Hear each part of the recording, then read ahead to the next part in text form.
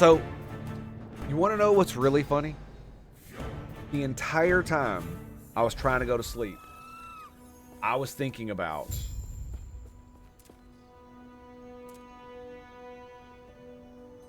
converts lightning blast and volcanic orb to cold spells. Black hole is a cold spell. This would become a cold spell. And static orb's base damage is converted to cold and gains base freeze, but no longer pulls enemies.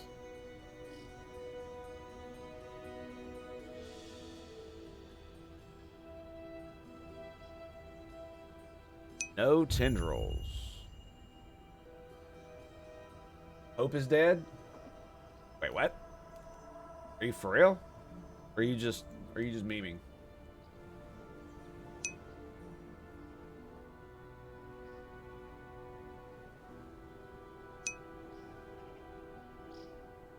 Holy shit.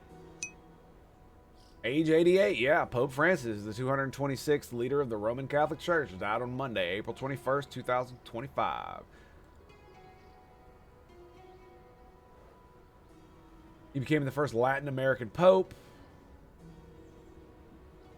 Cool. Well, not cool that he died, but, you know, nonetheless. It's a thing. Also, Longwood. What's up, buddy? How you doing? No. Why did I do that? Here we go. Okay, so I was thinking about that the entire time. But, honestly, it's just kind of dumb, ain't it? Yeah, it is kind of dumb. Because we could, yeah, no, we're just gonna keep going. I am thinking about getting rid of Black Hole, though. Because it is it does a lot of damage.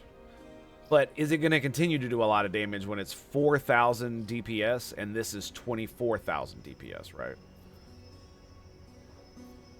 24, yeah. This is why I was like, maybe not, because we could go static again. Thing about it is I don't know if there's another. Like, is there another ability like static that auto casts? Ooh. Keep in mind, picking one ally is the same as shunning another. While you're allied with one, you won't be accepted into the other until you break those ties. Aligning with the Merchant's Guild enables trading items via the bazaar or directly with other players. I don't know. What does the Merchant Guild give you? So it just allows you to buy stuff from them. They just have random shit you can just buy with gold or something.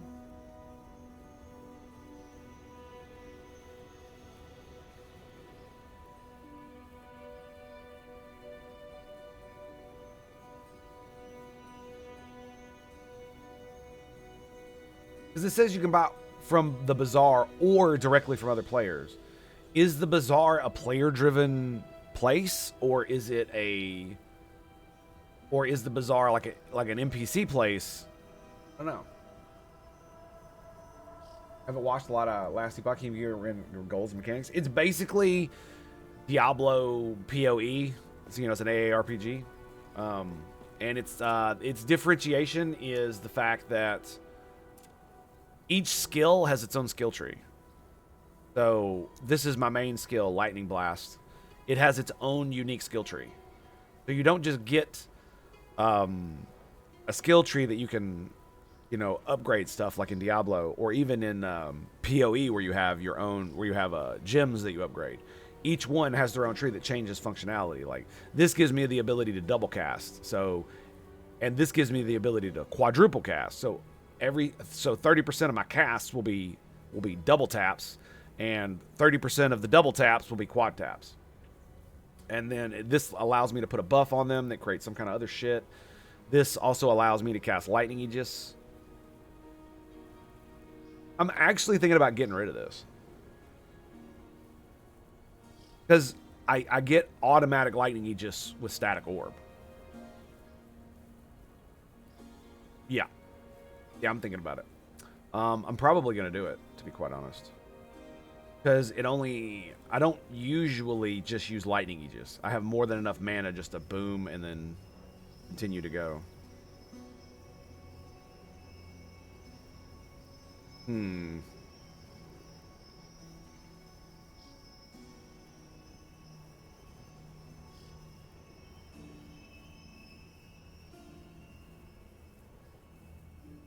So yeah, each one has its own tree, and then you have your base class tree, which is like this one, and you get 1 point every level, and as you level up, it gives you more access to more spells, which are all found here, and every spell has its own tree.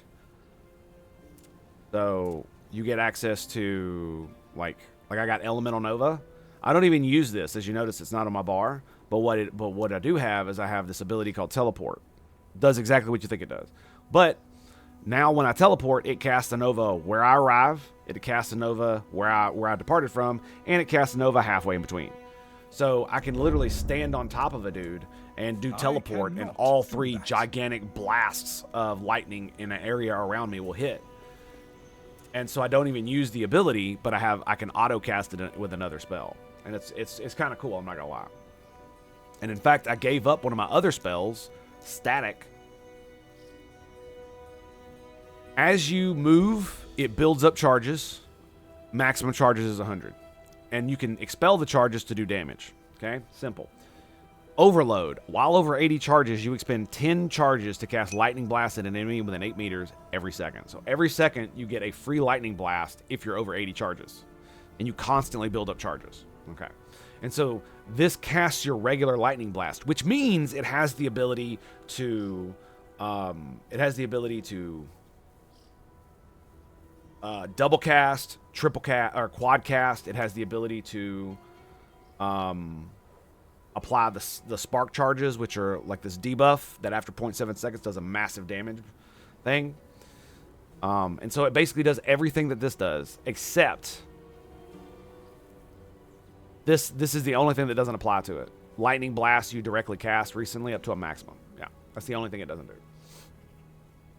It's deep then with a lots of you are likely unique in style compared to others.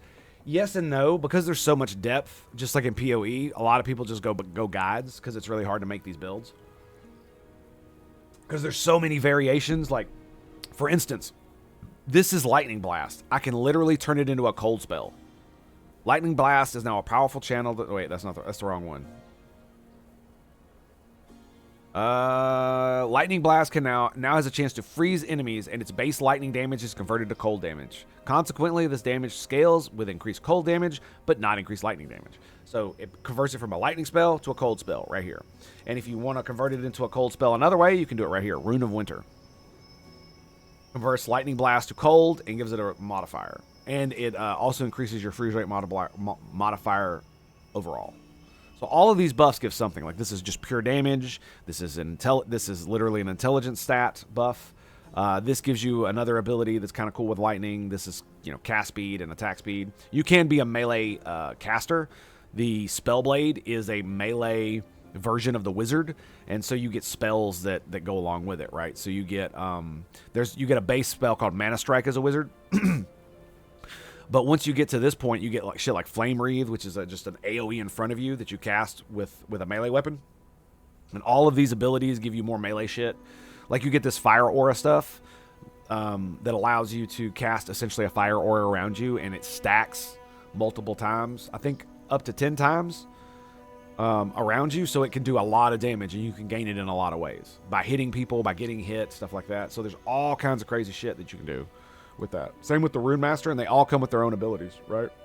Firebrand, Surge, Enchanted Weapon. And each class is like this. Each class has a base, and each class has then three things you can do with it. And they just made it to where you can respec this mastery. Used to, once you chosen your mastery, that was it. Now you can respec it. It just costs a lot of fucking money to do. But like, see, as a sorcerer, I get Static Orb, so I wouldn't get this if I didn't have Sorcerer Mastery. It also gives me 50 mana, and spells deal 1% more damage per 2 mana cost, up to 50% more. And I have the ability on Static Orb to increase its mana cost. So this gives me a passive buff that gives me more damage per mana. Static Orb itself has a buff right here. It gives me damage per 25 mana, 4%, but it increases the mana cost by 8% based on my maximum mana. So, yeah. At base, it costs 34. Now it costs 66. And I have other abilities that synergize with casting spells that cost more than 40 mana. For instance, this doubles the effects of this buff that I just have all the time for 4 seconds after casting a spell that costs more than 40 mana. Right? And I'm going to get this eventually where it gives me ward, which is like a defensive ability per the amount of mana I spend when I cast. It's crazy, dude. Absolutely crazy. I want a sci-fi game like this that isn't 40k. Fair enough. Fair enough. And like I said, like there are all kinds of builds and abilities. Like there are melee classes, pure summoner classes. There are 2 or 3 specializations on 2 or 3 different classes that have specializations that are pure summoner, and you can go as hard into it as you want or as light into it as you want. And even on the dudes with summoners, like because your abilities are your actual like minions, their minions have trees too, and they're pretty sick. Like for instance, black hole, summon a powerful black hole at the target location that aggressively pulls enemies and deals cold damage over time to enemies within its reach. It doesn't look like it does a lot of damage compared to this, but fuck, it does it. I've got duration. I've got more duration. And it's also cooldown recovery speed, which means it has a longer cooldown. But this, a second black hole is created 10 meters away in a random direction from the first black hole. So if you're in a really small area, they can be like right on top of one another. So you basically doubled the damage. And this is, I got pull strength, pull area, black holes seek enemies, projectile speed, and it will now prioritize rares and bosses. So I summon 2 giant black holes. They seek out enemies and they prioritize the more rare versions. They prioritize the higher level mobs, and it has massive pull and pull strength, massive area and strength. And I'm still thinking about getting rid of it and getting static again because it's a really cool ability, but I only really use it on bosses, and it still feels kind of lackluster when I use it on bosses because they just have so much health and armor that it doesn't disintegrate them like it does regular mobs.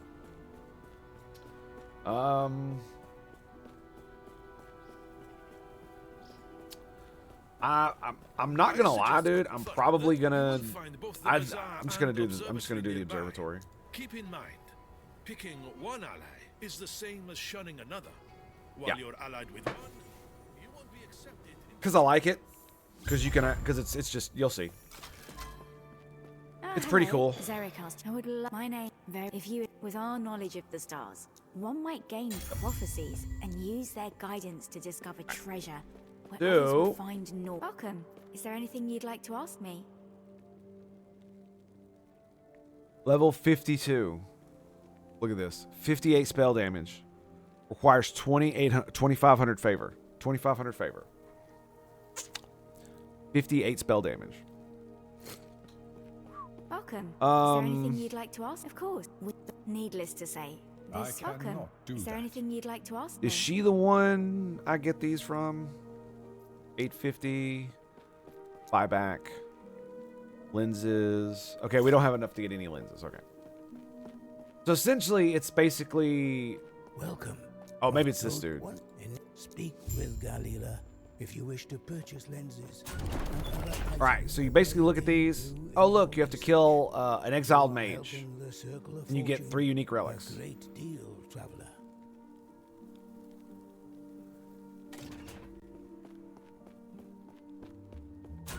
See what we got.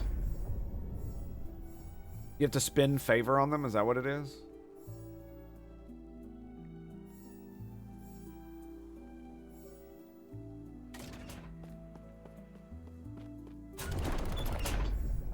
So yeah, each one of these, they cost a certain amount to engage, and they give you a reward. I forget what you need to do to get favor. That's the wrong one. What's the fluffing button? What's the fluffing button? Okay, so character crafting, quest log, social.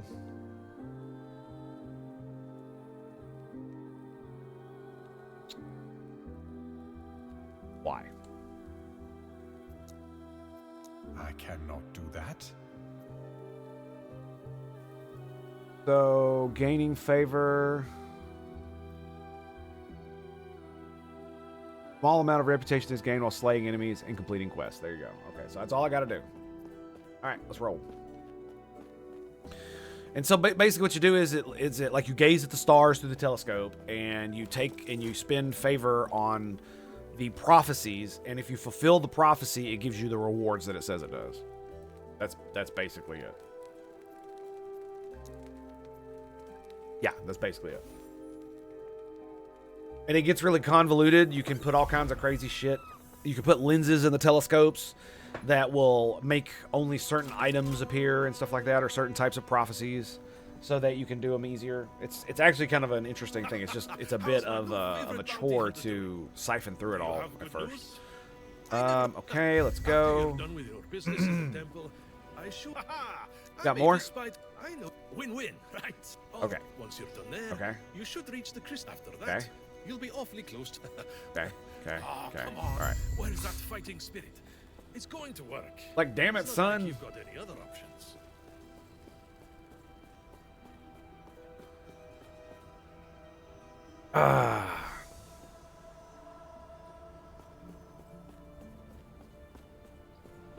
Wait, what?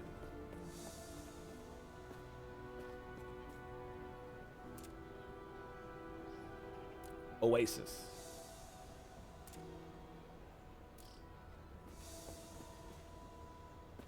Ah, I see. I cannot do that. Why is it telling me to go there? So that's where I need to go.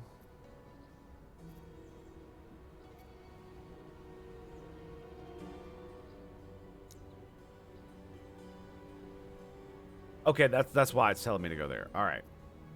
Okay.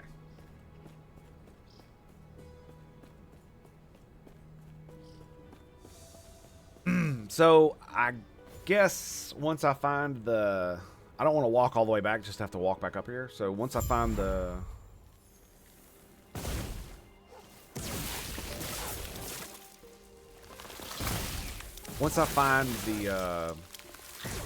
the teleport marker thing, I'll go. I Yeah, I do miss the auto freaking lightning blasts. I gotta admit, I do. 4, 4, 4. Okay. By the way, if you're up at around 1300 EST, I'll be doing a test stream, likely Bridge Commander with ChatGPT. Bridge Commander, what's that?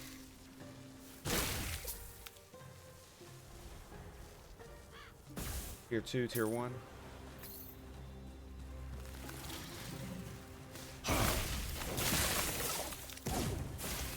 Boom!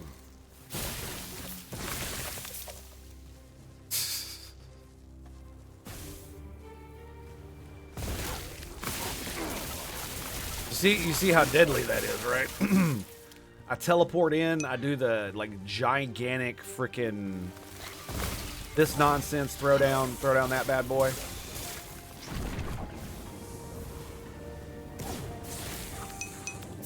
And there's the black holes.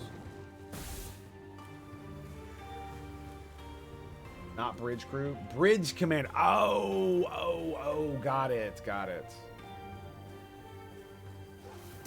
My bad. I never actually played it, man. I don't know why either. I think because my computer couldn't handle it at the time. I could only play shitty RTS games that had low graphics. Because of course. Shit. Wrong button.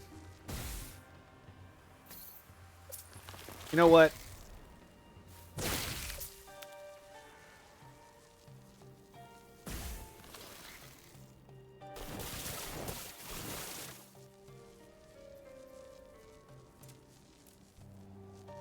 I'm gonna do it.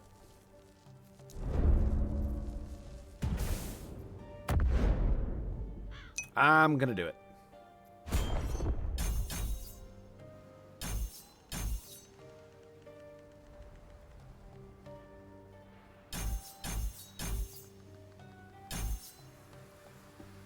And then this one is from overload only.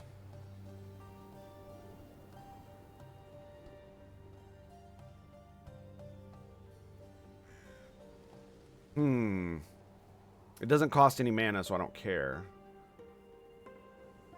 I almost want to get this because it would give 5% base crit to this, to the overloaded lightning blast. And it would give him a 20% chance for +4 change, which is kind of crazy.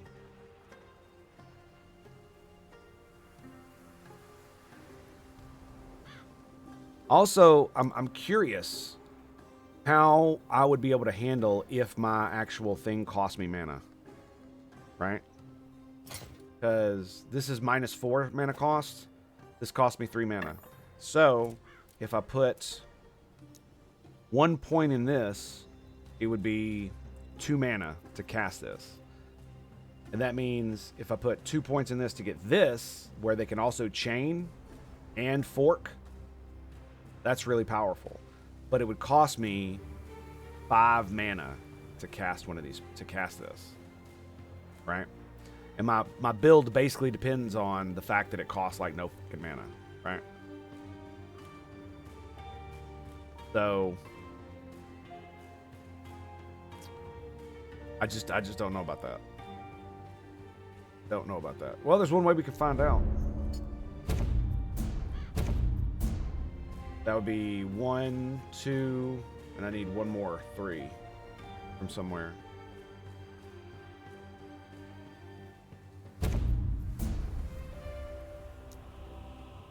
Put it back down to 12, it'll be fine. 8, good to go. All right. And then we put Spark.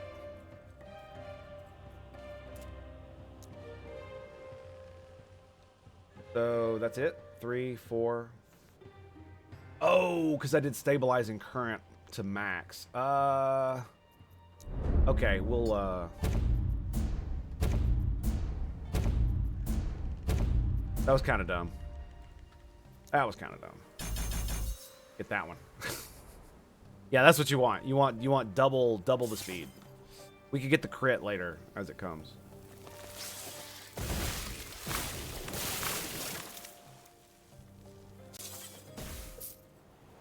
Yeah, it just feels like the black hole just doesn't synergize with my build because it actually requires something that's a behemoth, and most of the behemoth mobs can just say fuck you and just stand inside of it, and or they have an ability to get out of it. So it's just kind of like it feels not as good as it could be.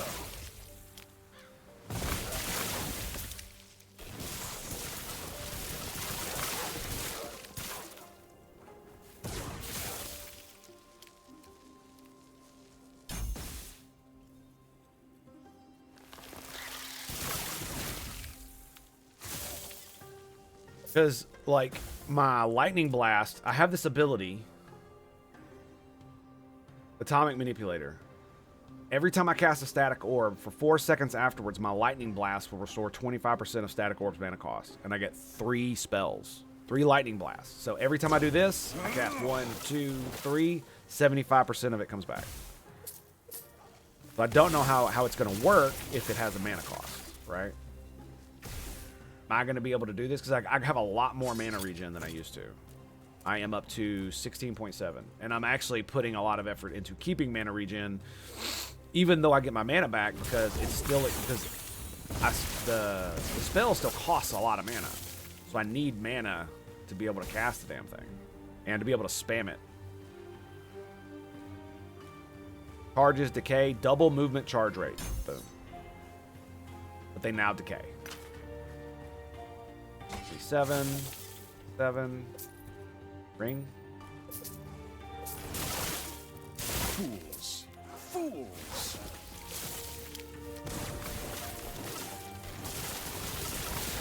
So yeah, I don't know how we're gonna square that circle. We'll figure it out, I guess. I may do that for lowering the mana costs for the thing, but it would cost 5 more charges, right?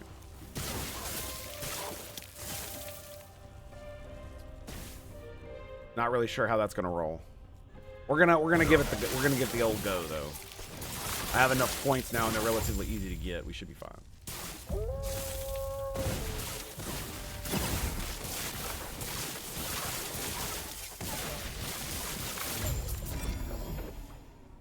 Flame Rush sells for 18 at least. Physical damage, spell damage sells for 2, tier 2. All right, we're fine. We're fine. It has voice control. That's cool, man. So you're going to be playing with Chat GPT. So you're going to be essentially, you're literally going to be playing as a captain, giving orders to the crew. Is that how that works?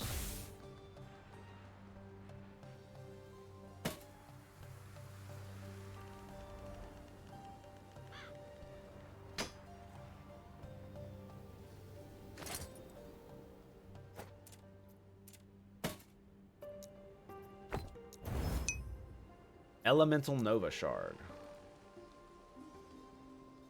I have 1. You can only put it on a helmet. That sucks. That sucks.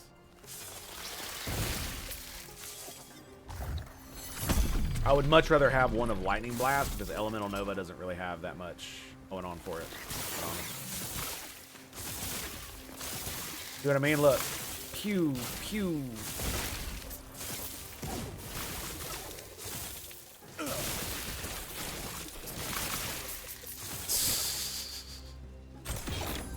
Disintegration.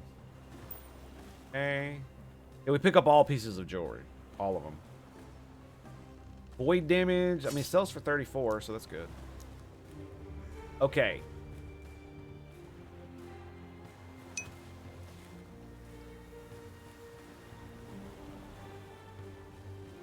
So you can only lower it by, so it'll take 20 points per, and it'll lower the mana cost by 50%. We have to put 4 points in that. Wow, okay.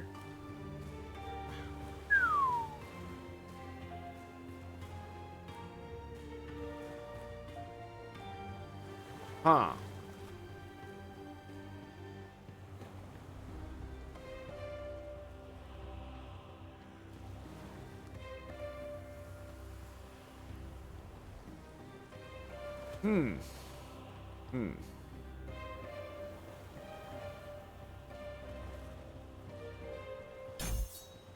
We're just gonna go for crit. Fuck it.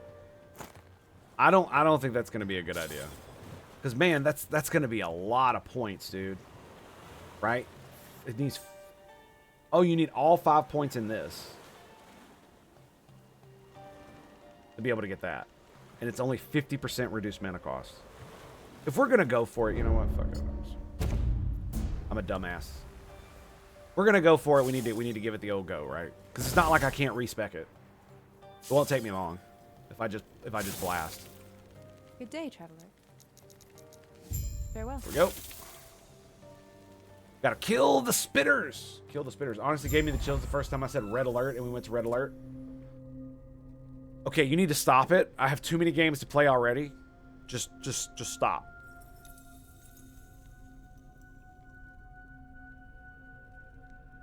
Like, here's the thing. Here's the thing.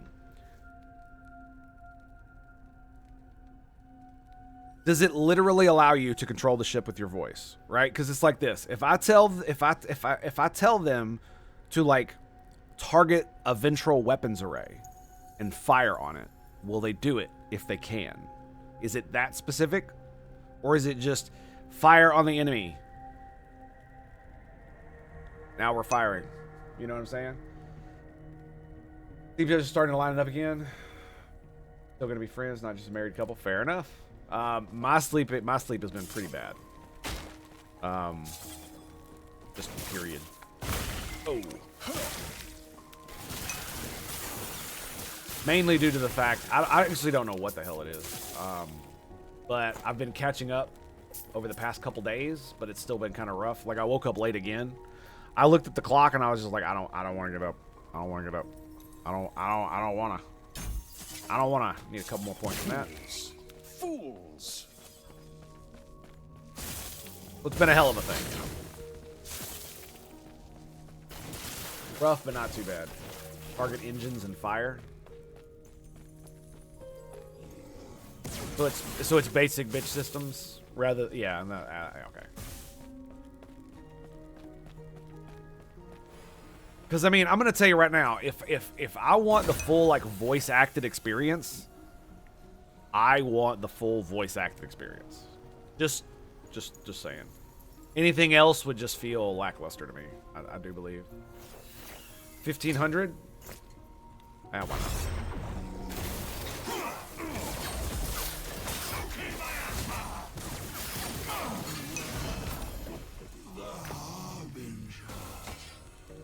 Oh, 1300 for the shield. Nice.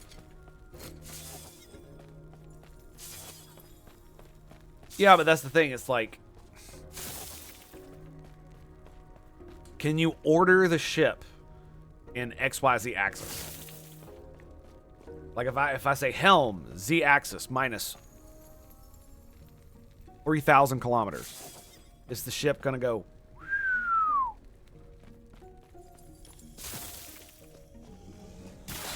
It's like that's one of the things that a lot of those they it's like a simulacrum of what it would be rather than anywhere near a true experience. And I'm not sure how much I'm gonna like it if I say something like that and it looks at me like I'm fucking stupid, right?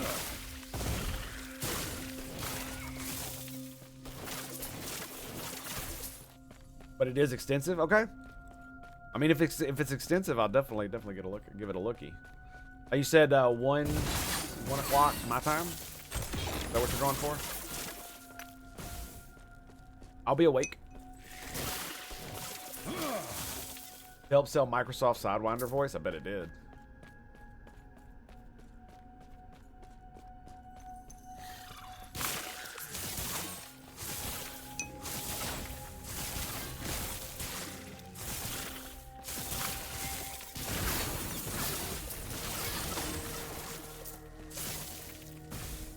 I bet it did. 2 mana. Okay, our mana regen appears to be okay with this.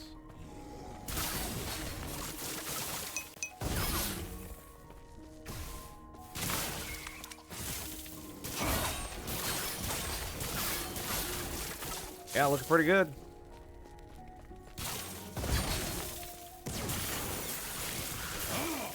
I cannot do that.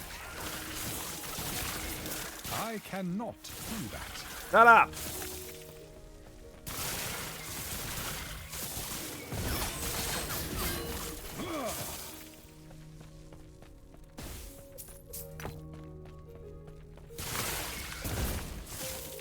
How much mana does it cost? 11? Okay.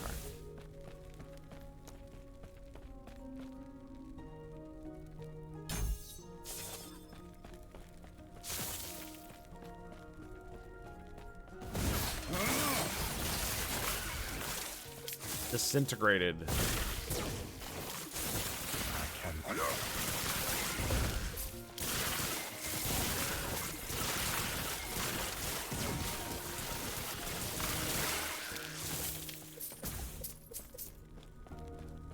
Maybe I was sealed one for this one. Nice. I'm not gonna lie, man. That actually sounds pretty dope. You can truly control the vessel as if you're the captain, and the computer responds as if it's your crew. I would be blown the fuck away. That's definitely a game I would want to play. Because I'm gonna tell you, man, when they finally do invent something that looks like a holodeck, and I do believe holodecks are possible. I don't think they're possible in the way that Star Trek made them out to be, where they're like solid and made it. You know, I don't believe that holodecks are gonna be the way Star Trek portrays them, but I do believe something very similar is entirely possible. It's just not gonna be in the same way where it's like tangible, where you can go on the holodeck and literally have sex with a bundle of force fields and light. Like that's probably not going to be the way it is. It'll be there's been a couple of TV shows that I think have done a pretty good job. I can't remember what they are at the moment, but I remember one where it was basically, it was like a holodeck, and everything was made of light, but it was all intangible. You couldn't touch it or feel it or anything like that. So you could potentially have a holodeck situation where you're like that, where you could be on a simulated bridge inside here, and so all the people look relatively real, but if you were to try to touch them, your hands would like go right through them, right? Kind of deal. But you could still interact with them with your voice, and if they ever did that, like I can't imagine that Star Trek Bridge Commander or another game would come out like it. Like honestly, I'm surprised they haven't done more of them, considering the things that they could do with that, right? Especially with the Dominion War or just any number of things that you could do.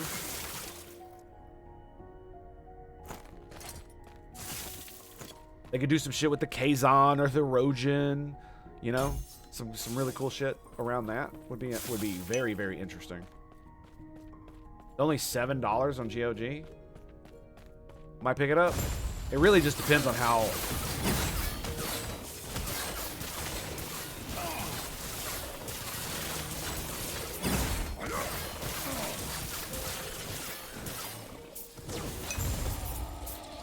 Really depends on how it looks when you do it. The mod scene is huge. Well, you got to remember, man, I literally said on my last stream, actually you weren't here, but I said on my last stream, it's like almost anything Star Trek, I'm just mostly ambivalent for it at this point. Like, I really, like, apathy is the word that I would use rather than excitement or disgust when it comes to Star Trek. Because I would have been okay, I would have been a lot more okay if they had just turned it into, like, fucking schlock. That was all about, like, space battles and shit. I would have been way more okay with that. I wouldn't have liked it, but I'd been way more okay with it than what they did to it. If you're gonna ruin the storytelling, at least give me some good war. You know what I mean? But they couldn't even fucking do that right. And they tried. Oh boy, did they try. Oh boy, did they try. Yes, to spare Doge at the moment. Hey, man, I'm not going to tell you how to spend your money, but I will say that like, I can't guarantee that I'm going to play it, so I don't want you to waste your money. It basically depends on how it looks on your end and whether I feel like that's something that I want to do. Because more than likely, I'm only going to be able to stream it. I've basically come to the conclusion that if I want to stream and make content and to be a good father and husband, then I cannot play video games much on my off time. This is my video game time. That's it. That's the way it has to be. So. It's either that or I stop streaming, or stop streaming to like make a living and just fuck off with it. Just do whatever the fuck I want. Or I stop playing. Or I'll be a bad husband and father, and that's not gonna happen. Never.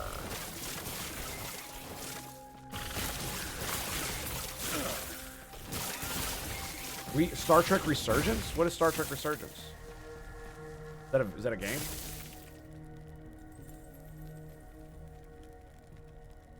Don't get me wrong, I'm okay with the older games. I've played many of them.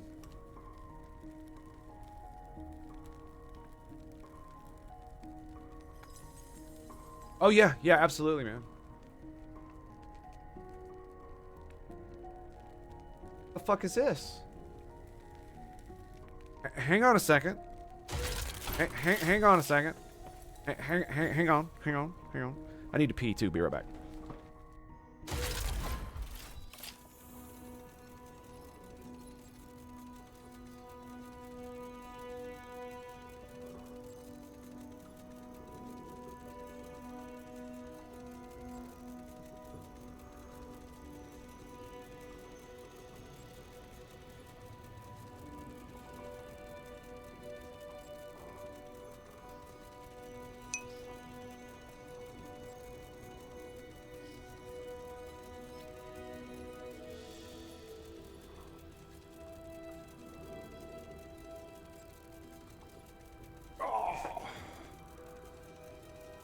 It's like a Telltale made game, and it's this. Oh yeah, I heard about that. You say they did it? They did it pretty well, huh? Okay, let's watch the trailer.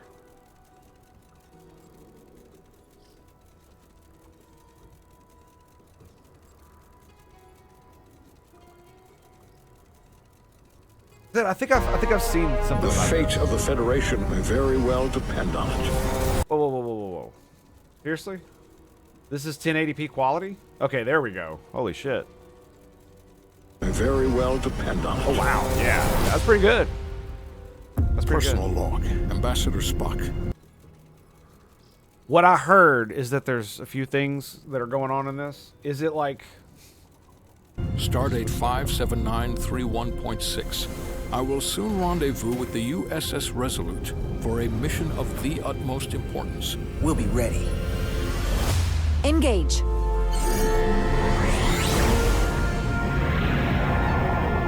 Two civilizations stand on the brink of war. If we do not bring about peace, the consequences will impact the whole of the Federation. Let's get to it. Where does your responsibility lie? To the captain, the crew, or the ship itself? We've got lives to save.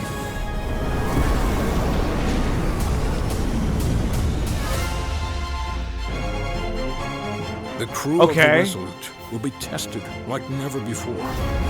Okay. From its senior officers to its lowest ranks. The mission is in their hands. Now's our time to show what we're made of.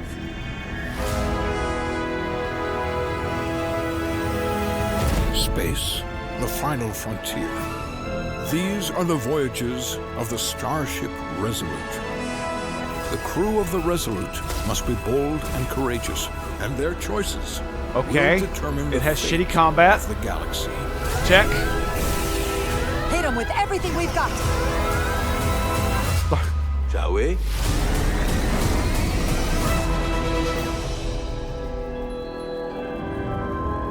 That's a pretty good trailer.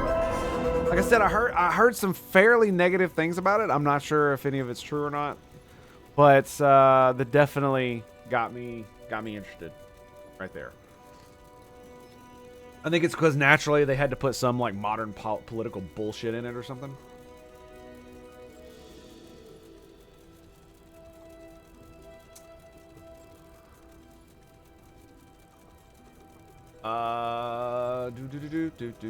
Hang on a second. Unfortunately, my chat thing isn't going to let me pull it up. So.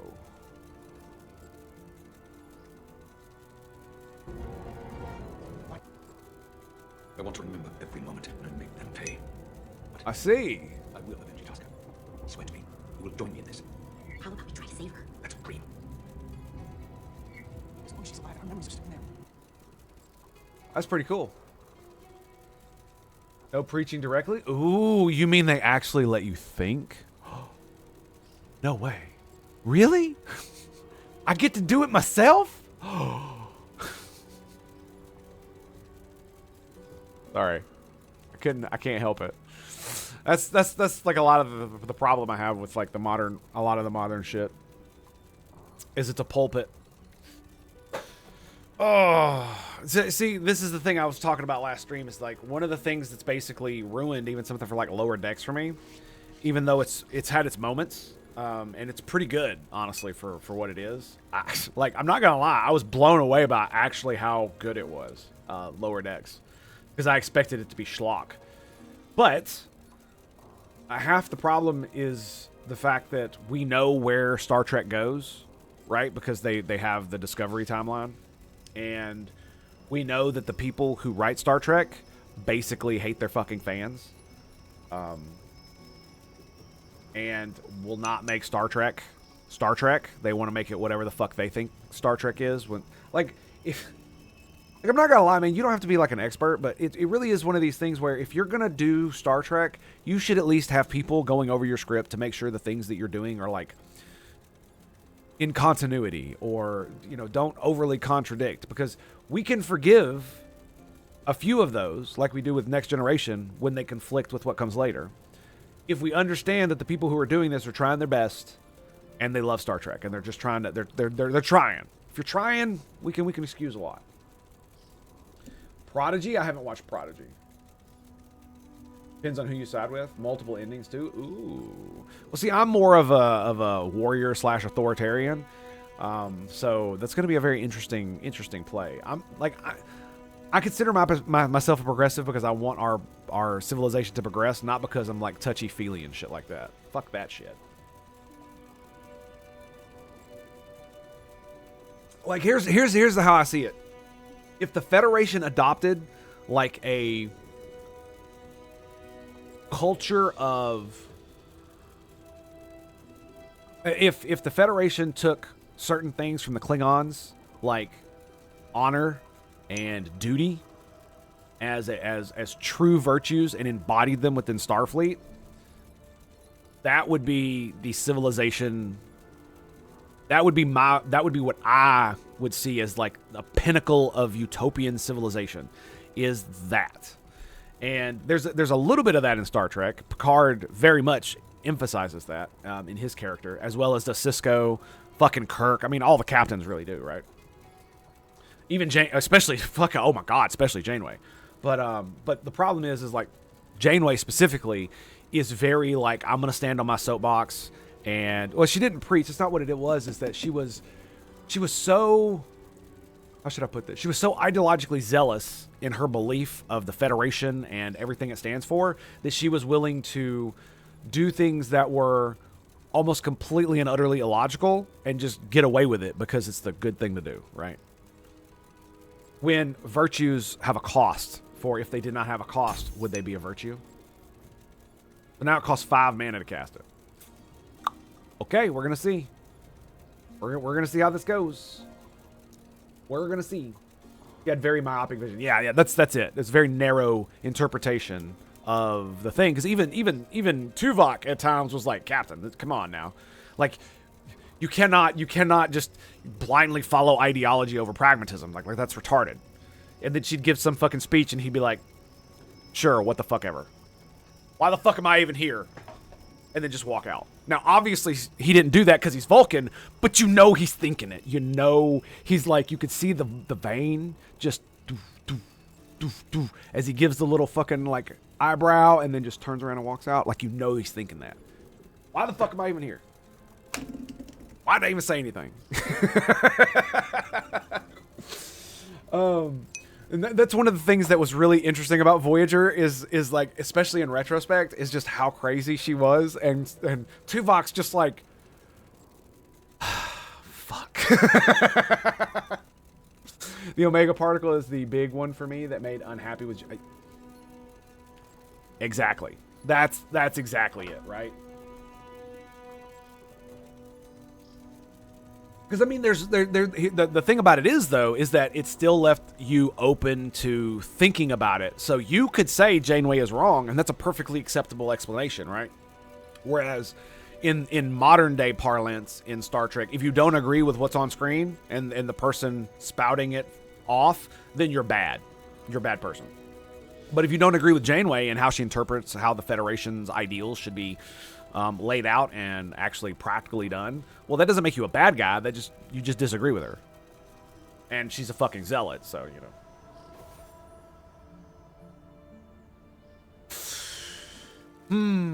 what was the other one you talked about? You said there was another one. Is that right?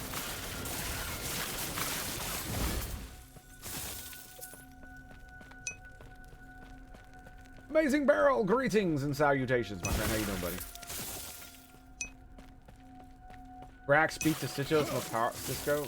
Garak's speech to Sisko is the most powerful thing. Oh, you mean from the Pale Moonlight episode where Sisko and Garak conspire to kill a Romulan senator? Yeah, that episode was baller, dude.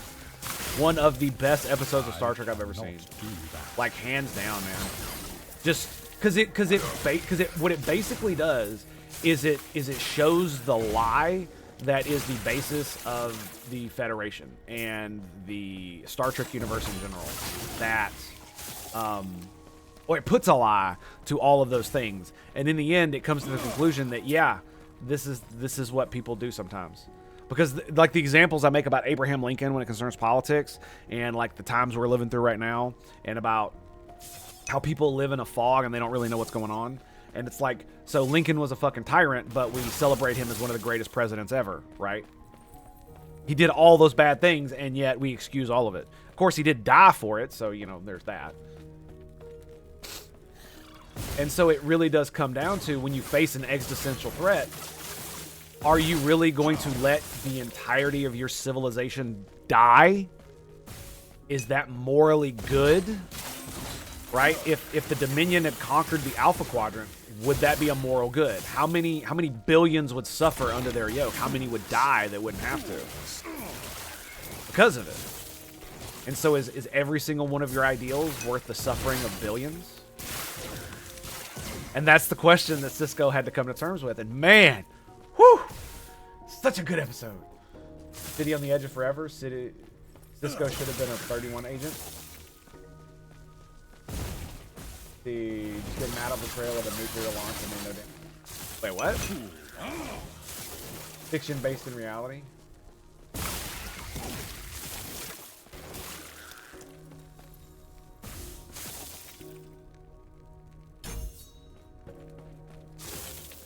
It's doing okay so far.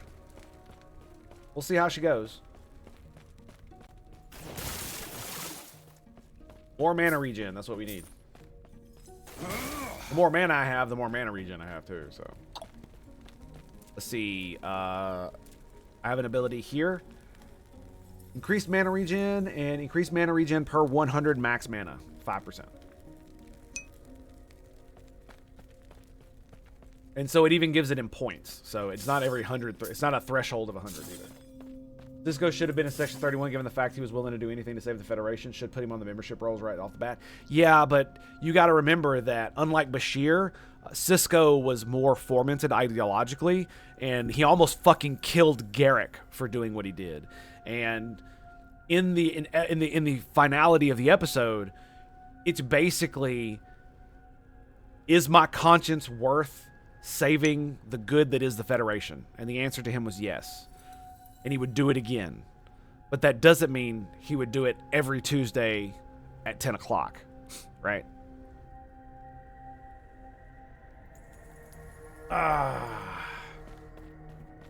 And by that, what I mean by that is that doesn't mean he would do it on the regular for any justification, right? It took a war of apocalyptic levels to get Cisco to that point, right?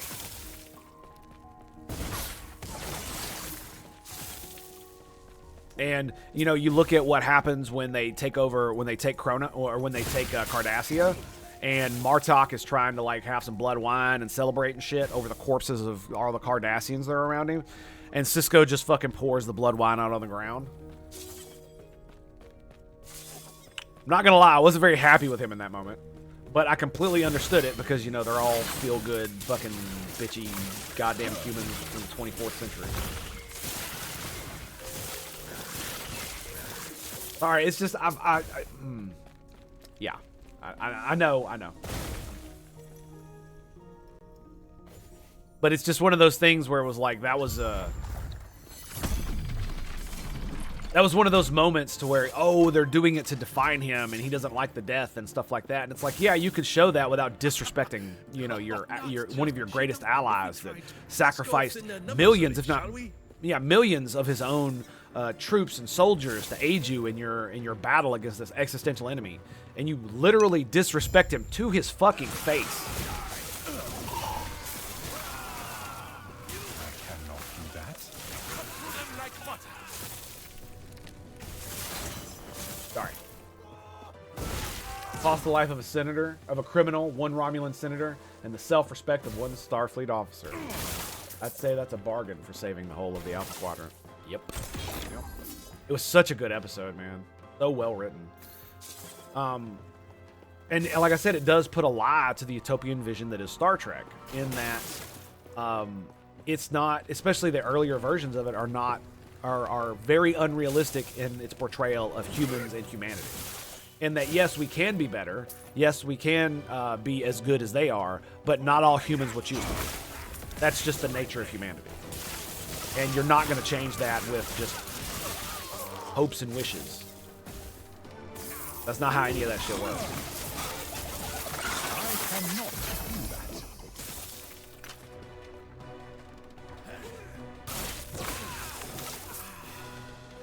And it's not like I mind it overly much. It's just, especially in Next Generation, they got really pompous with it there on a couple of occasions, where it probably wasn't, you know, necessary.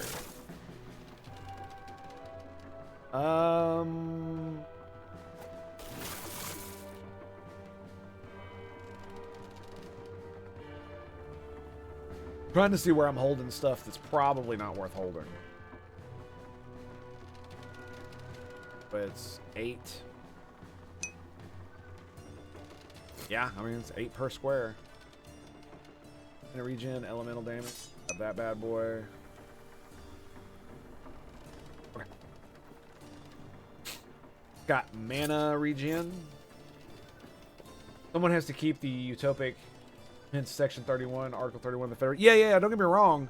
That's one of the reasons that really does make it a more mature utopian vision is the addition of Section 31. I think it's a little bit ham-fisted to have an entire like super secret organization that nobody knows about, yet they interact with Starfleet officers. There's an entire book series called the Typhon Pact where Bashir actually does join them and infiltrates one of the Breen colonies, and I mean it's a really cool story. But I like, how should I put this?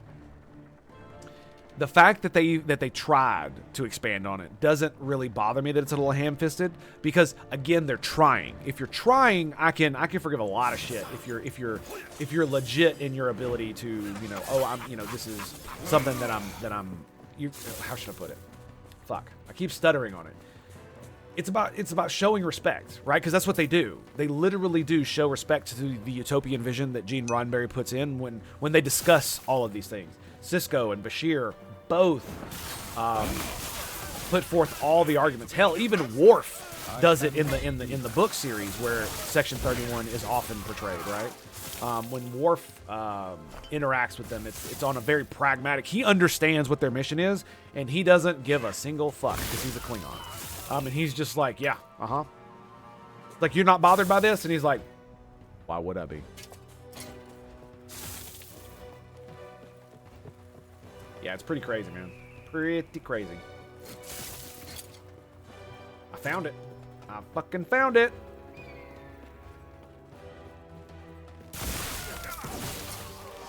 Blue, 14 armor, 22 forging potential. Okay, now that's interesting. How many do I have? 8.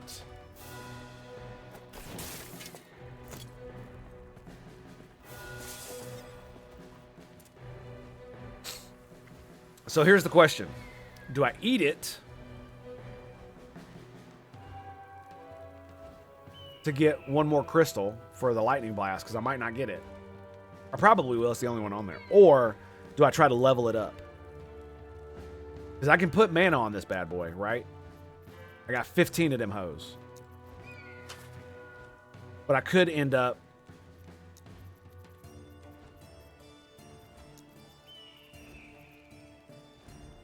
Ooh, and ward per second. Oh my god.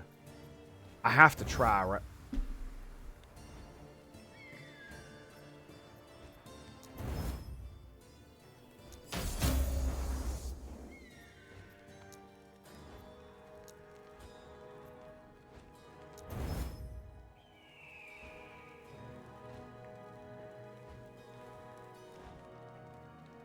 That makes me so angry.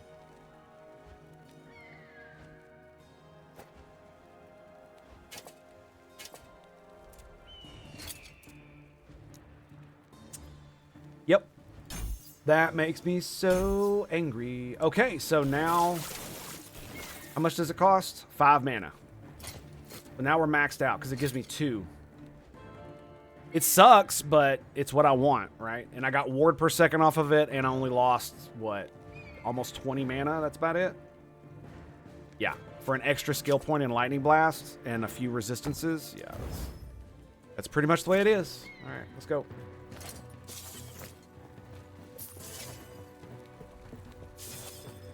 Yeah, Firefly and Miranda if you can. Firefly Serenity. Yeah, dude, that was another good one. I really liked it.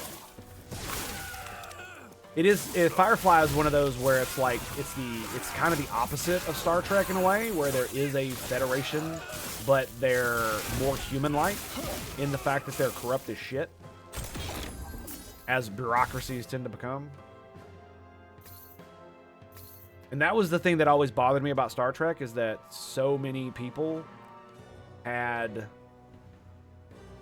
Where the fuck was I going with this? Oh, we're just going 4 damage in the area? Is that right?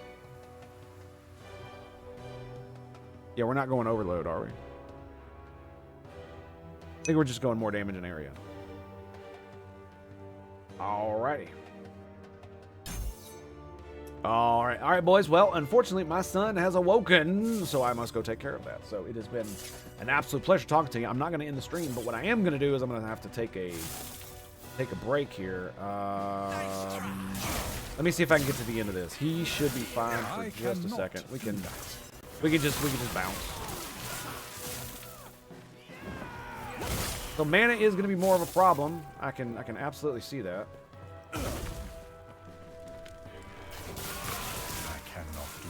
But it might be worth it, honestly.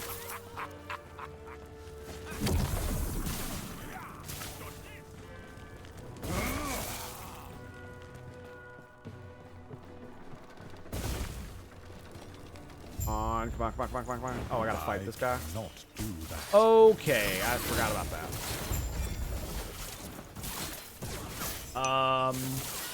He did, y'all. He did. He is totally dead. Damage over time for minions. Look at that shit. Holy crap. 10, 9. Okay. Where do we go? This guy.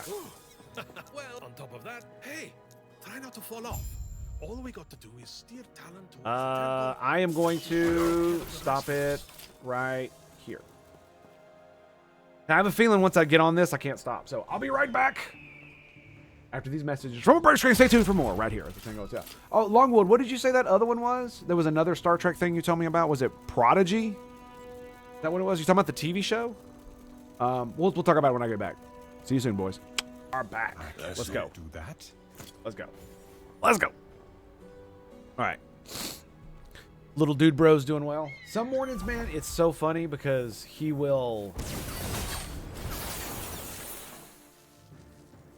like want nothing but me to sit there and coddle him for a good 10-20 minutes before he's ready to rock and roll. And then he'll and then other mornings is like today. He's like, "Get out of here, old man. I'm watching Elmo." Quite funny. Oh, look. Yeah, see what I mean? Oh, we can do the thing. Okay. As long as I don't click on it, we're fine.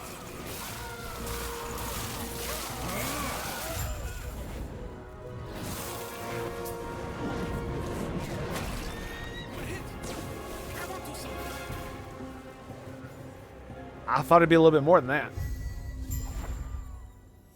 I forgot. Maybe they changed it? People didn't like that mission?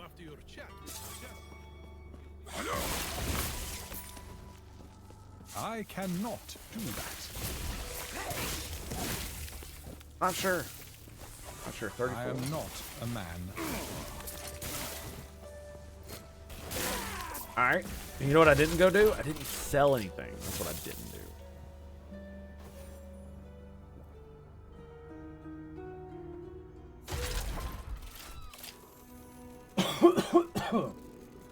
Excuse me.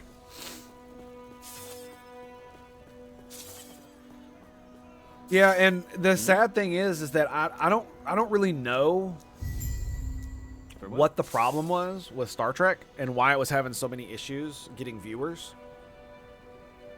Right? I couldn't tell you. I have no idea.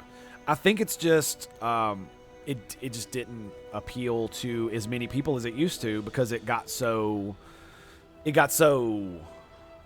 technical, right? Too many nerds wanting to get what they wanted out of Star Trek instead of that, and maybe that's what it was. Is they didn't make enough of them to satisfy the audiences that were there because.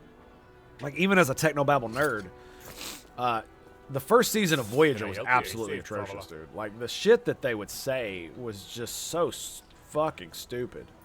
Anybody with a cursory knowledge of, one, the physics, how physics is supposedly functions inside the Star Trek universe, that's number one. And number two, just how physics works in the fucking real universe. And I'm like, what the fuck are you doing? Preachy and too much technobabble. I do think that's what it was. Yeah, and a lot of some of the episodes were really good. Like the one where Tom Paris becomes a terrorist. That was amazing. That was good Star Trek, dude. And it involved almost no technobabble. He literally became an eco-terrorist for an episode. Well, technically, yeah, for an episode. It was technically it's about a 2-month period. I think all that took over. Like literally got put in the brig. For an entire month, I think. Pretty sure. Yeah. Eco-terrorist. That was a really good episode. It was basically a climate change analogy. And it was done really, really well. And if you're smart, then you can absolutely see that it's a climate change analogy. And if you're not, you won't care. Because you can't see it.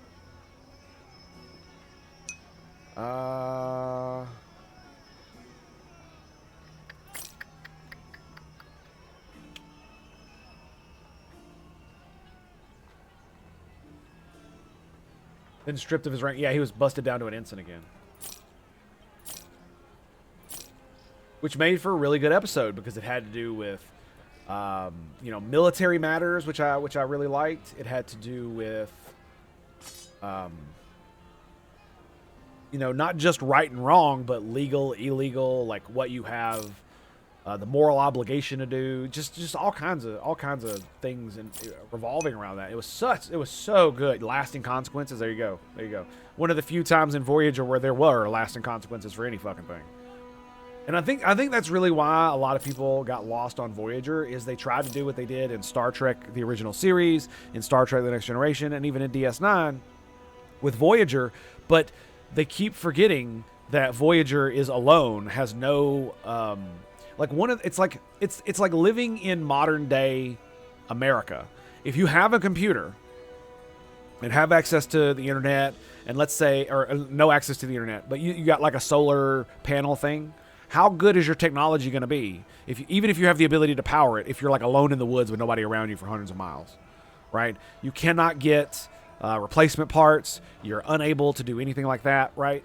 And so all you have is what you have, and once it breaks, it's gone. And you either have to manufacture them yourself, by yourself, or you just do without. And so you're going to have different standards. And in the book, the books actually did a fairly good job of this because they can do exposition inside the minds of the crew members. And so I remember several of the novels from Voyager having Janeway talk about how she'd look at the status update thing that she has in her office in her quarters, and it basically shows like green, yellow, and red in different shades on the systems board to show what systems were up and running, where the greens were, where anything that was malfunctioning or anything that was disabled. And in that moment there was exposition about how if they were still in the Alpha Quadrant, most of those would be in the yellow. Some of them would even be red if they were still in the Alpha Quadrant inside Federation space doing normal stuff. But because they were out in the deepness of the void, they kind of had to, they fuck it. We ball. Gilligan's Island, yeah. It really felt like that. Where there always seemed to be progress, but there was never any true lasting consequences for any of the things that they did. And so no matter how damaged Voyager looked, it always reset. And when they did the oh man. See, this is the thing. is that when when Voyager did the time episodes, it was like a two or three parter or some shit like that, where the Year of Hell, that's what it was called. I think it was a 2-parter. And it was an overall seasonal arc and all kinds of other stuff like that, but USS Make Shit Up by Voltaire, yeah. The Year of Hell, yeah, part 2 was amazing. It was. But the problem is that at the very end, everything gets reset, and Voyager is just fine. Which wouldn't be a problem if that wasn't the status quo. You see Voyager destroyed, and you're like, oh my god, but there's no way they would do that. Like, the entire time I remember when I first watched it, I was like, there's no way they do that. Voyager can't be destroyed. The show would literally end. The meta of the fact that I knew, basically, Voyager crashing into the time ship and destroying it, I knew for a fact I was watching a TV show. Because there was no way they were going to destroy Voyager. Hands down, there's just not, no, they're not going to do it. And so it took me out of it. And the reason it took me out of it is because there were never any lasting consequences. When the Kazon in the second season, was pummeling Voyager consistently in its secondary subprocessor unit so that Janeway couldn't activate a self-destruct when they tried to capture the ship. After they got the ship back, no lasting consequences. Like 2 episodes, one episode after that, they got the ship back. Which is fine, but there were no lasting consequences of that other than, oh, now Seska's dead. Which, I mean, she was like barely in the show at that point anyway, right? So it's...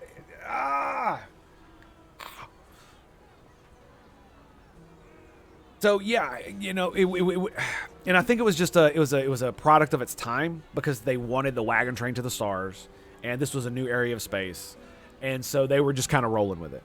Instead of there being like, oh, one of our nacelles got blown the fuck off, slashed, is heavily damaged, and we need to spend a few episodes exploring in shuttlecraft or doing this or that to get it fixed, and it's like a 3 or 4 episode arc where they go off on an adventure that doesn't involve gallivanting among the stars in the giant ship, right? So you have more interpersonal reactions with individuals. You can focus on more characters, like the time Tuvok got trapped on some planet where they aged backwards or some dumb shit like that. So it's like I said, I think it was just more of a product of its time than anything else. And I don't think they realized how bad it was going to be perceived. Quite honest.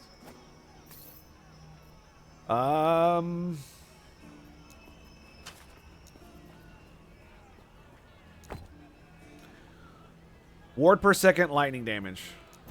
Lightning damage. Can I raise this one? No, those are both maxed. 59. You little bastard. 62. Wunderbar. Wunderbar. I cannot do that. Can I raise this one? Oh, it's at 0. I cannot do that. Yeah, it's at 0. Okay. 0, 0, 0. Got 2 here. I cannot do Erase that. spell damage or critical strike avoidance. Word? Do we roll on fire resistance or critical strike avoidance and dodge rating? Do fire resistance. 62 to do that? Okay. I cannot do that. We'll be there eventually. 0, 0, and this one's got 8, but isn't this maxed? Yeah, it is. Health or health regen? Let's do health regen. Physical resistance. 62. I cannot do All right. that. Good to go, boys. Good to go. Kadoosh Nugget.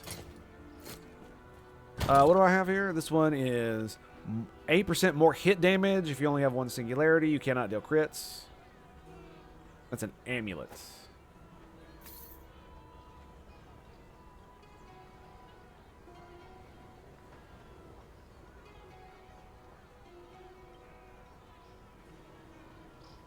While channeling focus, you cast Lightning Blast once per second. That's this spell, right? Okay. So that gives that. So static and channeling focus would allow me to do that. Mana regen from focus is half as effective. You know, I have an interesting. Let me look at something here real quick. Focus. Unleash waves of lightning at the base damage percentage equals the maximum mana of nearby. Your maximum mana nearby enemies each second. Maximum mana equals 12% lightning per point.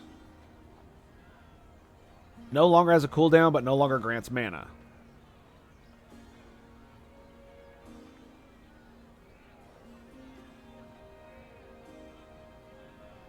Deal more damage while you are at full mana. So it would allow you to move and do lightning damage at the same time while you're channeling this shit.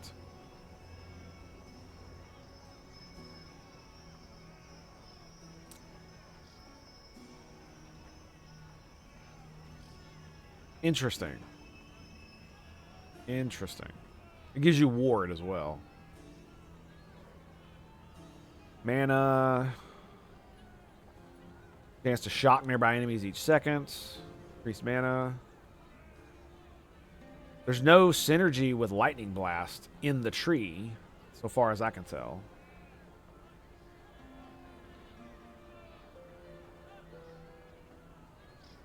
Right, ignite, health per second, healing, elemental damage taken, lower that, kill chance. Yeah, so the only each second, and then you can increase that by 60%. So you're looking at taking, so if it's 100, right? 60% of 100 is 60. So every 0.4 seconds, it will do a wave of lightning. But it doesn't grant mana.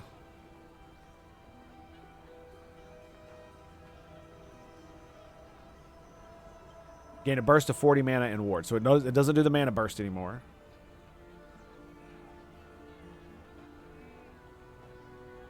You cannot do... This node has no effect if you have either of those. Interesting. Huh. So if you got Conveyance, this would just be a wasted point, but it would allow you to still get this. Is that right? Huh. That's weird. Cast on allies, resist all resistances, ward retention. Ward per second. Yeah, so even with the amulet, it wouldn't be that great, right? Mana regen is half as effective. You have 50% less armor while channeling, but you gain 47% mana regen. Lovely. As a base, you gain 40% mana regen. 40 ward while channeling. 89 decay threshold. Yeah, it's just it's not that great. 35 mana. It sounds like it would be interesting, but it's not. Farewell. It doesn't look it doesn't look very interesting at all. But Voyager, but for Red Foreman's character, they had no temporal ship and things reverted before he screwed up. No. I understand that. What I'm saying is that because Voyager at the end of it was back to the way it was, because everything that happened during that time was like didn't happen, right? Because it actually goes back in, like, the end of the, like, when the Voyager blows up, it's like a month and a half after they encounter them or some shit like that, or the year, and then at the, no, excuse me, yeah, it's the year. They encounter them a year before that, and when you come back to Voyager, and Voyager's all good, it's a year before that, so the year never happened, and it just kind of, I was blown the fuck away, dude. Like, why? Why are we doing this? Okay, so we've gotten this maxed. What is this?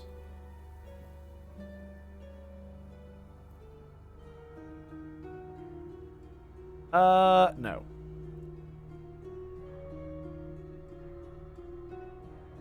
Do we do additional chains? Shock chance? We're at 17 now. I got extra points, so I mean, I guess now we go for spark damage.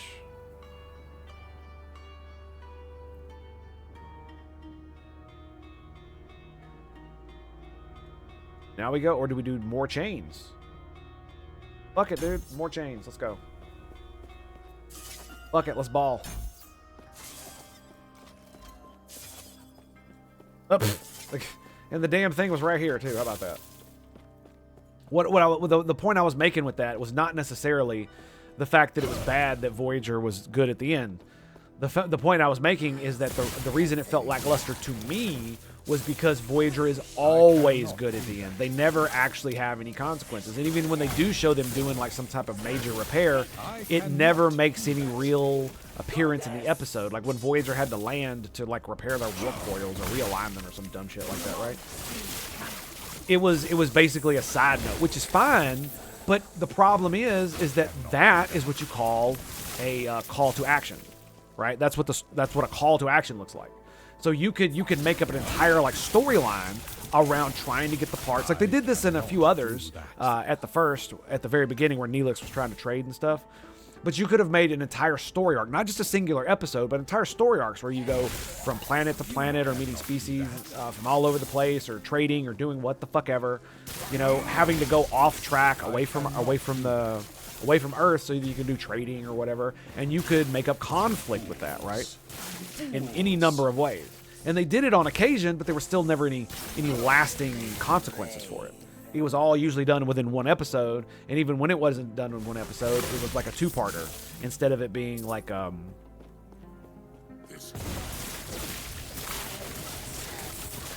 I guess I'm trying to say it was like kind of like DS9 was with the Dominion War, right? There was always the war raging in the background and things kept happening, but we weren't following the war, we were following the people on DS9. So the war was progressing in the background. There was something going on in the background while the world was there, and so the world felt more real. How was my Easter? Like pretty much like any other fucking day. Pretty much like any other fucking day. Pretty good. Pretty good though. So now I got to spend my day doing recycling. Now, what the hell? So now it's 5% base crit and chains up to 4 times. 20% chance. Or 25% chance to chain up to 4 times. That's pretty good considering how many I've rocked. Not do that.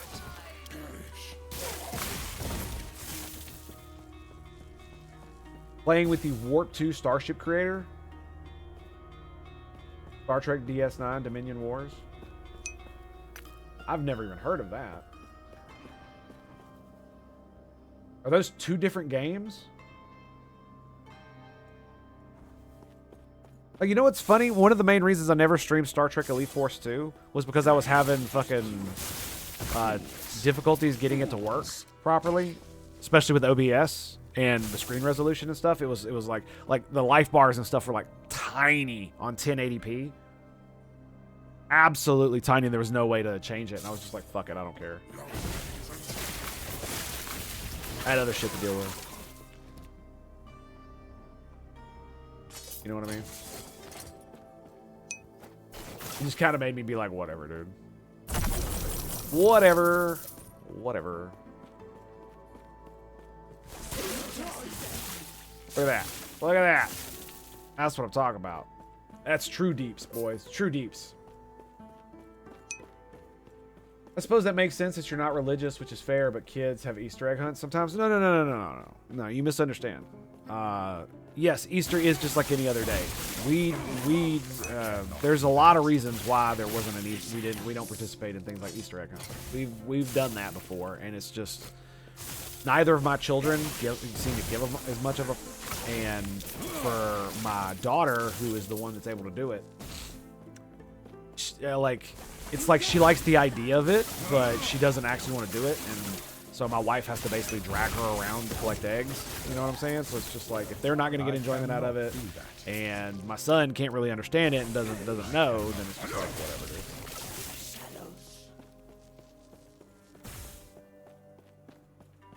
Kind of deal. They ever had a Stargate XCOM style? No, they didn't. They have one where it's like a real-time pause strategy game that's like stealth-based kind of deal. I believe they released that already. 2 separate things. Wish I'd known back then. I got it fixed on mine. You did? Warp 2 Starship Creator.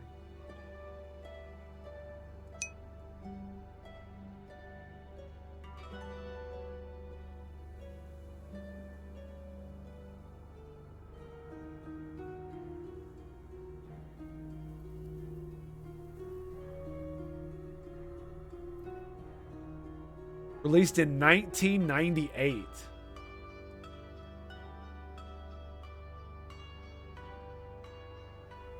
And allows ships to be imported into the multiplayer mode of Star Trek DS9 Dominion Wars 2001. Create their own starships, crew them with personnel from the Star Trek universe, and send them on missions?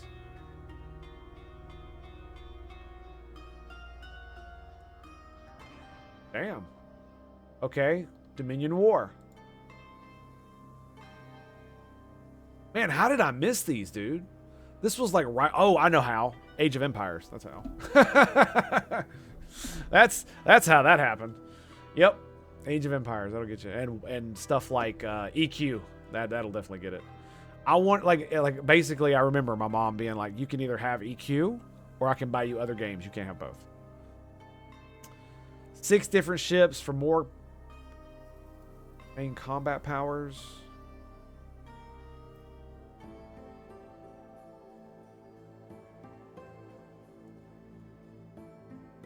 Ah. Christian holidays like Christmas and Easter got changed into what they are now. You don't know how? Culture, that's how. Same reason we have Christmas trees for a celebration of Jesus's birth. Culture.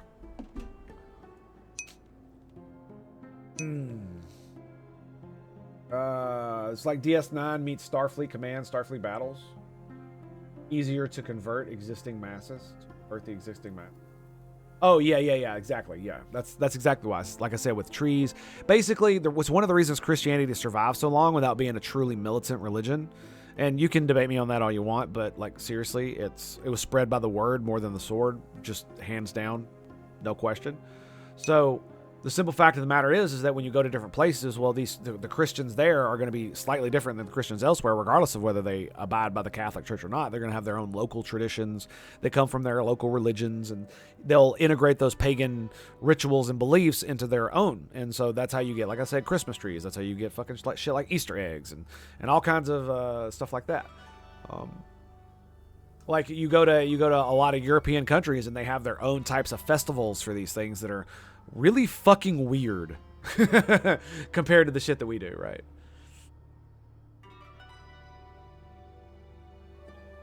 Also, you can play as the Federation or the Dominion. Ooh.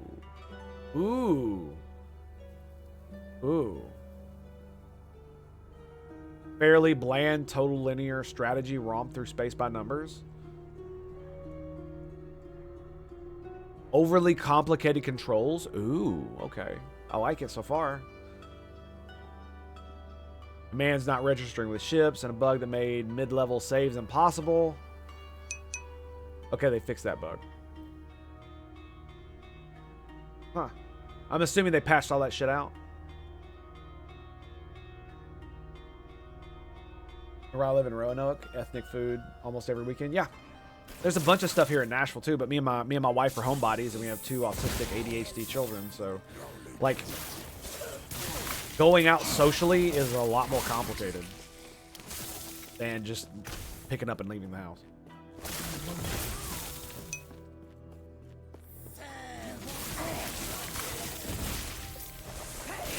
Well, sounds like we might have something on the roster to play other than an ARPG. Because if I can play as the Dominion, that sounds just fucking awesome. Not gonna lie.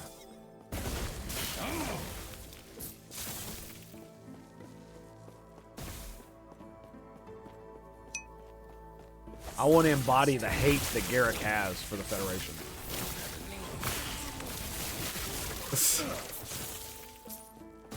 Just because it'll be funny. I cannot do that.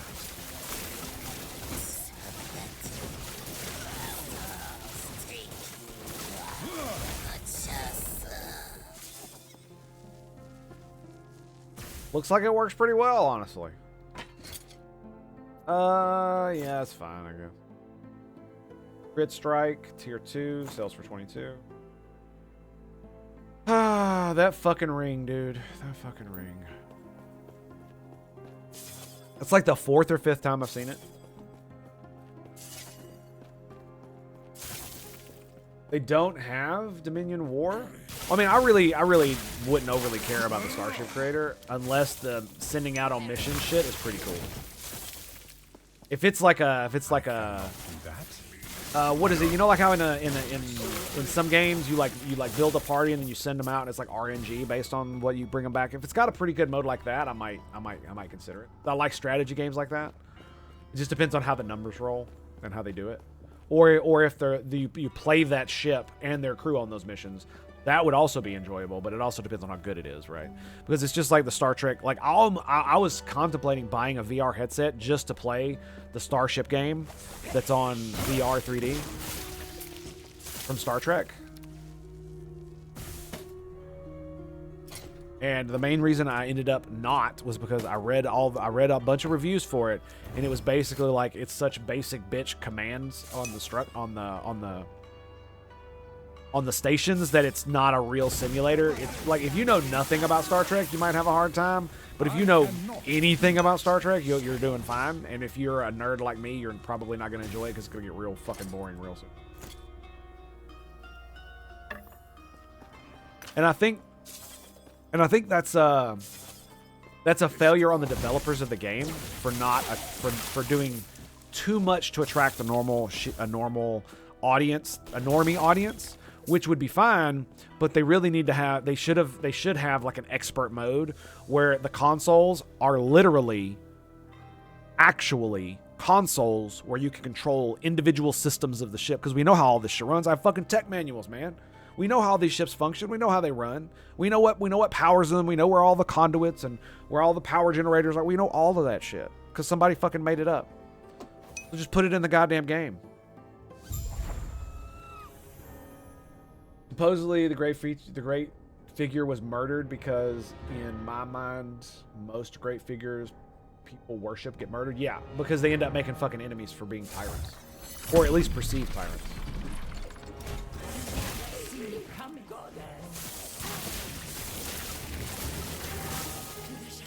That's why I don't think this is going to be the last time somebody tries to kill our president. I cannot do that. Oh, shit. Oh, is that you? I cannot do that. Get fuck back.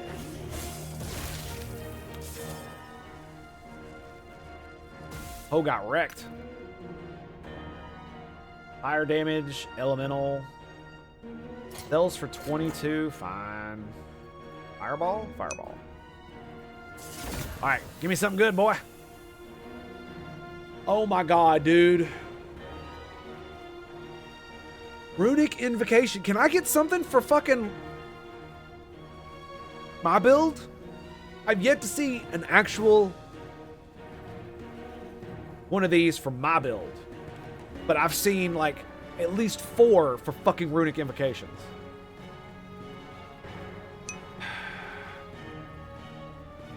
Staff, Ward, Scepter.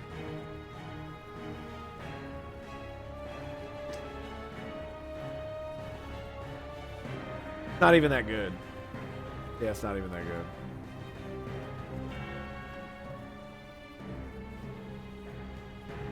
Shatter Strike. Oh, that's pretty good. Flame Rush, Parry Chance. I mean, it's worth 1,800. I'm not gonna fuck. Same guy who made little sets for Little House on the Prairie made the Enterprise, and thus tubes between decks for names Jeffrey's Tube. It's in his honor. That's so cool, dude. Yeah, strike me down, I will become more powerful than you ever imagined. That's essentially why I think it would be dumb to kill him, is because he would essentially become a martyr for the cause. And then you think the Trump Philophicus violating an order of withholding? Yes, it's a court order, but it's an order of withholding. You think that is going to be where it's going to stop? Oh no, you haven't seen shit yet, son. You haven't seen shit yet. If he dies, they're going to be going a lot further than that. And they will feel 100% justified. Doesn't matter how wrong they are, they will feel it.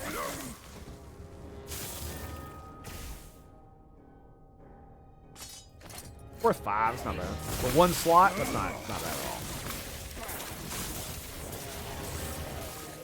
It does feel like the like this right here slows it down. I don't know why. It's probably because I'm walking so fast when I cast it.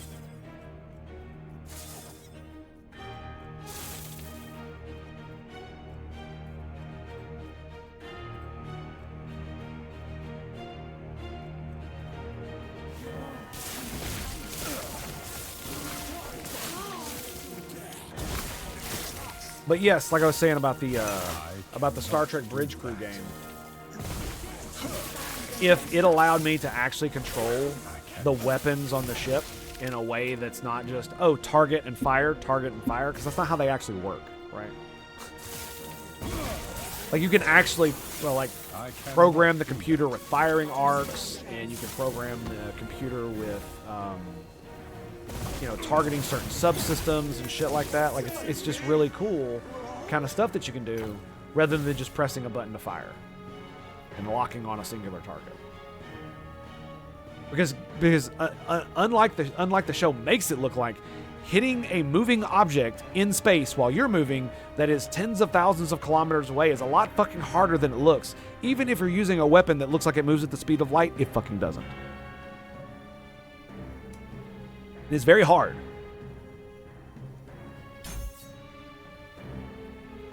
Like, I'm not even really noticing too much pain. I'm wondering if I even need to do this.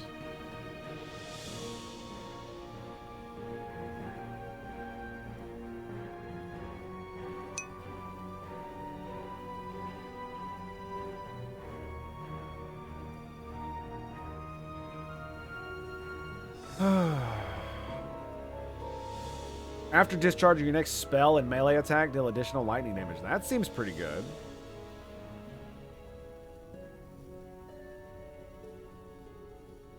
Shocked when hit, because I'm wondering if I need to do this at all, because I haven't been running out of mana, right?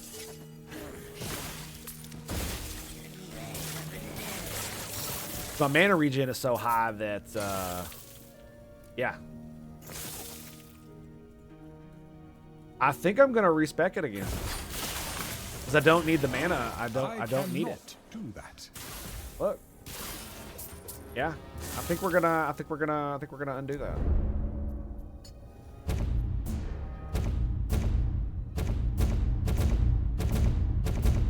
Okay. Lightning Blast, critical hits have a chance to grant a charge. We're going to do that instead. Yep. I might do shock enemies when I'm hit. That's probably a good idea.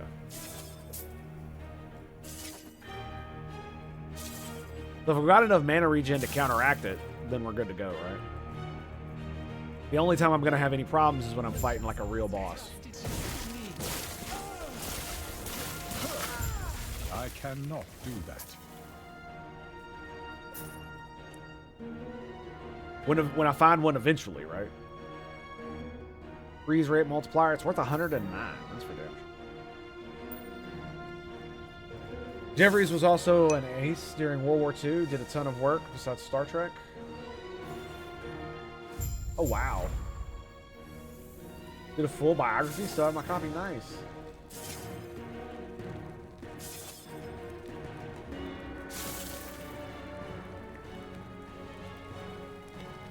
Were you hoping to find me just a human?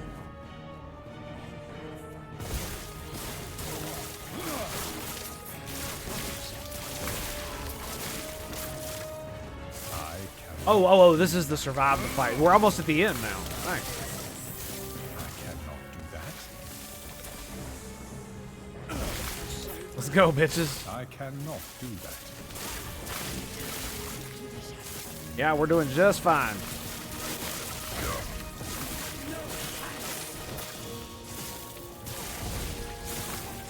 I cannot do that. Yep, just fine. Here we go, here we go.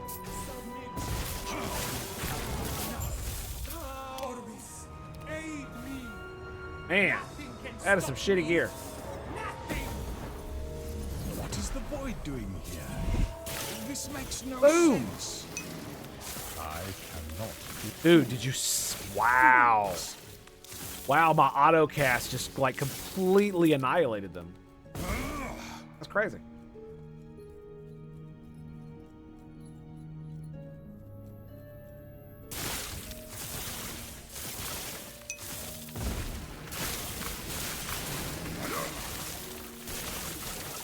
Yeah, it definitely feels way more powerful, and it's way more DPS overall than the orb was. Because I could only do the orb once every 20 seconds, and I almost never did it because it didn't feel like it was worth it on such little guys. What do you think you're doing? Well, yeah, that's what happens when you're drafted. Can we just? I am breaking the cycle. Great. Thanks, guys. Thanks. To be your sacrifice. Yeah, I would love to play some more Star Trek games. But again, you know, I'm apathetic toward the series as a whole. You've rechristened my want to do it, but I've been ranting for years about how it just feels like Star Trek. Feel the unending abyss of their despair. What are you doing? Where is it?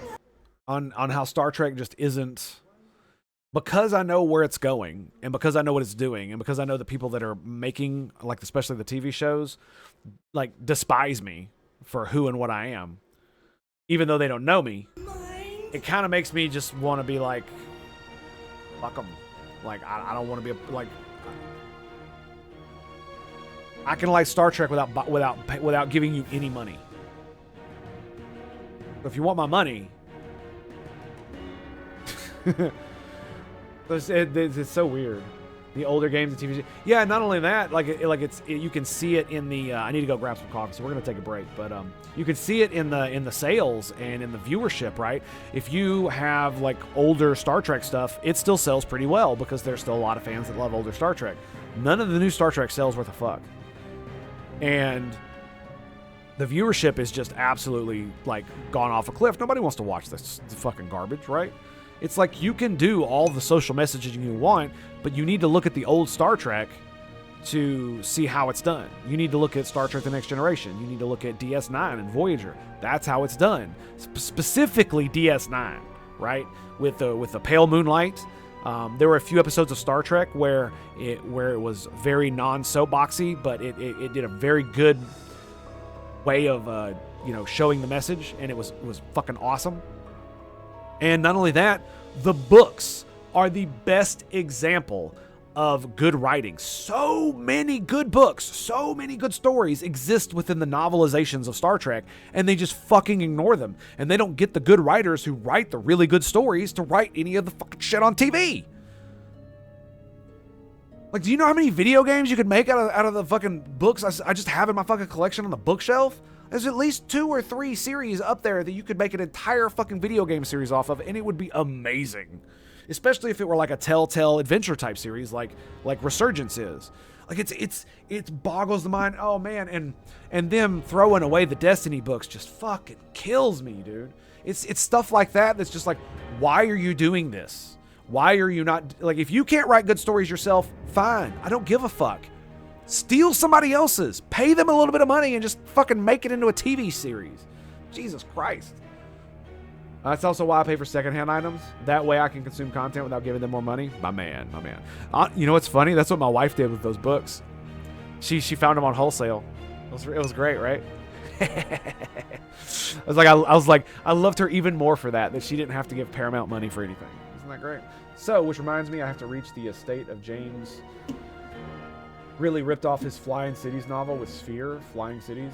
Oh, wow. Yeah, like I said, dude, there are so many Star Trek books. The Prey novelization series that's in Star Trek. Birth of the Federation, a very good book. Oh, my God, dude. How I could root for an 80-year-old woman to be, like, the strong, capable leader of the Federation, I will never know how the author did that to me. But by God, they fucking did it. Over a fucking Warhawk. And I mean, of course, he wanted to, like, start wars with fucking Klingons and shit, but of course, they had to make him dumb. But that's not the point. The point is there's so many good stories and they just don't use them. They want to tell their story, and that's the problem. Nobody wants to hear your fucking story. I want to hear Star Trek stories. I want to hear good stories. On that note, I'm going to go grab some coffee. Be right back. Boys, we're right here. So I'll tell you, I heard from the horse's mouth that Star Trek Vulcan's Fury, we need a production besides what was show in the... Wait, what?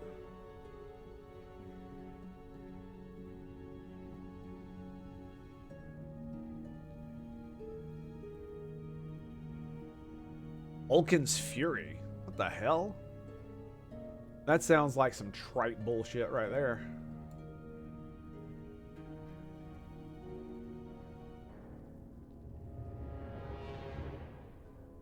The Secret of Vulcan Fury, okay. Canceled action adventure.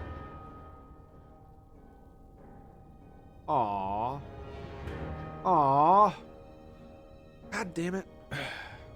And the funny thing is that there have been Star Trek games that have been pretty, I would say, lackluster video games that I've absolutely enjoyed simply because they were in the Star Trek universe and they made an effort to tell a somewhat Star Trek story. Like there was one where it's like a puzzle adventure game. What is it called? Star Trek Unity. That was a good one. The Borg one, Star Trek Borg, that had John Delancey in it playing Q. Oh, amazing. It was probably one of the best Star Trek games ever made. Honestly, let's just let's just be honest here. It was probably one of the best ever made. Like, no doubt, hands down, just so good. The writing, the directing, everything about it was just amazing. Except for the controls. The controls were trash. So as far as, like, a video game, it was kind of meh. But as a, like, interactive story, it was absolutely amazing.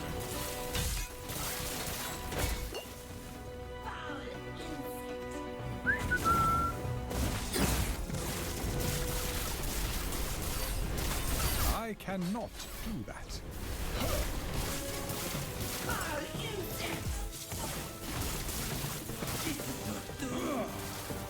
Whoa!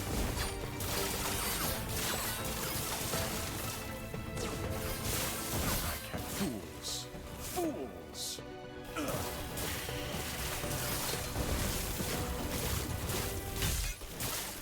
I cannot do that.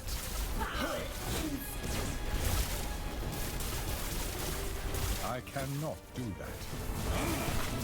Shit, I forgot to take my meds. No! I forgot to take my meds before I came back. You know I own like 90% of the games, right? Yes. Yes. I figured you did. I mean, the funny thing is, one of the reasons I don't is because I lost my video game collection of my old CDs that I used to have. I cannot do that. And I just never rebought them. Or, like Star Trek Elite Force 2, I couldn't rebuy for the longest time. Whoa! She ate my shields. What the fuck?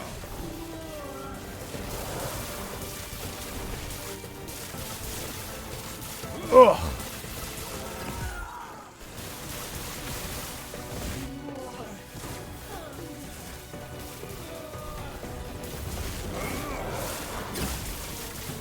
I cannot do that.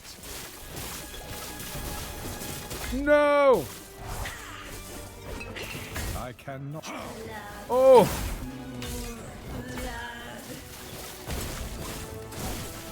Oh, that was rough. No! I cannot. No! This is the first time I've died. Oh, boo. The first time. Oh, man. That sucks ass, dude. I popped my shield too early. That's what happened. Now I gotta go through all this bullshit again. Oh, wait, did it kill her? No way. Really? It killed her. That's... What? Okay. I guess I'll take it. I guess we'll just roll with it. We'll just roll with it.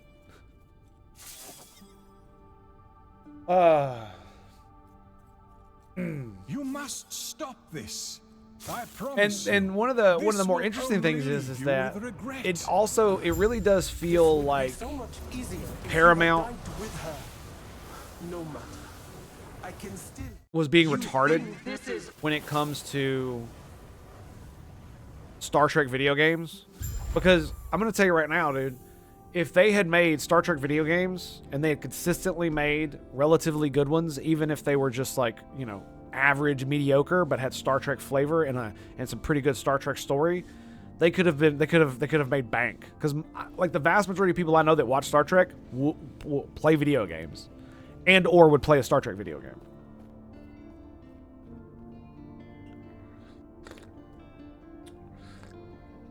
And maybe it's just I haven't been paying attention, but the last the last game I saw before Resurgence was there was the Star Trek game that was like Stellaris, but I'm not touching a Paradox product and whatever, it doesn't matter. But like one of the ones before that was the shooter, third person shooter made out of the new Star Trek stuff with Captain Kirk and Spock. That looked really kind of not great. Yeah, that's about the only one I remember. I mean, they've probably been making them the entire time, and I'm just not been in the know. Because I've basically learned to despise these people now. Like, I was willing to give them more than enough leeway on the new Star Trek stuff. Because it wasn't great, but it was pretty good for what it was. Basically Fast and Furious in the Star Trek universe. But after the third movie, where they're doing the same old tropey fucking shit, and they literally use the power of rock and roll to destroy the alien menace or whatever, I was just like, whatever, dude. I'm fucking done, dude. Take care. Like, once the third one came around, it made them all look like fanfics. The Epoch. That's what it felt like. No. Because at first it's just like, okay, they're going a different direction with Spock. That's fine. That's cool. And then the second one is like, yeah, they're still okay. Kronos is what? Huh? What? Oh, yes. And then by the third one, when they're doing all of that stuff, it's like, oh, okay. So it's a fanfic. Got it. Traveler. Power of rock and roll. Yep. I cannot do that.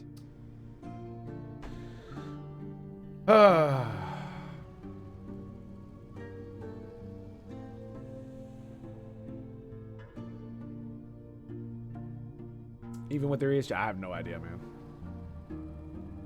360 25th anniversary. I played 25th anniversary. It's pretty good. You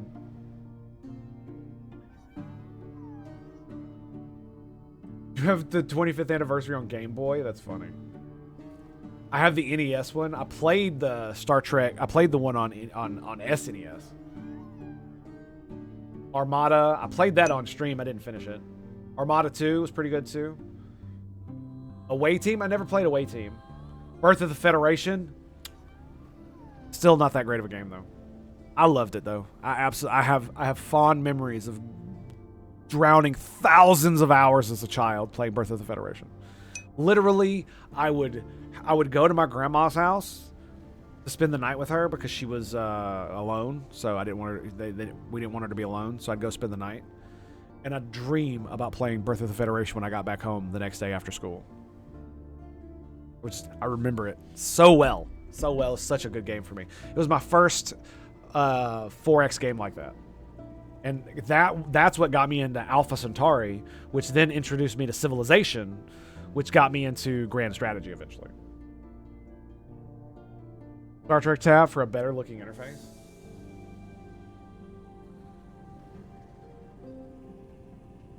Oh, sweet.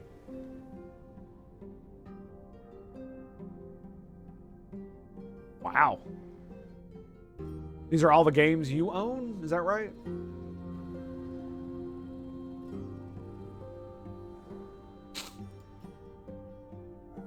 And I never played Bridge Commander.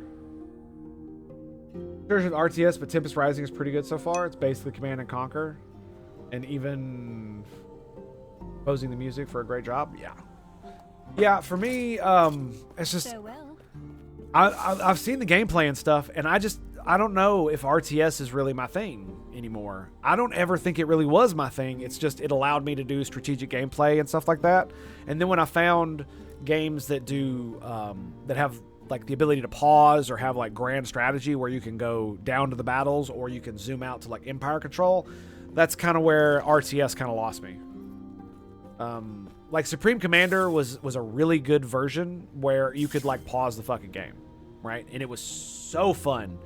And yeah. But I can't play that game because my processors absolutely destroy the game once you get like 500 units. And the second one wasn't nearly as good. So Star Trek New Worlds. I saw Star Trek New Worlds. Again, I didn't really have too much. Gonna play Hearts of Iron 4 eventually. I would love a game that's like Star Trek for Hearts of Iron 4 that's in the Star Trek universe. The problem is I don't want Paradox to make it because Paradox sucks and Paramount sucks too. So I'm kind of like in this conundrum, like, what the fuck am I even doing? Right? That's kind of how it feels. All right, so I believe our next course of action is to do echoes.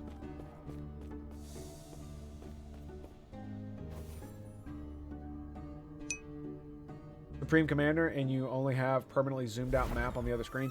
Yes. You want to know what's funny is that it was also one of the first games that I had Steam for. That's how I played it online with other people.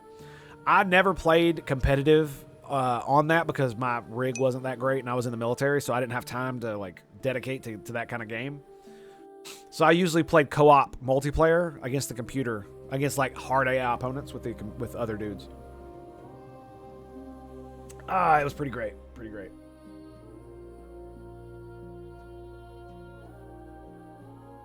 I know there's all kinds of mods for Hearts of Iron. The reason I say that is because the universe gives you so many options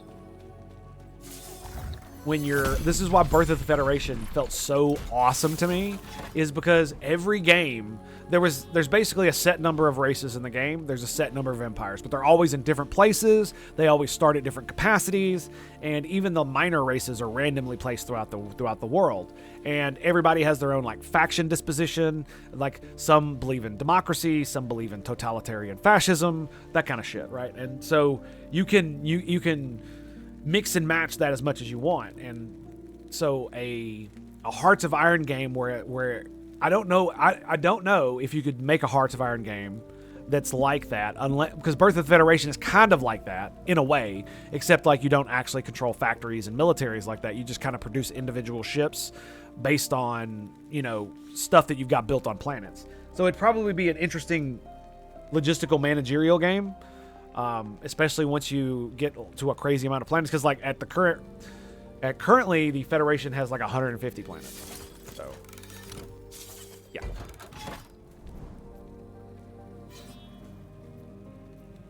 All right, let's go. 58. Let's do it. And so it's not that I don't think you could do a mod of it simply because it doesn't exist on a galactic scale. But even if you tried to make a game that was that, I'm not sure if it would really work. It might be overly convoluted. That might be the issue. I'm sorry. What did you say? Oh, you said I wanted to die. Yeah, my bad. 46. Get wrecked, bitch. Shock enemies when hit. Sounds good. Overloaded with planets like Warhammer 40K.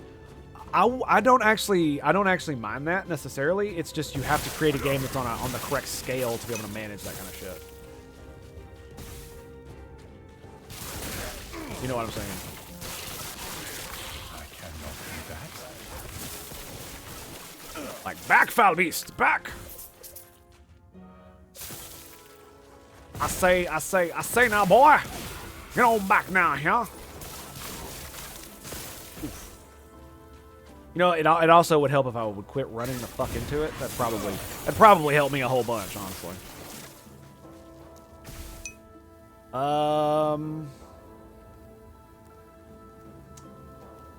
Crits.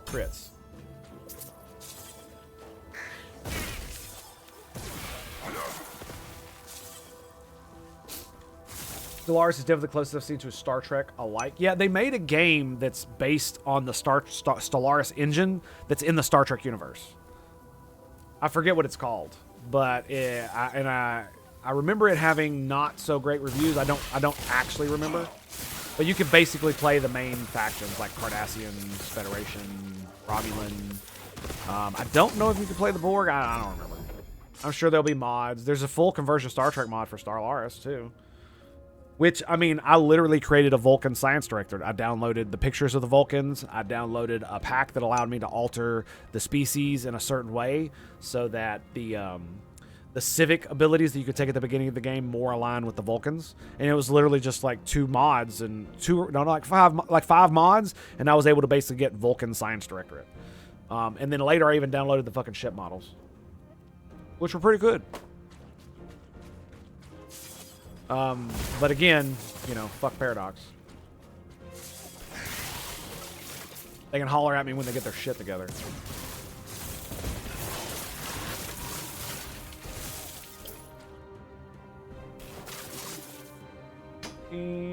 Five, fuck that. Yeah, Star Trek Infinite, they abandoned it? Oh my god, they abandoned another of their fucking grand strategy games? Dude. Like, they did that to me with Imperator. That's why I didn't buy that game at the very beginning. Because I was like, I would love a Star Trek game that's like this, but like I'm not gonna lie, man. Like, I don't trust Paradox to deliver me a product at all, because they almost never release full games, and if their game doesn't do well, then they just fucking abandon it in its like pseudo half-assed unfinished state. And I'm just not fucking cool with that, yo. That's I'm not about that. I'm not about that life. 30 spell damage. Spell damage mana cost. Okay, cool.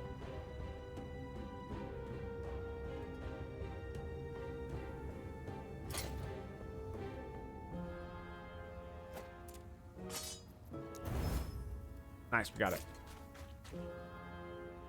Frost Wall, Lightning Blast. Hello. Hello. Lightning Blast. Yes. Yes.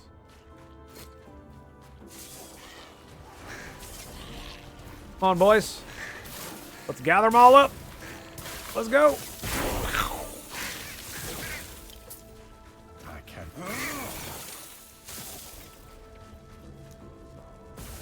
It is everybody, right? Okay. And crits. We're going for chain to allies, because that means it could chain off me, and it gives me bonus damage too. So we're going to do it. We're going to do it, boys. And now we have Maximum Archmage. You add additional spell damage, and you have a chance to refund a portion of the mana of your skills on use. These values are doubled if you have over 300 mana, which we do.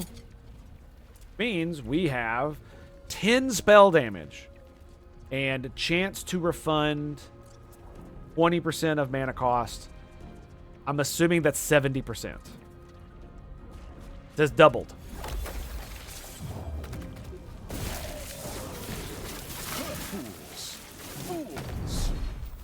Echo conquered.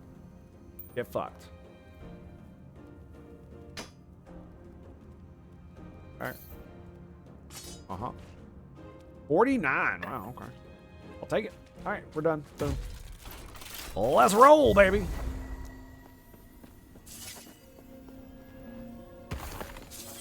Give me that loot. All that loot.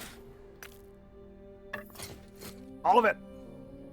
4, 13. Nice. Yes. Okay. I already ate everything I wanted, so we'll go back and look one more time at freeze rate. It's tier 1 lightning damage. It'll be fine. It'll be fine. We got anything here good, maybe? No? No, not really. What's that? I'm at 96k, so I could probably afford to buy a few of these bad boys. Health, fire aura, 2 to disintegrate. That's pretty sexy. I'm not gonna lie. That's something. Take care. Fan creators always do it better. Yeah, it feels like it, doesn't it? And you'd think they wouldn't be able to do that with a Star Trek title, right? You know what? Let's see. Thor, what's the name of the fucking game? Star Trek Infinity or some dumb shit? Infinite. Star Trek Online. It's still, Star Trek Infinite is still $29.99. You can play as the Federation, the Klingons, the Romulans, or the Cardassians. Which is funny because the Cardassians are the tiniest empire. They're a tiny little fascist empire. Or they were before the Dominion War. Especially when oh, you can't see what I'm looking at. There we go. Especially when the Klingons like damn near destroyed them, and they had to, you know, whimper to the Federation about it. So yeah, as you can see, it's basically fucking Stellaris, right? It almost looks basically like a reskin of Stellaris, like the fucking mod. You know what I mean? 42% positive reviews. Have I seen the Astartes trailer? You mean the Astartes movie thing? What trailer? Oh, the new. Oh, yes, for the new thing he's doing. Yeah. I saw it. Yes, I did. Yeah, I know what you're talking about now. Yeah. So yeah, it's Stellaris. Like, look, even the fuck. Oh my god, dude. Even the ship stuff looks the same. I mean, they've got the fucking Star Trek models and all the names and stuff, but colony ships. Come the fuck on, dude. You know who doesn't build colony ships? The Federation. Do you want to know why? Because they let civilians do it on their own. FYI. It's a free nation. And guess what? People look at Earth and be like, there's too many fucking people around here. Oh yeah, there's an empty planet halfway across the galaxy. Let's roll, boys.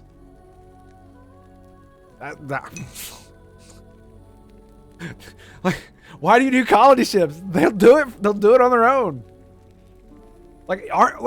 Aren't most of the colonies in the Federation were started by pioneers who were like, fuck all this bullshit, I wanna roll out? That's exactly how it would work. And then later they're like, yeah, this Federation thing's pretty cool. Yeah, we'll join. Just leave us the fuck alone. Basically, like, most of them just get like protection from piracy as like the main benefit of being a part of the Federation. And you're not ruled by tyrants. There's that. So yeah. Malcadorian Republic? Is that what the fuck that is? Trill Assembly? Interesting. So they start you out. So it is like Birth of the Federation, isn't it? Where you pick one of the main factions and you start out as a singular, which is kind of weird because the Federation did not start out as a federated democracy. The Federation started out as 4 disparate empires that were at various stages and levels of democracy. Right? So there's 4 planets. Terra, Vulcan, Pilar, and Andoria. I wonder if when you start as the Federation, if you start with all 4 of those planets.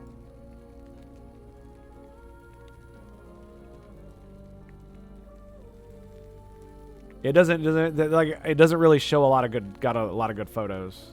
Mixed. Cash in on franchise and dump support. This will be remembered. Yeah, right there. I can't believe that the people at Paramount let them do this. Massive disappointment. Not worth the price it has. Spend a little more. This is not worth the price it has. Spend a little more, get Stellaris, and play the Star Trek New Horizons mod. Yep. Outdated graphics. How do you fucking... Oh my god. Can't bash it completely either. Well, there you go.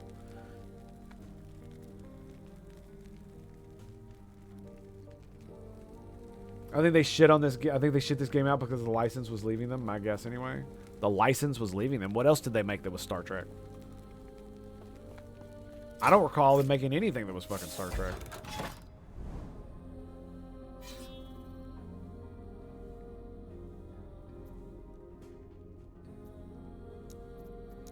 Like at all. Maybe I'm wrong? Did they make something else that was Star Trek-like?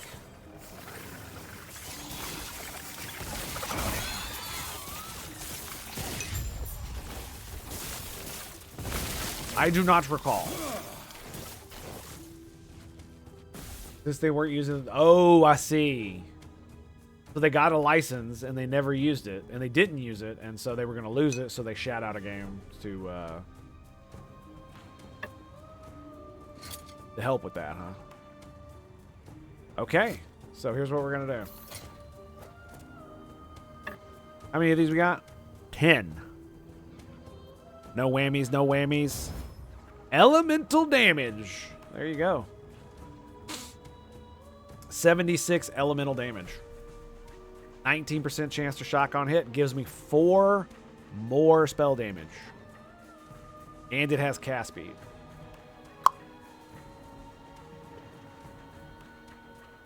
I don't like the cast speed. But I'll fucking take critical strike chance. You damn well better believe I will. So we're going to lose damage over time. I mean, I can live with that. I can absolutely live with that. Yep. All right. So we're looking at 28. 29. There it is. Yes, sir. I don't give a damn that it has poison on hit. I've literally not found anything better. So. Nice. We traded lightning damage for spell damage, and we traded elemental damage over time for crit. I'm now back up to 38% chance to crit with spells, and a 12% chance just to crit in general.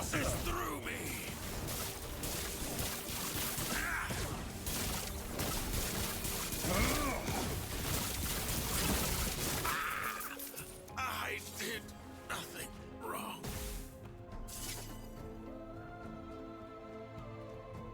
6 ward gain per 10 missing mana when you use traversal skill. What the fuck is that, dude? Like, for real? Man. Dude, I heard the experimental stuff was still super weak. I had no idea it was so fucking weak. Every single one I found has just been absolutely ridiculously bad.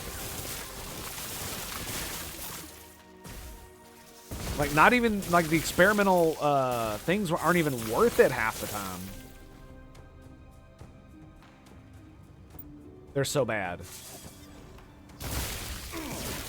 Or haven't, like, they're never, the experimental affixes are, I haven't seen one yet this season that's been worth using, even, especially if the rest of the item is bad, too. That's basically my, what I've experienced. They've all been just basically shit.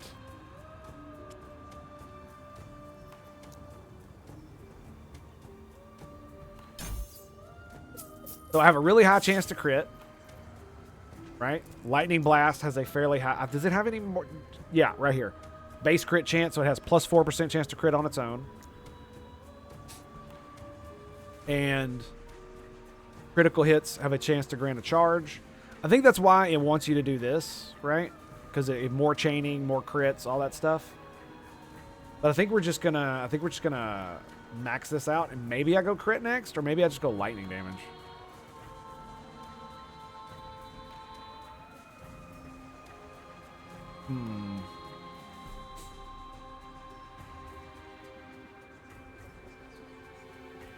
Yeah, we might go crit again just for the lulz.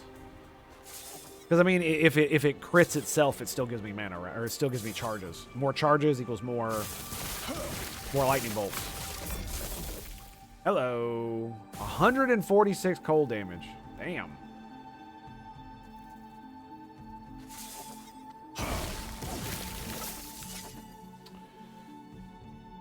Got lightning damage on it. Tier 2 sells for 42.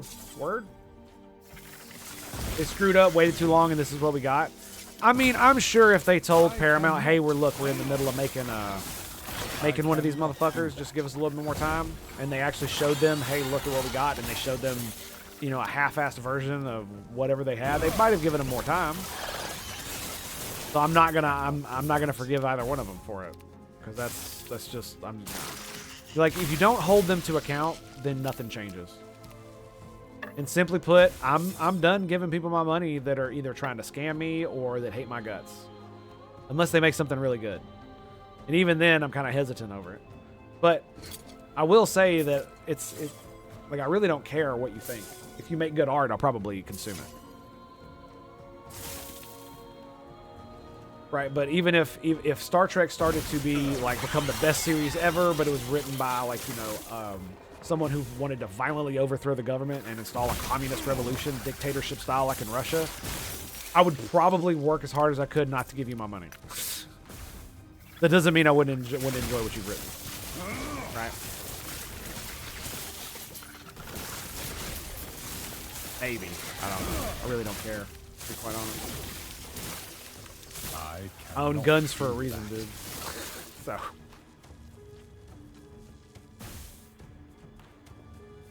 Oh my goodness.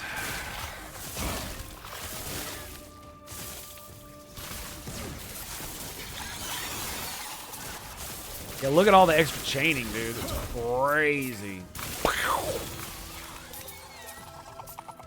And the automatic one has a chance to do the quad casting too. Like, I've essentially lost almost all my faith in Paradox and Paramount and the motherfuckers that make Star Trek. Maybe Resurgence, or maybe the game that you recommended will change my mind. But I mean, you got to think about it like this. Even if the game is really good, does that change the state of the rest of the franchise? You know what I mean?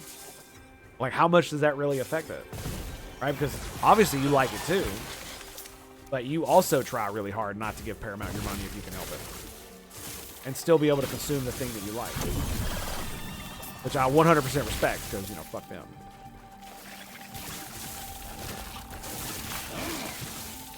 Play with fire, motherfucker, you're gonna get burned. Second protects the first. Yeah, essentially.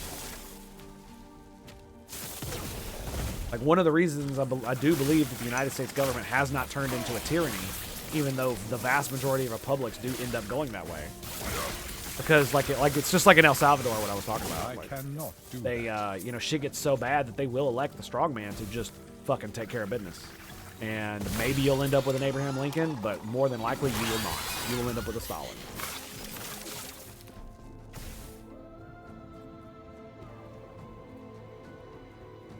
Resurgence is so good, but it can help while it's rebuilding the brain. Yeah, honestly, I'm exactly the same way. If they start making better decisions, like, I don't give a fuck what your politics are. You can hate Trump and all that other stupid shit. I don't care. I'm not a fucking culty fucking Trump follower any more than I'm any other type of shit. If you start making good business decisions and start making good stories and start making good video games and TV shows, I'll fucking give you my money. I will literally save my money so I can give it to you. If you give me something good in return. All right, so we've got. Okay, that sucks. Increased movement speed, spirit thorns, brigand form, sells for 1,600. I'm at 88,000. Runic invocation, 36% spell crit. I have that on something, don't I? I have that on my chess piece. All right. I'll challenge you for that.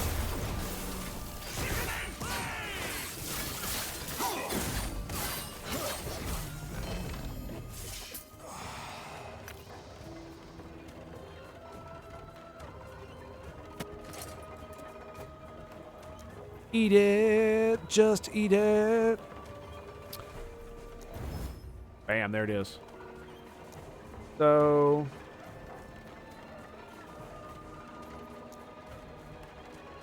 I have one. of them. Increase spell crit if you're over mana. I am at tier 4 on this. I'm at 0, though, so I can't raise it anymore. So that's why my crit is so high, is because I have that. 70% crit, double if you're over 300. So that gives me 140 spell crit, which means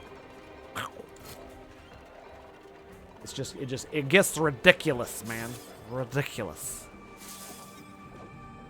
Warframe is probably the game I've spent the most money and time. Yeah, Warframe's pretty good, man. I don't know, man. I have a hard time getting into a lot of live service games. I say as I'm playing a fucking ARPG. That is a live service game by default. But I played the shit out of it back when it first came out, and then after that, I've tried to get back into it several times, and I just can't. But I think the most money I've given a company is probably Path of Exile 2, for Path of Exile 2. Because I paid $30 for the game, and then I was like, I love this game. I want it to be great. They did a great job, and I was like, oh, I like this cosmetic. Let me buy this one. I like that one. I'm gonna buy that one. I'm gonna buy that one. I'm gonna buy that one. Just because I like the game. So I just gave them my money. Like, you did a good job. Here, take my money. I literally just gave them more money. Yeah, I got something in return, a cosmetic, but I didn't buy it because I liked the cosmetic. I bought it because I wanted them to have my money. Oh, you make great game? Here. Money. Money. That's how it used to be with, like, frickin' Bethesda and Fallout, right? Until Fallout 4 came out for me. And then I was like, yep, Bethesda lost it for me. Because Fallout 3 had its problems, and the way they kind of shat all over Fallout New Vegas was just not cool. And so I had a feeling that Fallout 4 wasn't going to be as great as everybody thought it was. And once the bullshit wore off, they a lot of people also came to that conclusion. I mean, it's still a Bethesda game, so yeah, it is what it is. Wait, what was that? So it has a lot of that charm. Yes. But it's not keeping that. It falls flat to continue the legacy of the original Fallout games. And Fallout 3, it was like, oh, they went a little bit. See, the problem with it is that Fallout 3 was a good start, but they tried to do the like deep, storytelling of the first two games, and a lot of the things that come about because of that. And the problem is they fell flat on their face, and they didn't even realize it. Because Fallout 3 was such a success, they were coming off of the success of Fallout 1 and 2, right? So you had that player base. And then you also had new people come into Fallout, like me, right? I played Fallout 1 and 2, but it was right before Fallout 3 came out because my buddy was like, hey, Fallout 3 is coming out. Check this shit out. Check out these games. And so I played them with him, and then we both played Fallout 3 together. And it was great because it combined the best of the, gun shooting, action shooter games with deep RPG mechanics and stuff like that. But the problem is that in the next iteration, Fallout 4, that was the same from Bethesda, they moved even more away. They moved even more away from that the deep RPG element that comes with Fallout 1, 2, and even superficially in Fallout 3. They moved completely away from that and just let the Bethesda storytelling come through. And unfortunately, it's not nearly as good. It's way more whimsical, but it's not whimsical in a super dark way like it was in Fallout 1 and 2, where it got really fucking dark and really fucking funny. And it just feels like they went a different direction, and instead of course correcting back a little bit after Fallout 3 to go more toward like a New Vegas style where it's like really deep storytelling, RPG-ness like through and through, they kept going the Bethesda route. Like the original Fallouts are here, and they fork off with Fallout 3. New Vegas forks off of that and goes back toward the original Fallouts. And I was hoping that's where Fallout 4 would go, is it would stick in the middle somewhere between those. But it just continued to go Bethesda, right? And Fallout 76 is just more Bethesda. It's not Fallout, it's Bethesda. That's my problem. And that would be fine, but I wanted Fallout.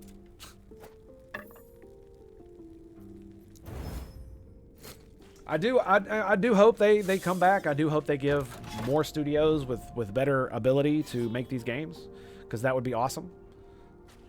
I really hope that's the case, but it probably won't be. It makes me sad on one hand, and on the other, it's just like, well, I mean, that's just the way the world works, right? We grow old, and the people we once knew, they die. And the things we once loved are not nearly as lovable as they once were. That's just the nature of life, man. Moving the fuck on.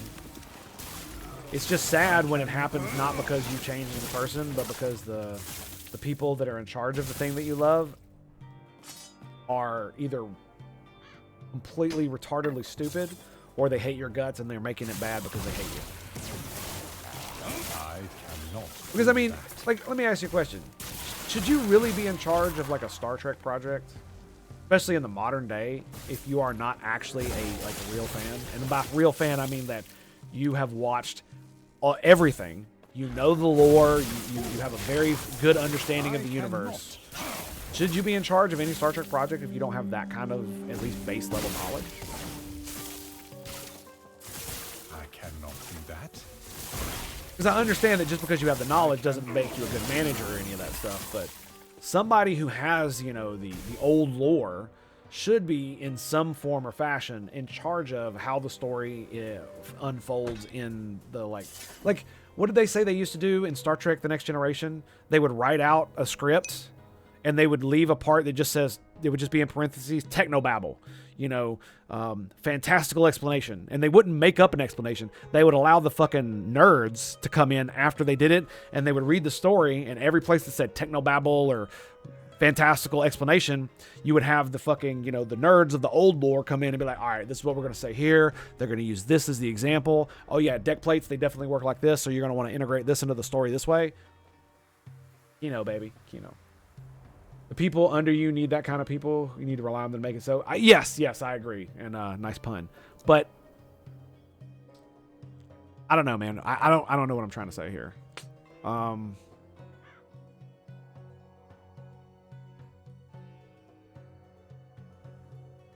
Is the amount of damage increased by the amount of charges? Yes.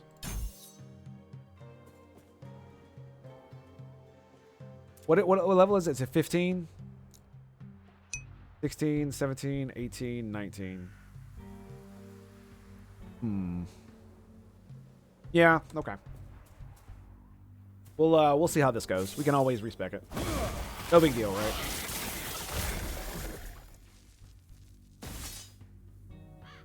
What did I say? Spell damage? That's tier 2. Intelligence, tier 3. I got a bunch of those.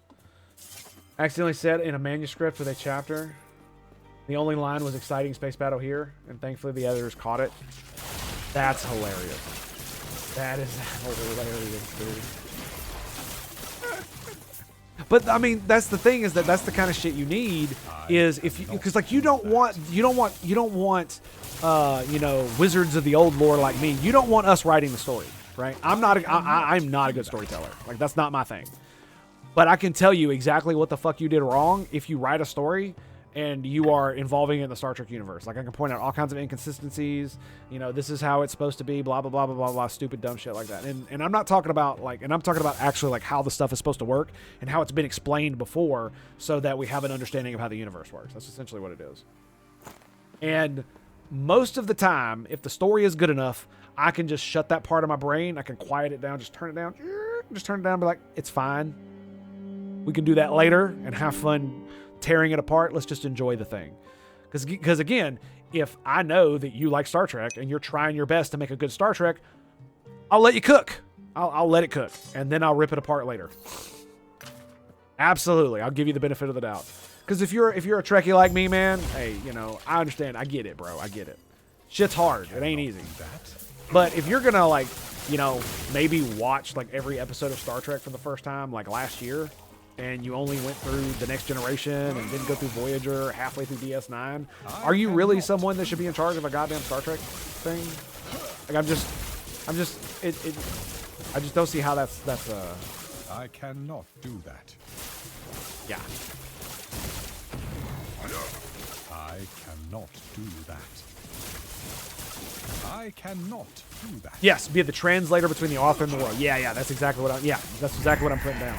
And you don't just want one person, you want like a team, right? Because I come from a different perspective than a lot of other Trekkies do. I do not completely love the utopian vision that Gene Roddenberry tried to put out because I was in the military.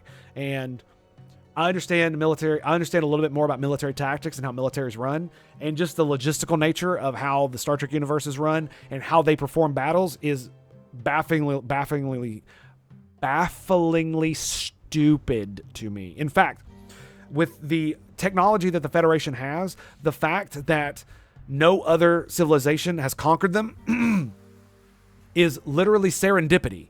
It's because they're all dumb. Because if you had the technology that the Federation has in the 24th century, the weapons that you could make and put on ships are, well, let's just say, really fucking intense. And they don't do it at all. But it's not the fact that the Federation doesn't do it, it's that nobody does, right? The Romulans aren't doing it. The Klingons aren't doing it. The Klingons, an entire species whose entire culture is dedicated to the art of fucking war, are not making weapons that would win wars. Like, it's not even about the Genesis device or any of the stupid, like, ultra mega universe altering shit that they've come up with. It's just phasers, photon torpedoes, the transporter technology, the fact that you can make drone fighters. You should have gigantic aircraft carriers that are made of nothing but motherfucking drone fighters that are drugged behind the Enterprise, right? You have like 10 of those behind them. And yes, I understand that that's more of a modern day thing, but you still could have seen that back then. You don't get rid of aircraft carriers just because you're in the 24th century. Do you understand? They extrapolated in the wrong direction with the technology. And that's like half the problem. Because in naval warfare, dinghies can't do shit, right? But a small destroyer can take out an aircraft carrier if it's put in the correct position and it has the correct armament to do so.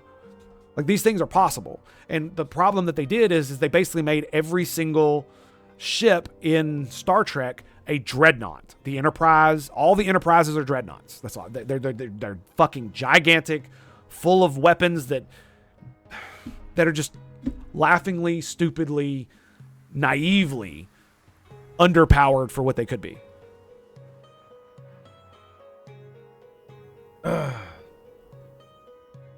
Thank you, Longwood.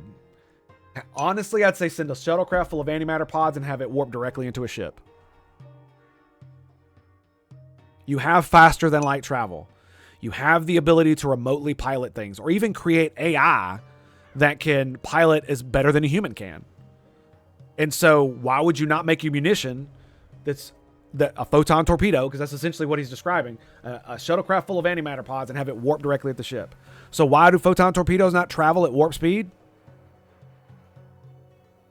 Well, they actually do when the script calls for it, right? Because they're firing them at warp, so they fire at warp speed. But if you're not in warp, right? If you're not in warp, what happens? You could miss. Gotta love that, right? Frigate Ruby Miranda class. I agree. The closest to a destroyer would be the Defiant. Yes, and that's when they started to branch out. And so the problem is that in the Star Trek universe, you would have essentially aircraft carriers. They could be full of like manned pilots like Battlestar Galactica, or you could have ones where it's like one pilot is in like a really cool fucking badass, anti-grav, fucking completely immune to gravity, all kinds of stupid shit like that. I'm using that because it's like inertial dampeners and all that stuff. So you could make an actual fighter where you could pull 50, 100, 200 Gs and the human would survive because of the life support systems. But the point is that you can have one human and he has like, 3 wings of like 50 fucking spacecraft around him that are like small fighters, and he can control all of them with just his interface, right? You have neural interfaces and shit. He can control not only his shit, but the drones. You could have entire bays of people inside the Enterprise. There's more than enough room for entire bays of people to be controlling drones remotely from inside the fucking Enterprise using subspace communications, using the pinpoint laser method, where you tune down the subspace thing to only fire in a singular like tube. So you have to actually be able to track it in real time, so you can't be interfered with or hacked or any of that other nonsense. have so much of the right stuff, but but it's not canon. Yeah, right. Exactly. And especially the fact that starships are less maneuverable if their warp drives are disabled, because if you can't go to warp, then that means you can't generate a subspace bubble, and if you can't generating a subspace bubble in normal space without going to warp, what that does is it makes your ship more maneuverable, because it still maintains the capabilities of doing that folding space shit, so it makes you more maneuverable. If you lose that capability, you simply become a sluggish ass ship that's basically just moved through thrusters and impulse engines. So it's just, there's so many little things that you can do with that kind of technology that Star Trek just does not do. They literally completely avoid it because, well, I mean, I don't know why, to be quite honest. It's like, it would, wait, I do know why. No, I'm sorry. The reason why is because Star Trek was written by pansies. Basically. People who don't want to or know how to fight. It's just a little running joke, and no, it's not. I'm not serious. But it is one of those things where it's like, it's because they have very little experience with these kinds of things and thinking in warlike ways that it comes off as kind of stupid. Right? In one of my favorite book series, the A Time 2 series, in the very first book, Admiral Ross is having a conversation with Admiral Nechayev in an office. And what are they talking about? Oh, they're talking about bringing special forces to Starfleet because of the fucking war. Oh, we can't have spec ops in Starfleet. That's just not us.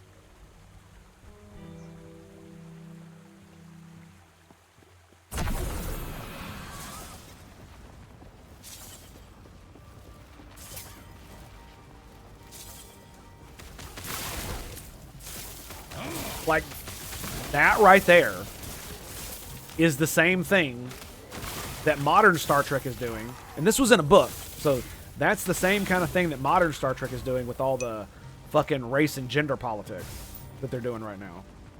Is that which I described. Oh, that's not us. We can't have special forces. It's like, did you not see the episode where fucking Captain Picard was recruited as a special forces operative with him and Beverly and Worf to go sabotage a Cardassian weapon so that they couldn't make some fucking mutagenic crazy shit where they could completely genocide an entire planet with one fucking weapon? Did you fucking miss that episode? Sorry. What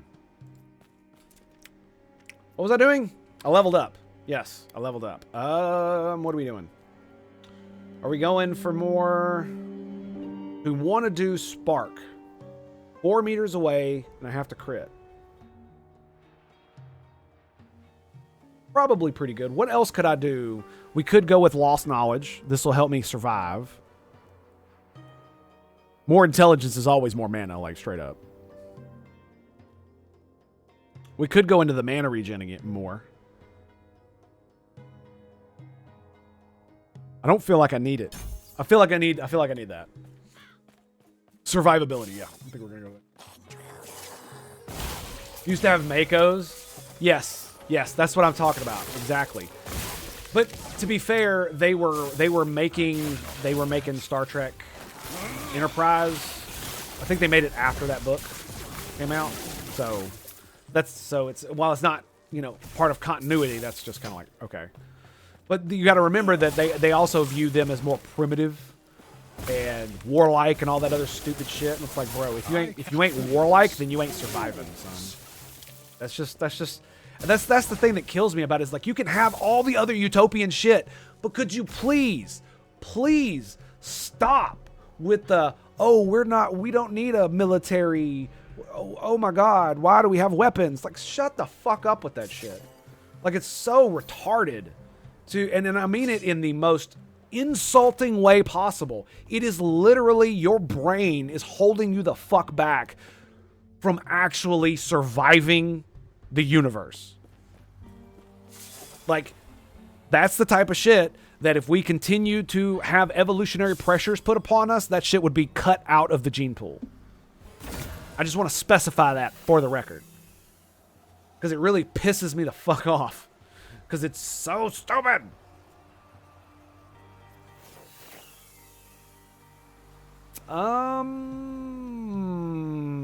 I don't care. We're just gonna let that go.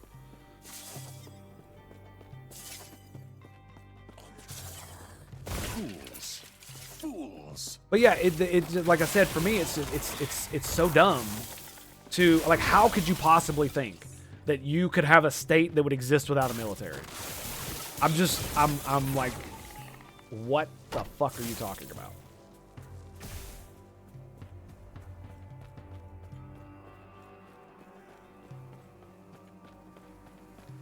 Really? Where's the last of them? Oh, is there a boss over there I didn't kill? Oh my god. Really?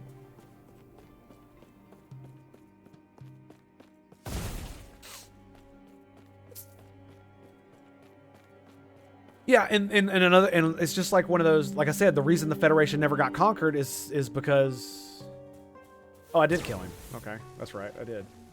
It's simply because everybody else is so stupid, they literally just can't. Because if they actually took advantage of the technology and the weapons that they had available, because the Federation is so peace-like, they wouldn't be able to do anything about it.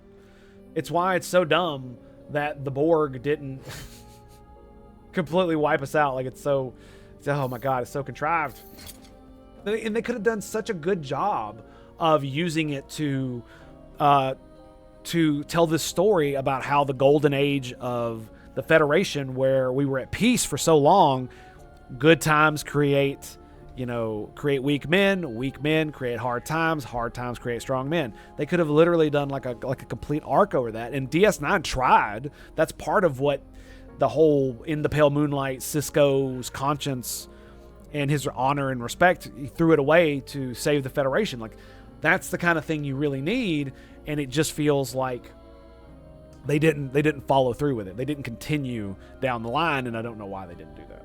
It doesn't need to be like some dark, Cthulhian horror or anything. Like, yes. A lot of the Star Trek Picard in season 3, or even in season 1 and 2, where they showed like places inside the Federation that were like extremely despotic. Like, just because, like, it doesn't need, like I said, you don't need to sacrifice one part of the utopia for the other.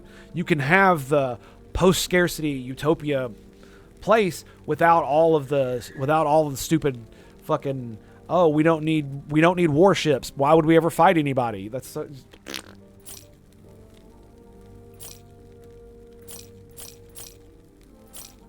sorry, it really bothers me. It really, really bothers me. Because it could be so much better. And when they sacrifice one, it feels like they can't help but sacrifice the other when you don't need to do that. It's one of the things that I really wish there was like there was an alternate kind of Warhammer 40k universe where the Imperium wasn't nearly as, it's not tyrannical that I'm looking for, it's degrading.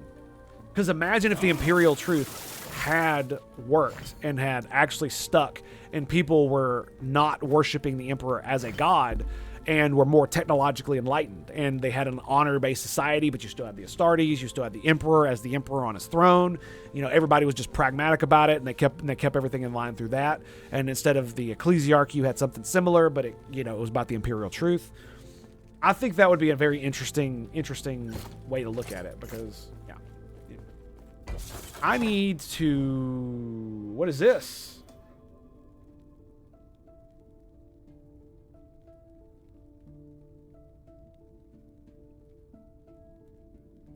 Okay, it's a cemetery of the, I think this is one of the new mechanics, right?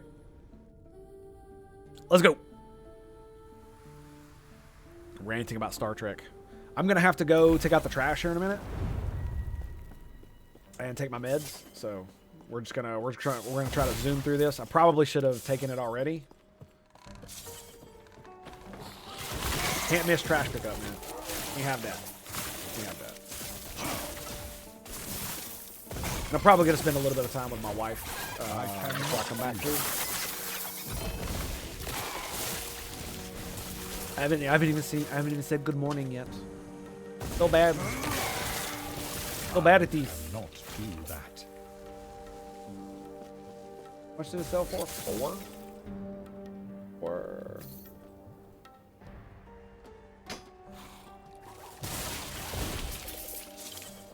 Bitch. Sit down.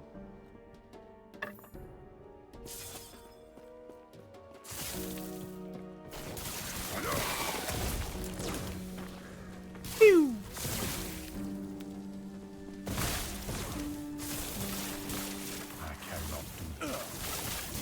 Ow! That hurt. Why you do that to me? Why? Why? Bam! Whoa!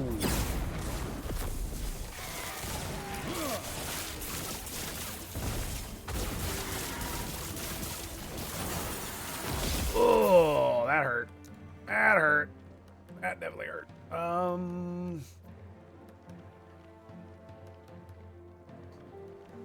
Not really sure where I want to go with that yet. Find potions. Hold damage.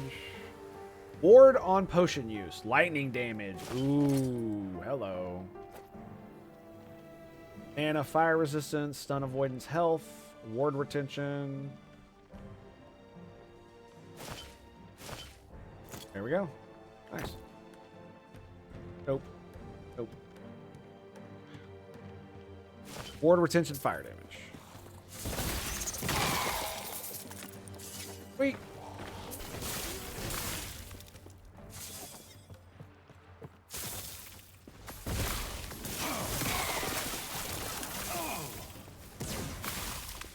Boom! Right in the face. I won't go back.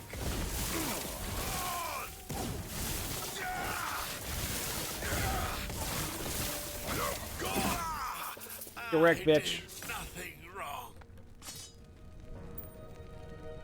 Quiver. Don't care. It's got mana on it. Mana on potion use. Mana regen for 4 seconds after potion. God, dude, it's not even worth the fucking gold it's printed on.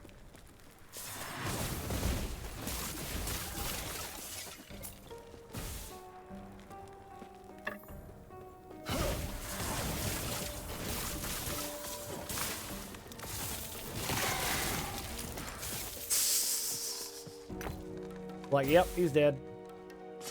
He's totally gonna get rocked.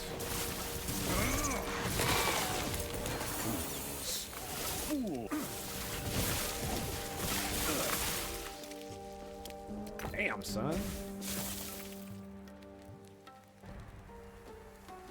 Nice. Pretty good one. Okay. Boom. Boom. And I need 4 in this to get that. I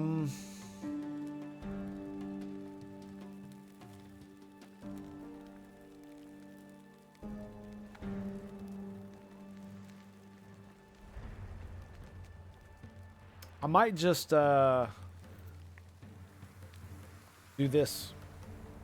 Yeah, probably the damage. It's only 30%, but now that I'm casting it all the time automatically, it's probably a good idea to have. Boosts everything. Whoa.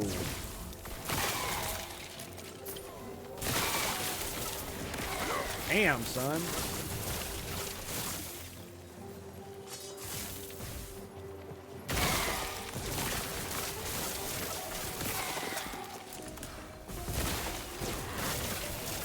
I cannot. Wow. I'm just tearing them up, dude. Holy shit. I cannot do that. Even my cooldowns are lower. Holy crap. Arcane Ascendance. 16. No, I'm good. Enter the cemetery, okay?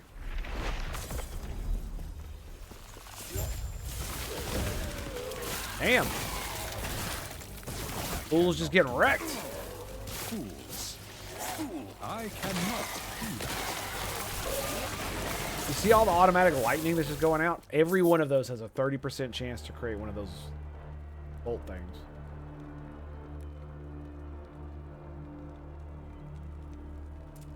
That's kind of why I'm like, yeah, the Spark Nova is probably pretty good too, but I've still got plenty of levels to go, so we'll be able to get it eventually. I don't think we need it now. We do a lot of fucking damage without it. Especially considering this has a 100% chance to do it.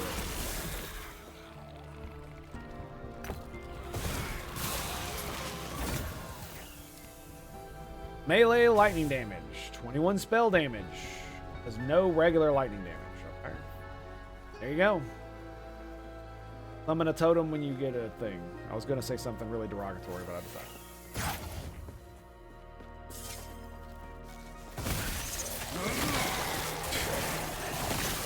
Because it's really making me mad every time I see one of those. Like a couple of the ones I found at the beginning had pretty good stuff in them, but every one after that was just like, what? It's because I have really good gear, so I was getting upgrades simply because. Okay.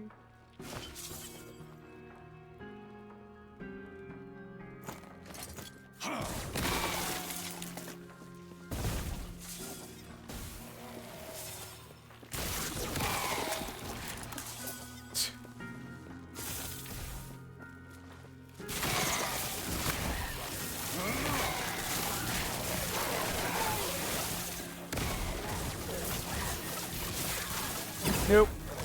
Back here, motherfucker. You ain't going nowhere. Another fire resist potion ward. Bitch, shut up. Nobody ask you, motherfucker.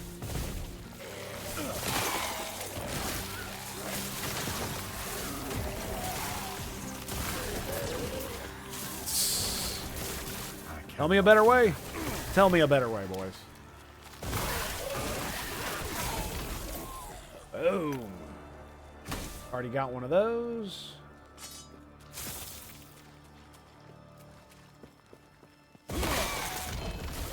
Whoa. I cannot do that.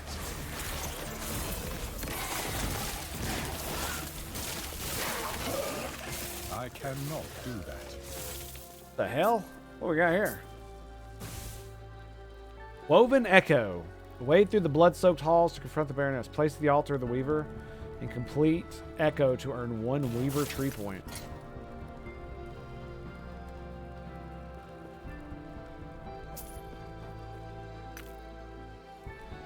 Where the hell does that go?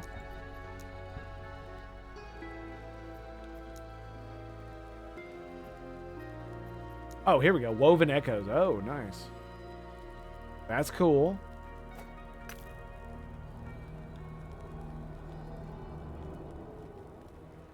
Multiple nemesis that scale the tower. Interesting. 8 spell damage on that bad boy.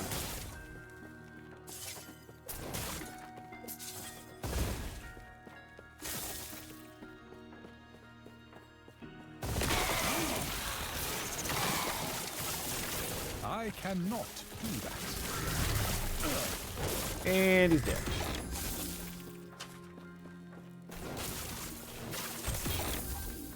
Whoa! You ain't going nowhere, son. Glyph of Envy. Unpredictably changing the property. Okay. Okay. Okay. Damn, son. Look at all these. Wow. Level 64. Melee damage. Stun chance.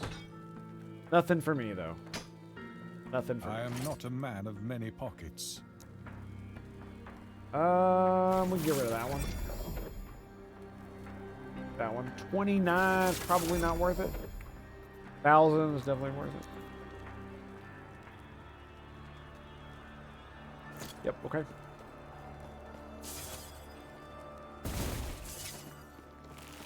I cannot. I mean, hopefully I get done soon. I'm gonna have to. Might have to start over. I didn't think it'd take me this long. Most echoes don't take that long. I thought it'd just be another Echo, that's why. Health on kill, melee damage. Huh.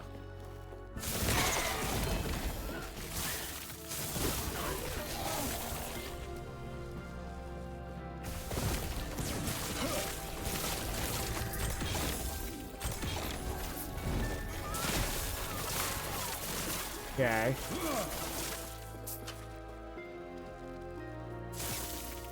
Wow. Tomes of experience. Okay, I'll take it. I cannot do that.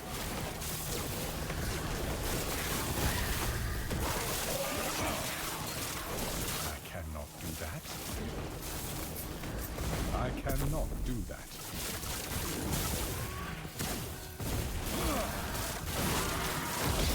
There it is, baby.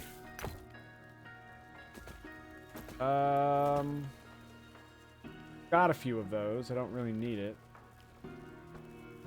Fireball.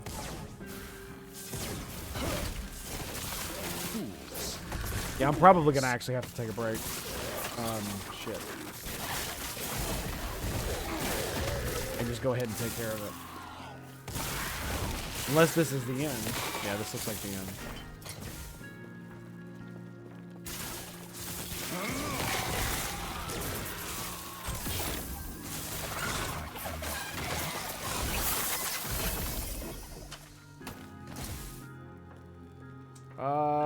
Those suck.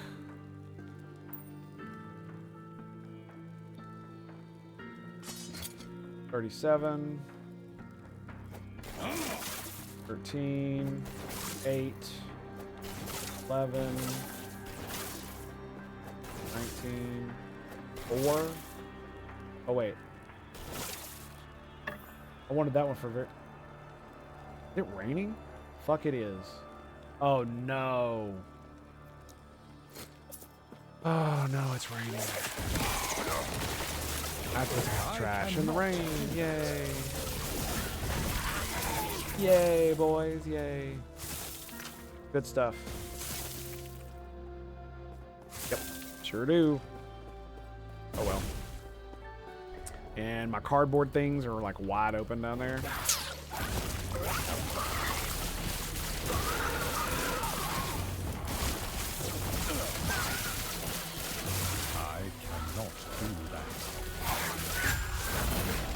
Boom. Nice. All right, I think we're done. Excellent. Echo conquered. Oh, okay. So. Oh. Oh, that's cool.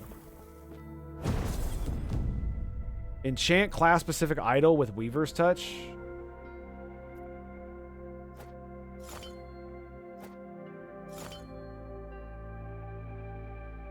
Mana ward retention, critical strike with lightning. Oof. I guess.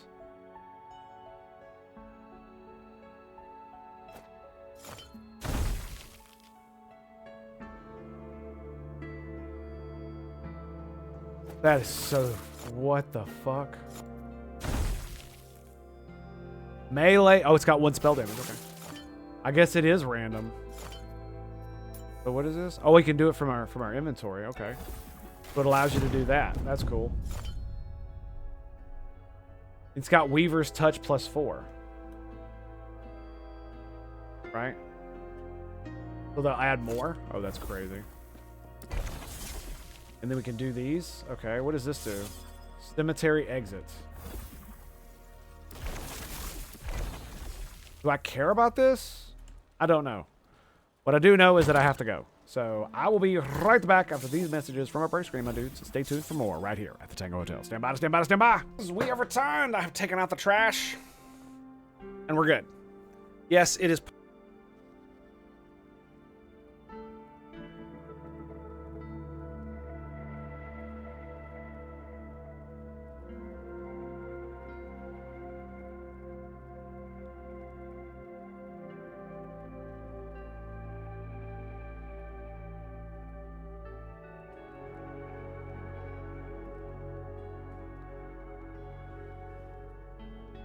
There we go. Ah, greetings and salutations, my friends. Welcome, welcome, welcome. It's good to see you boys. All right. Now, if it was just my voice mod would just stay on, then we could just fucking move on from this. Anywho.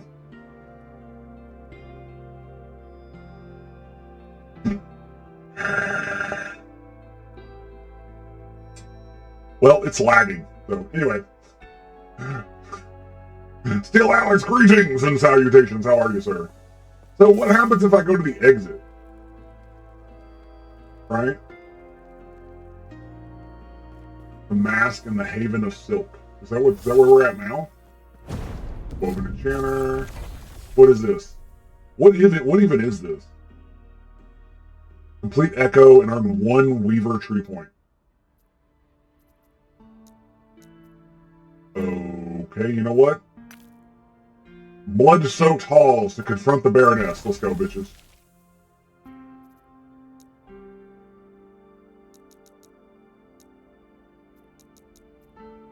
Oh, I see.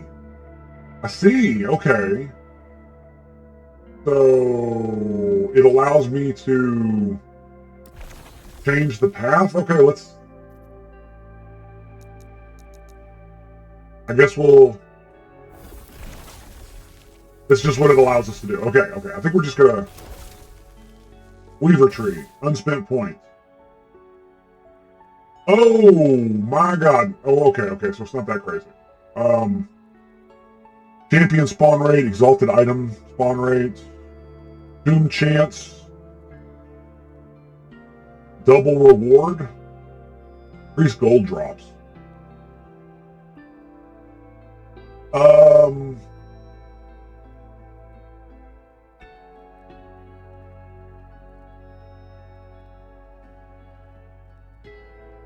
Huh.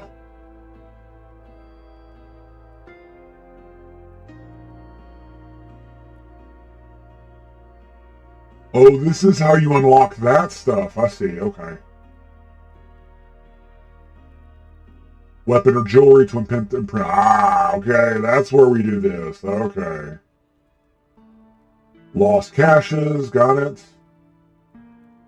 Woven Echo to imprint the slot to have a chance to spawn on your Echo web when a new Echo is generated.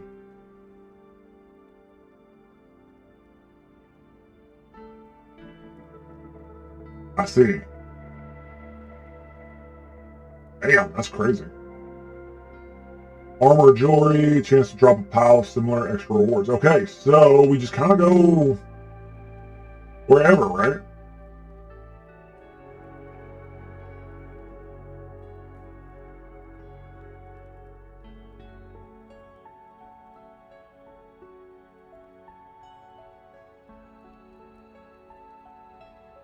That's kind of cool. Let's just go that direction. Farming clothes. Excellent. Let's get out of here. Let's go, bitches. Are we done? We're done, right? Are we DUN?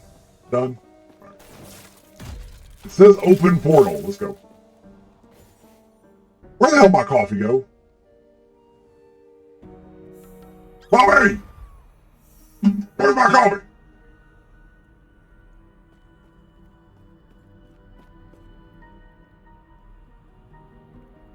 That damn boy.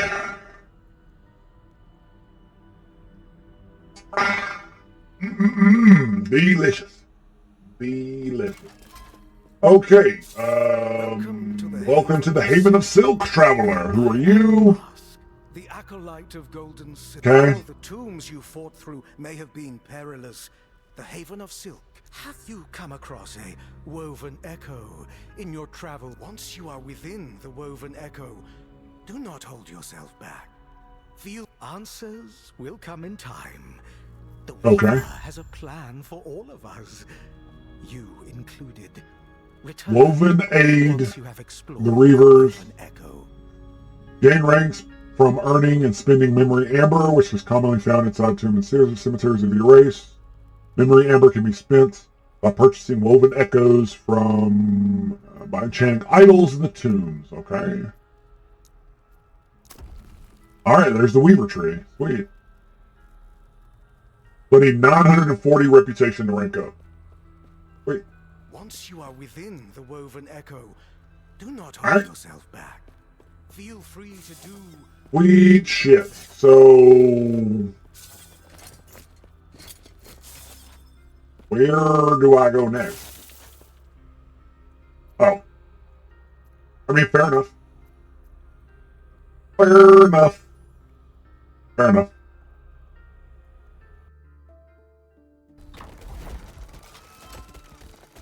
Really? Ugh. That's so shitty. There's no... you only get it in between echoes. And so my inventory is full, so now I have to go back to that. Boo! Boo! Not cool, bro. Totally not cool. Alright, let's sell a bunch of shit, shall we? Health on kill, melee damage. Let me sell all this crap. Tier 4, lightning damage.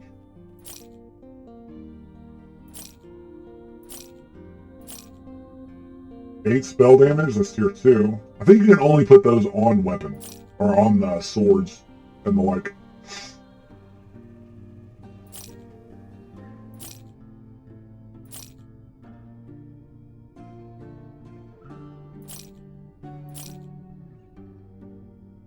.34 spell damage, tier 2. This is my old one. We don't want to sell that one. I want to snatch all the stuff off of it. It still has more forging potential. That's crazy, isn't it? Yep, sucks to be you, bitch.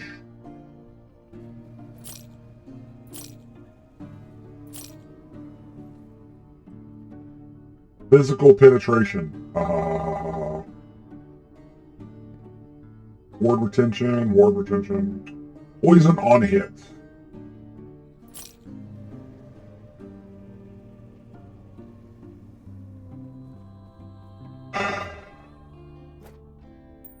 So 25, 29. So 40 spell damage, 8 intellect, and 45 elemental damage. Give me a wow. Okay, yeah. Yeah, there's no wonder that that works that way. So we're just gonna buy all those. 7 attunement. Whoa. I'm only woeing because it's like, damn, that's a big one. 4,000 for that ring. It's got 3 strength on it. Yuck.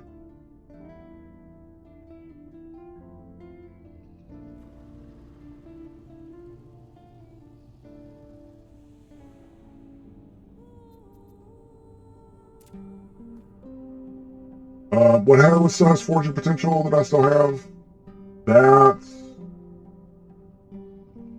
I cannot do that. 62. I'm getting there. I'm getting there. We're 0 there, 0 there, 0 there, 0 there. Okay. I cannot do that. Is this the same problem? 62? 62? I Yep. cannot do that. That's it.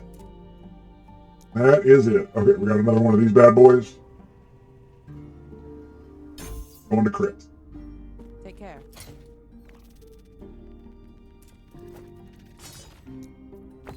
Shatter and die. Shatter and die.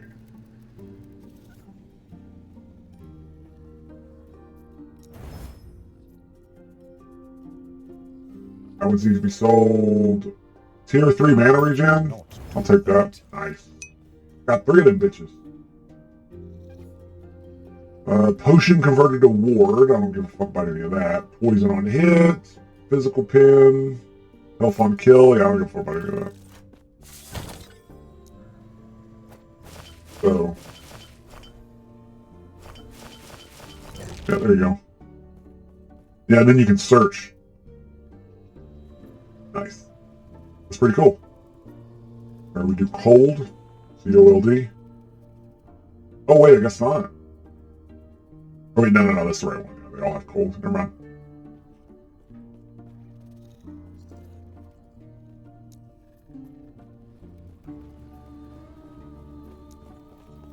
Cool. We'll just worry about that later. Okay, we need to sell that, and then we can go do more echoes. Yay! All right, now here's the thing. What are we gonna?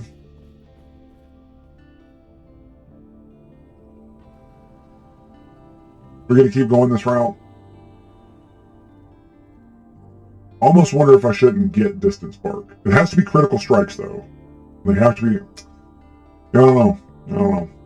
I'm also thinking about getting this, right, for the damage. So 35% damage, 7 ward per point, 7-second cooldown. This lowers the cooldown to 1 second. So every second that I cast a lightning damage, I get 35 ward, right? On top of the money that I spend whenever I cast something like lightning, like static orb.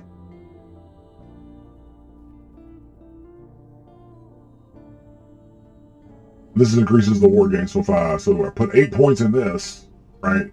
More ward and lower the cooldown. And I'm pretty sure to get this, I have to have this, which is ward retention. So 30% ward retention on top of it. It feels kind of strong. Not really sure what I want to do about it. Not really sure what I want to do about it. We're just gonna move on. I could spend 4 fucking ever sitting here contemplating the meaning of life, the universe, and everything, and I wouldn't get anywhere. Anywhere! So we're just gonna roll with it.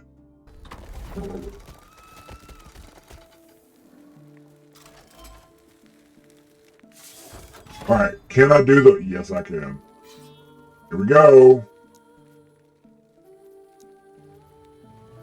The Forgotten Keep. Nice. Let's go, bitches.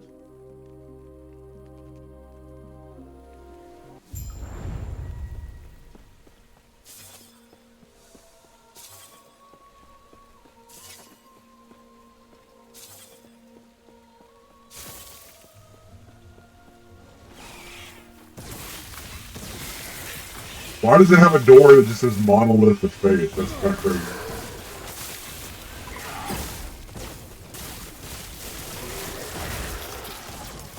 See, because the things can chain off me, what that means is that because they can chain off me, that means if I'm fighting one individual, it means that it means they'll bounce off me and hit him. Bing, bing, bing, bing, bing, bing. So I get more damage. I didn't think about that. That's kind of crazy. That is kind of crazy. We can also get more crit. That's probably not a bad idea either, considering my build. Mana per point. Spell damage, cast speed. Vitality. Intelligence, this is probably another good one because I'll get more. This is straight damage right here, 8 points, and you get ward decay threshold. And then mana regen, damn, that's pretty crazy. How many do you need in this? 5? Mana regen 5%. Cooldown recovery 25%. Ooh, that actually. Mana spent gains his ward. Increased mana. There you go. Like, all of that looks really good. And I'm sitting here getting this shit for more ward. Right, so 1,063. Yeah, gives me 40.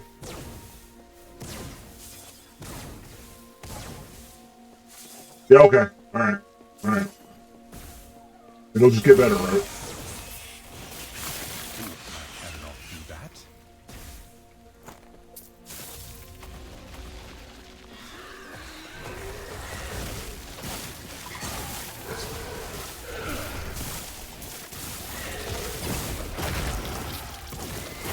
Boom! Correct. Having to do voice attack to get voice commands. And for each commander working, but thankfully someone already made a map file for it. Nice. What's voice attack?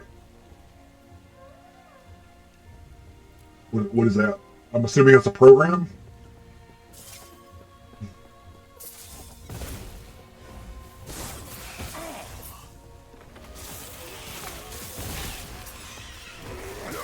I cannot do that.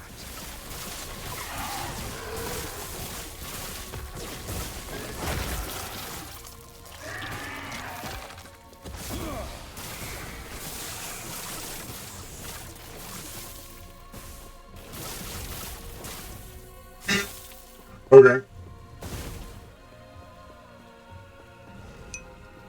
That's how it's gonna be.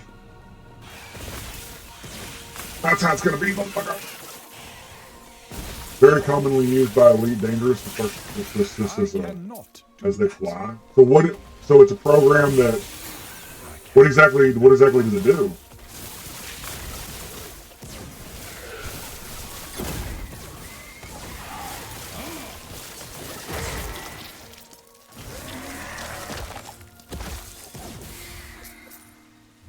That you wouldn't be able to otherwise do with like ChatGPT.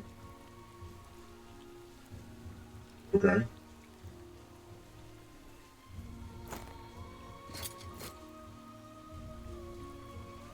Minion health. Wow, what a... Another minion health. 13% spell damage, 11% chance for a lightning blast to chain 4 additional times.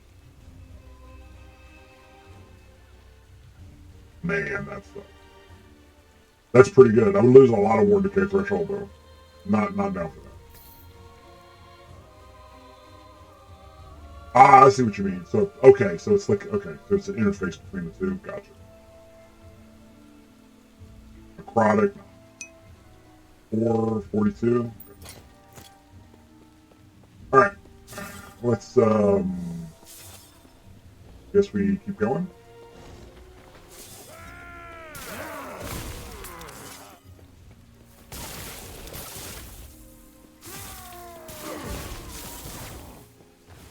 That way, like a crew member. Interesting. It's gonna be great seeing the next generation of games to come out with the ability to use AI voice recognition, pattern recognition, like from ChatGPT. It's gonna be really interesting because you're gonna have games like you'll be able to make a bridge commander game where you can control your starship like a captain would, giving people dynamic orders that you wouldn't be able to do in a game like Bridge Commander was because it was so limited for its time. I cannot do that. I cannot do that.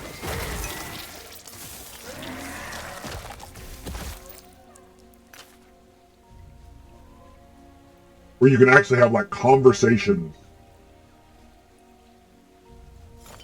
with your crew about what you're doing. And it actually... +2 spell lightning damage? Alright, check this shit out. 30,000? This is what 2 gives me. 30, this is 29,800. So... 4... Excuse me, so it's 2, 5, 7. We're going to be 700 damage. 700 DPS on static order line. +2 lightning spell damage. Cool. Too bad it's not a better one. Shock on hit, minion damage. Lovely. Increased physical, elemental, tier 2.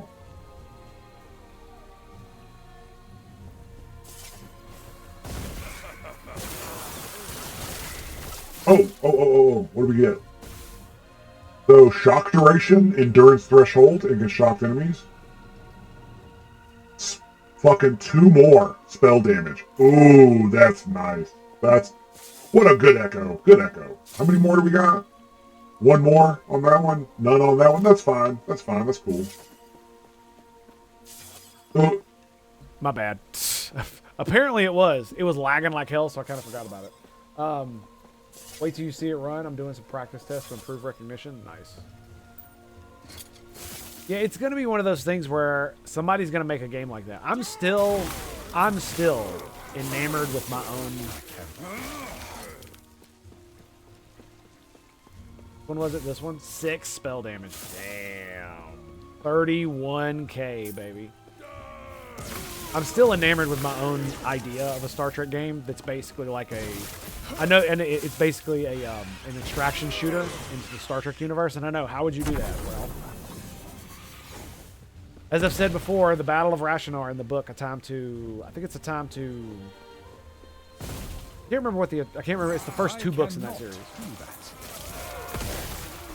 And because that way you can have all different kinds of environments. You can even like have when you go on ships, you'd be in a holodeck where it's literally, you know, you're on Kronos or you're on some other misbegotten fucking planet somewhere because you're in a holodeck simulation that's being carried out on one of the ships because it's malfunctioning.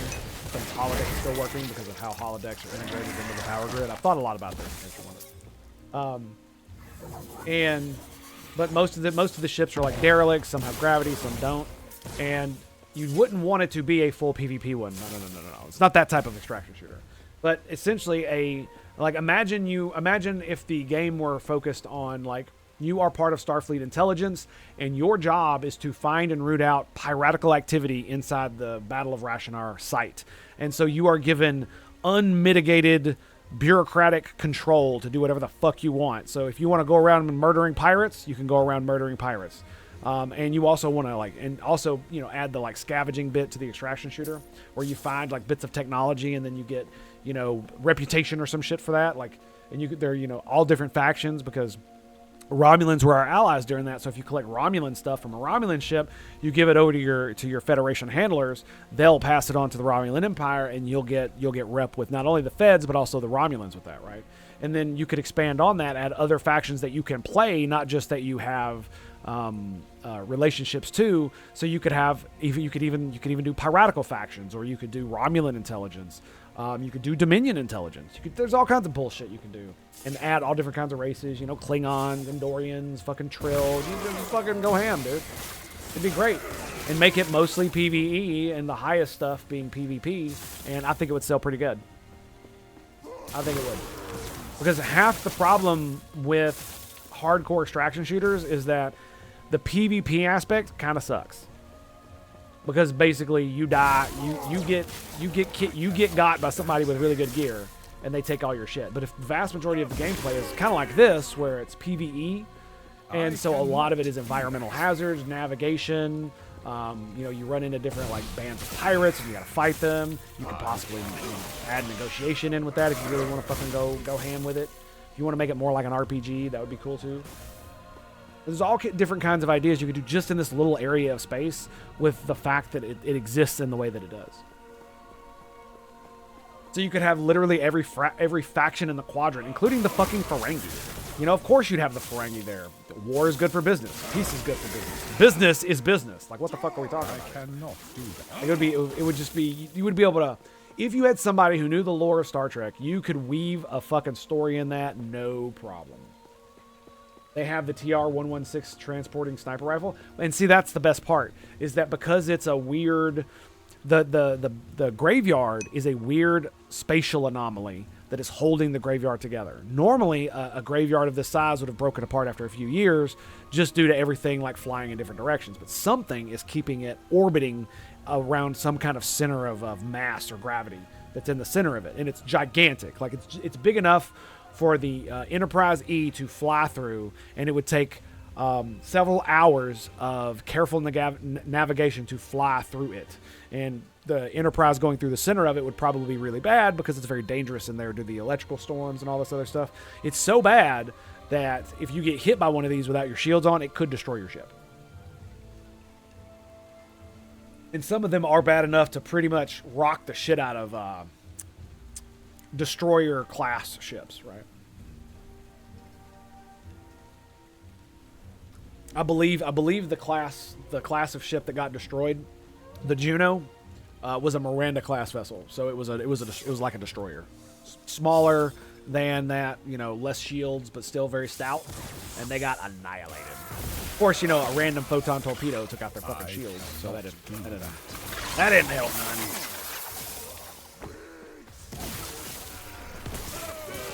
You couldn't do power whips, but that's, like I said, that's one of the things about having it be in such an anomalous area of space, is that you could disable most of those devices and it not break lore. Because you have a legitimate in-universe reason for why you wouldn't be able to use phasers everywhere. Why TR-116 transporting sniper rifles wouldn't work through walls in this place is because of all the anomalous stuff. So you need tried and true brute force energy weapons or projectile weapons like modern firearms. And a lot of the high-tech technology, like, so imagine you go in like this, right? You've got this like fucking decked out TR-116 sniper rifle thing. You can see through walls, all this bullshit. Totally cool.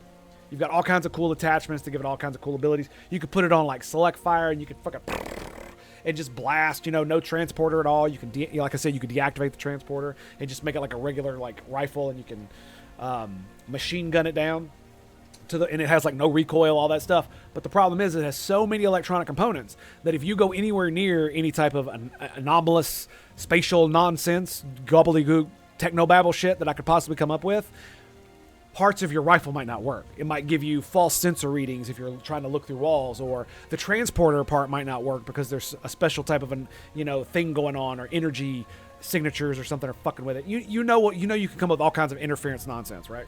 And so that's kind of the way I would like to make the game, is that all the high-tech stuff, you have it available, right? But a lot of it is not very reliable inside of Rashanar. So you're always going to want to have your tried and true backup weapons, or you're going to want to kit out a primitive, like actual,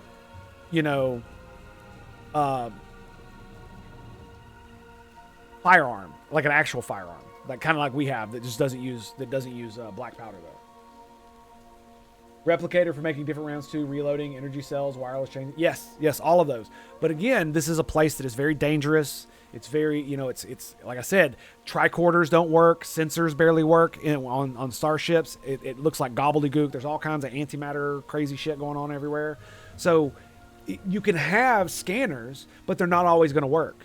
You can have all this advanced tech, power whips and stuff, but if you're in a certain type of ship at a certain part of Rashanar, it might not be reliable, right? You could make it to where not only are there things on a map that if you get too close to, that it might make your shit fail, right? But also just maps in particular could just be like, well, I mean, like, this type of weapon has a failure rate of 75% if you try to use it on this map. So you go to click your phaser rifle, and it's jammed. It's jammed. It's jammed. Then you got to do the thing, jam. Do the thing, jam. Do the thing, now it fires. That would be I think that would be a cool thing.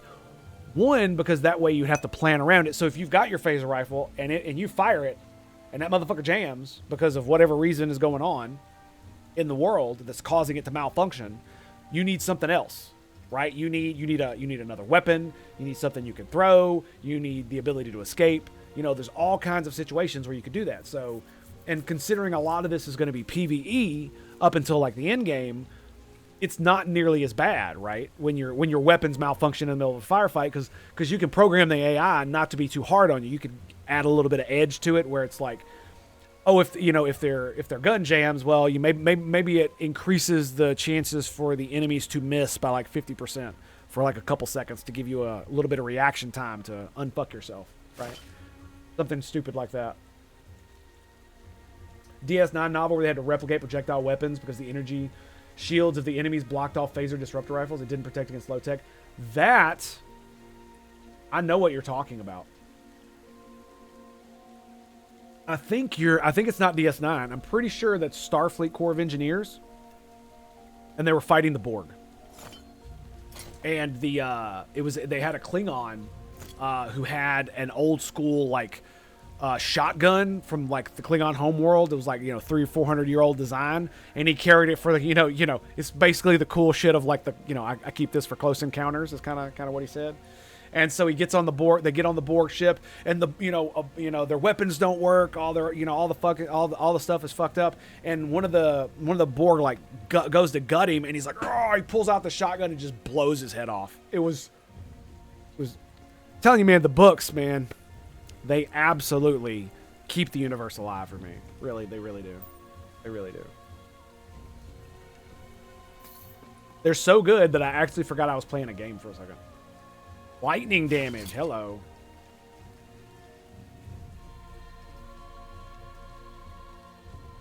I don't really have a place to put it.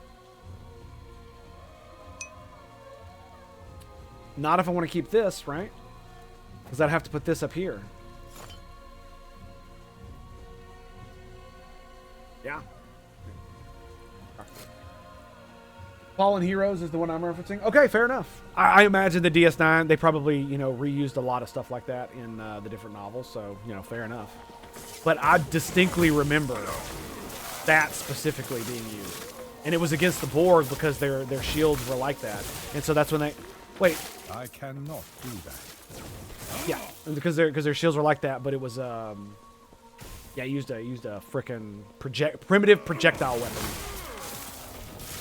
I cannot do that.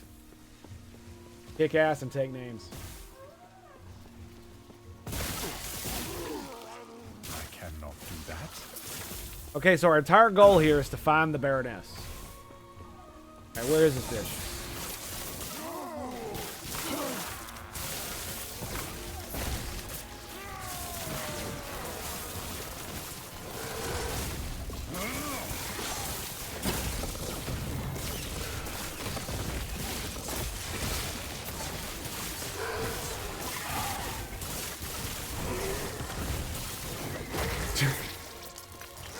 Man.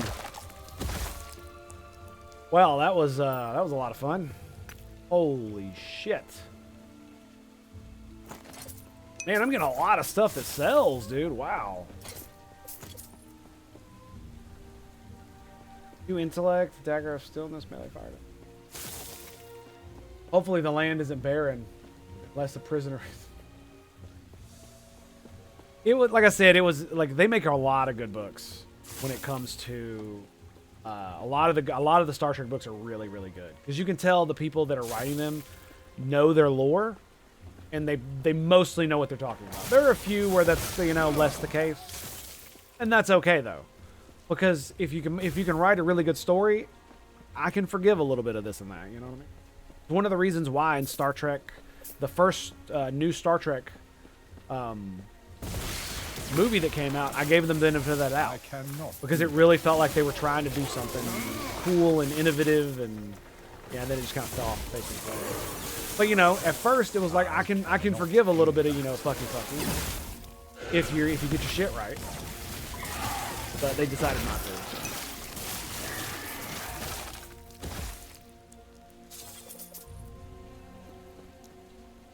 to. And boom. 73, but now it's 36,000 damage DPS. And I've got 2 more points to put in it. Somewhere.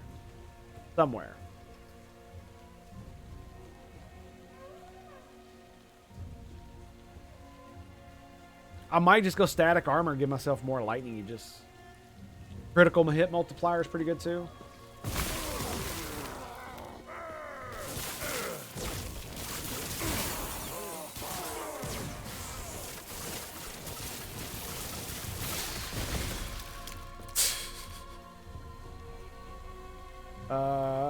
Critical strike mana regen. Hello.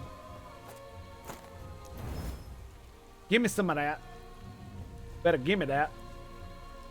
2 to surge. What the fuck is that? Oh yeah, early TOS books were trying a lot of different things. The animated series used a lot of the first novels. Yeah.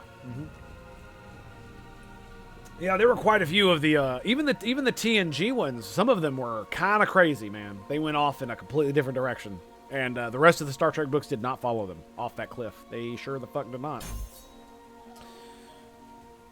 All right, so next we'll get global recovery speed by 5%. Lovely, boys. Lovely.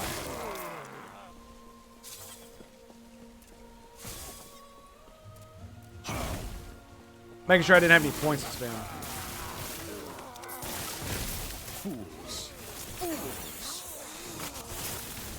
Damn, they both leveled up? That's crazy. Skadoosh. And crits. Yeah, it does mean more charges.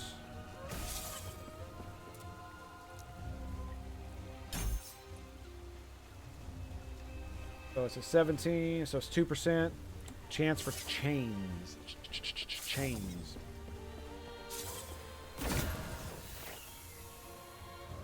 Volcanic orb damage.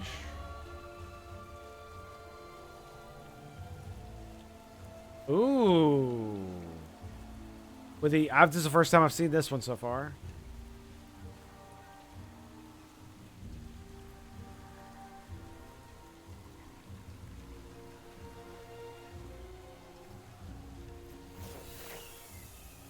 All right, let's go, baby.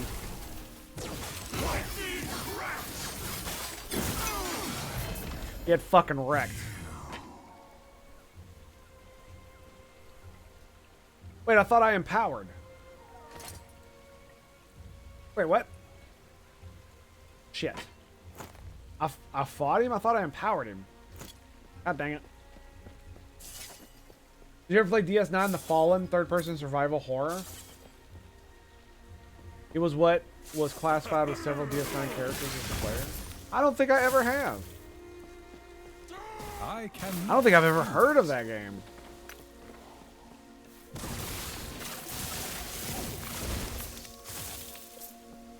I cannot do that.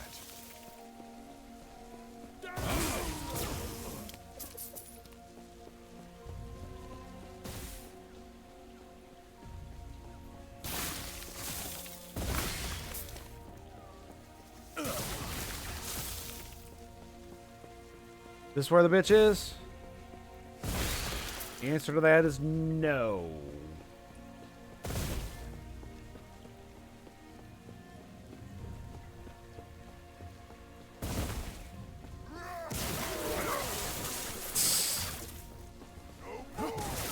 It is funny when you do it, man. It's so fucking funny. All right. I thought you might be here considering how big this one is, but apparently I was wrong.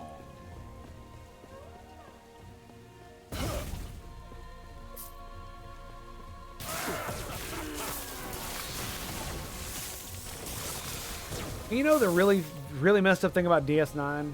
One of the main reasons I didn't like it back in the day was because of how much religious shit they did with the Bajorans. And it just reminded me, it's like one of the reasons is because I was very disappointed because they had the entire goddamn Gamma Quadrant available to them to just come up with whatever the fuck they wanted. And they chose to create the Dominion and do Bajoran religious shit. And it was like, there was so much more that could have been done. So much more that it could have been.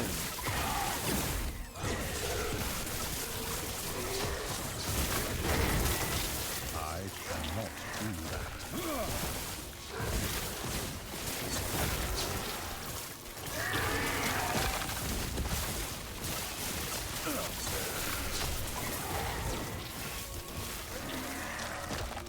Anybody else? Fuckos. Damn, dude.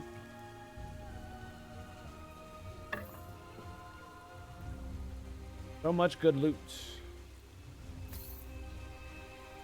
22. What level's that? 7 intelligence, 5 crit.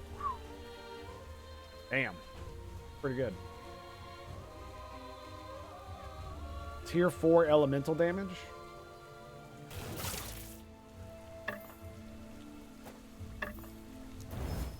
Alright, is there any other stuff I want to... 13 mana, 2 surge, minion damage. Any of the big ones. Crit chance. Wait.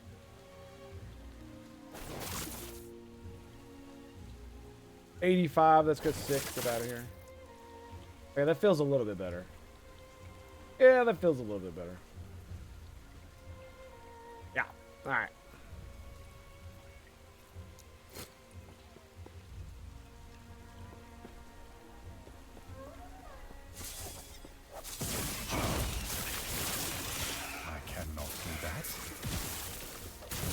I'm not gonna lie, man. Talking about Birth of the Federation makes me want to play it.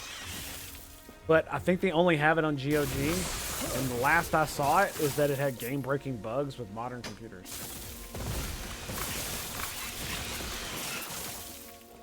And I lost my disc for it, like back in the day, like I said before. So mad about that.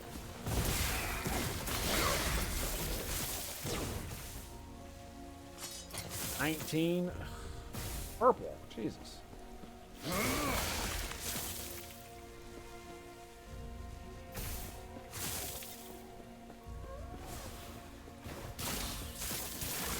Yep. Come on, boys. Let's go. You ain't ready for this. You ain't ready for this.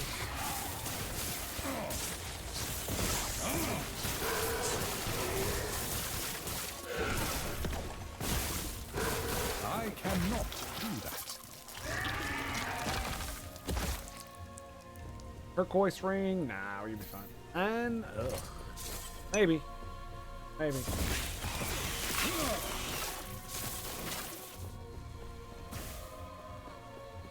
Yep. Unfortunately, I had the I had an entire library of like Star Trek: The Next Generation, Voyager, DS9 books, even a few of the older games that I've been able to keep around.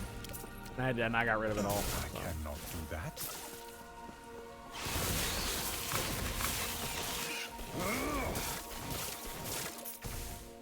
Oh, sucks to be me.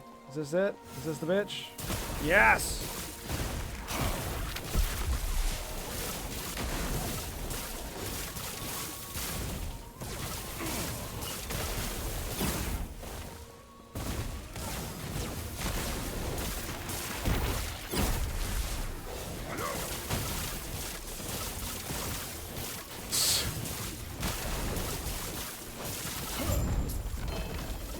There it is. Finally.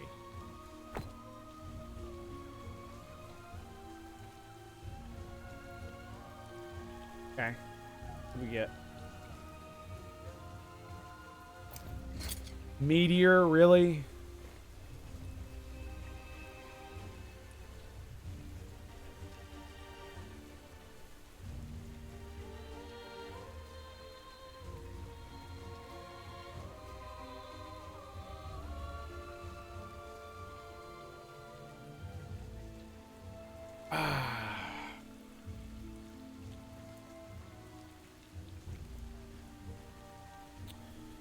I mean, don't get me wrong, it's a cool item, but damn.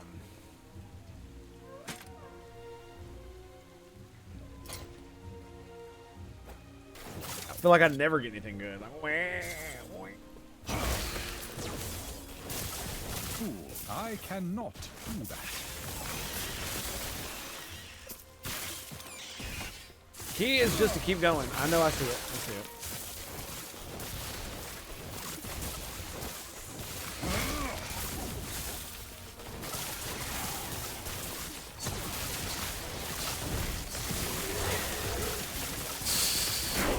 Just stacked max stock. Stacked max shock on him. Completely, utterly devastating.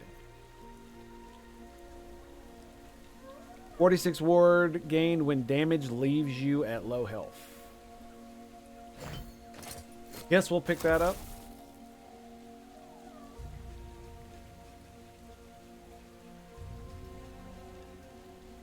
New reward type that grants woven echoes.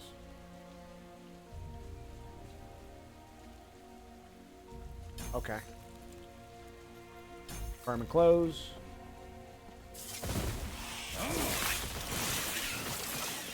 We're just clearing it out for the XP and the loot. We're gonna head out. Yep. So a lot. That is a lot. A lot of ward we gain on.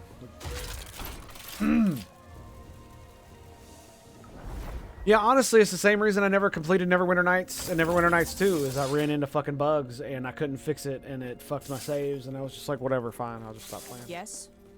It's like the companies that make them, they don't give a fuck, so why would I care? Damn, look at that, dude. 18 intelligence. Dude. What's the max it can roll? 18. Oh my god, son. Insanity. Insanity. Like, I don't want spell critical multiplier, though. Like, I actually don't want that.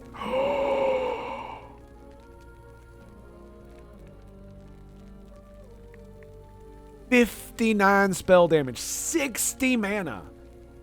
It doesn't matter that it doesn't have crit, and it doesn't matter that it doesn't have elemental. If I put that motherfucker on, it will increase my damage a significant amount. 52 right here. 54 mana. It's -5 spell casting on that one. Look at that. Bro. Oh, it's maximum cold damage. Oh, that sucks. I'm gonna buy it anyway. Yep. Fuck it. We ballin', boys. We ballin'. Sell you. Sell you. Sell you. Like, I half wonder if I should keep half of these idols that I have, because I just... Frost Claw. Fuck it. I'm just going to sell these. Elemental... Ooh. That's area. Fire damage. Fuck it. We're just going to... Yeah. My inventory's going to be full of these damn things if I keep it up. 2 to spell damage. I'll keep that one. I might find some different stuff where I can work it in. You know what I mean? Because if I find a bunch of other stuff that I don't want these. I mean, this one... 6 spell damage? That's crazy. Right? So, yeah. So...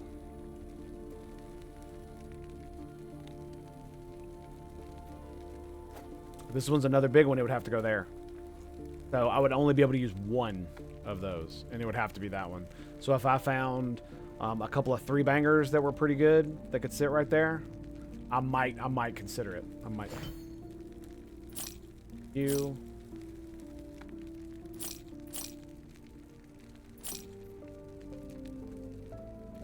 %8 movement speed. It's just, I've had that thing since the beginning of the game, dude.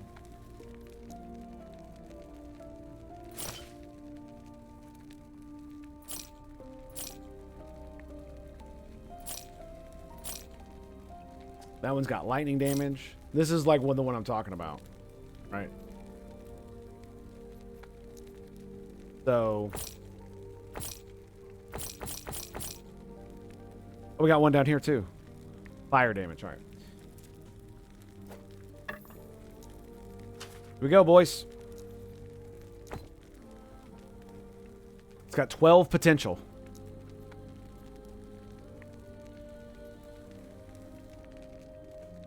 Mana gained as ward. Then mana. What is my current one? 55 critical strike. 3% chance to crit. Okay. Alright. Alright. Alright, here we go.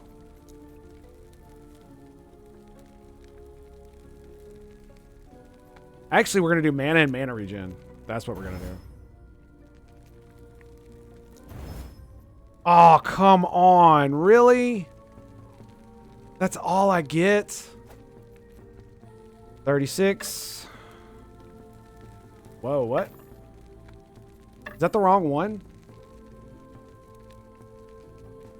That's 52. Wait, what? Yes. Oh, I'm a dumbass. I am dumb. That's 59 right there. Has it got 60 mana on it too? That's 54 mana, but it's -5 spell cost. So we're looking at 36,280, 36,280. So 880. 6,399. That gives more. I wonder why. Yeah, that's kind of interesting. 4,978.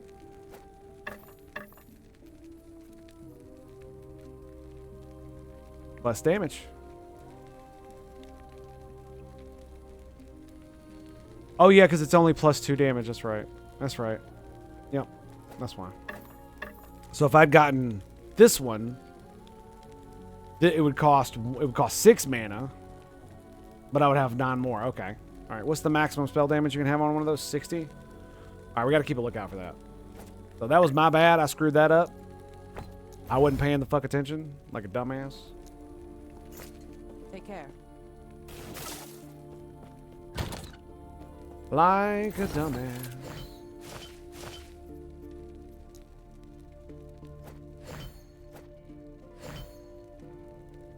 So, lightning damage there.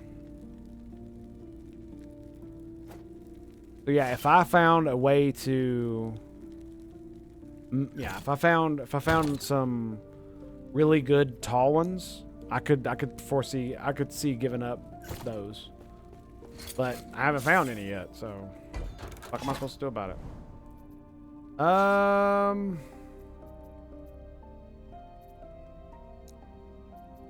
What is that?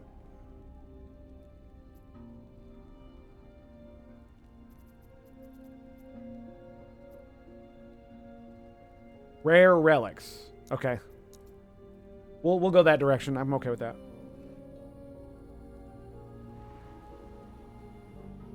I'm okay with that.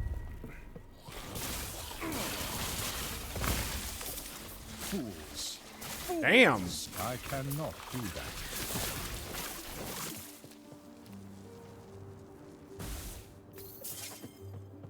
Yeah, they're starting to. There's that. A lot of these items are starting to sell, man. They are really, really getting up there.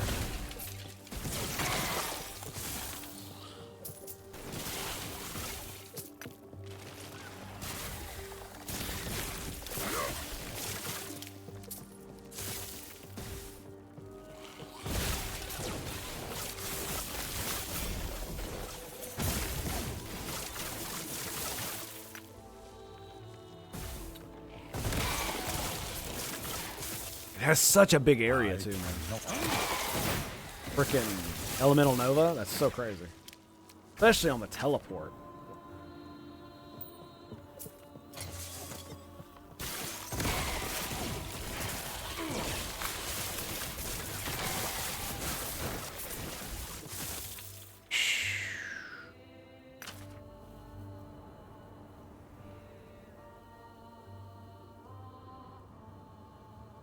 It has 8 intelligence on it. Wow.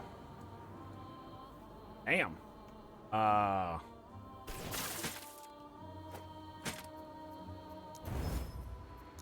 So, Glyph of Hope. What the fuck is that? Glyph of Envy, Despair. Oh, yeah, that's what Glyph of Hope is. Order. Glyph of Despair. Has a chance to seal an affix instead of upgrading it. The seal affix is moved to its own slot, leaving the old slot open for a new affix. Destabilizes an item, unpredictably changing all the properties other than the affix being upgraded. This stability is siphoned to the most recent monolith timeline you entered, greatly increasing stability. Interesting. And re-rolls all implicits on an item.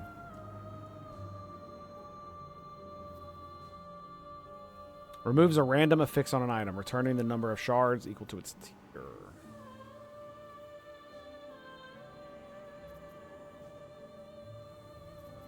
Implicits, okay. That's the, yeah,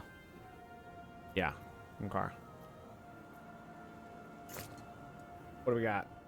81, I'm not sure that's worth it, right? It's 8 slots, 10 per slot. Actually, that's not bad. I pick up every ring, and they're like 3. I'm not picking that up. Oh, those are memory ambers. Nice.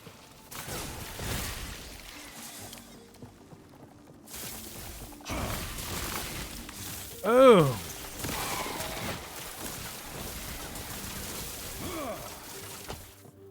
Telling you, boys. Telling you, man. The lightning is something else.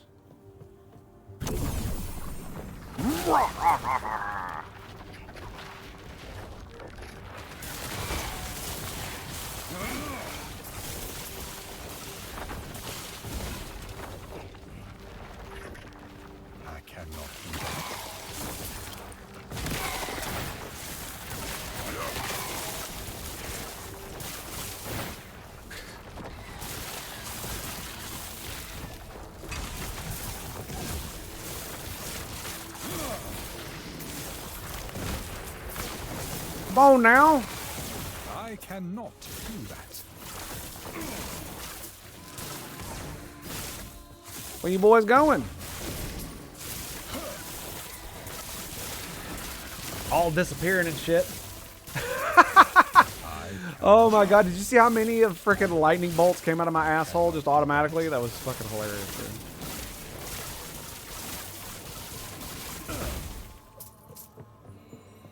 I cannot. Look at that, dude. I cannot do that.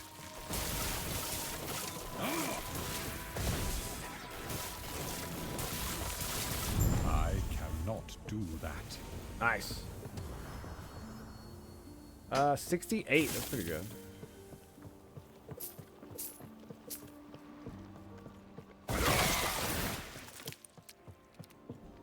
Okay. So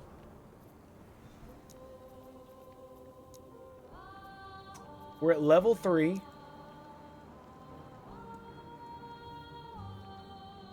Cool. Cool. We got 4,000 favor now, so I could go get one of those, but we're not gonna do that right now. And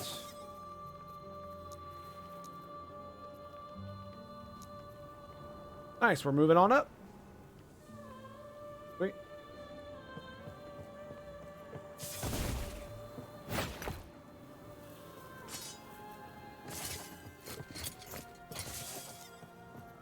There needs to be a button for that. Force.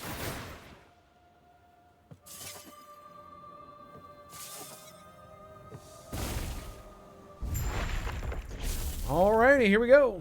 Once more into the breach, my friends.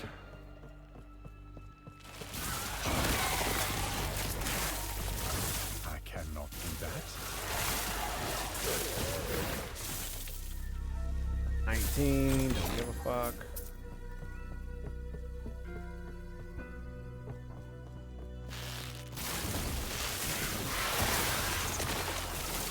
I cannot. Increase bow damage? Alright.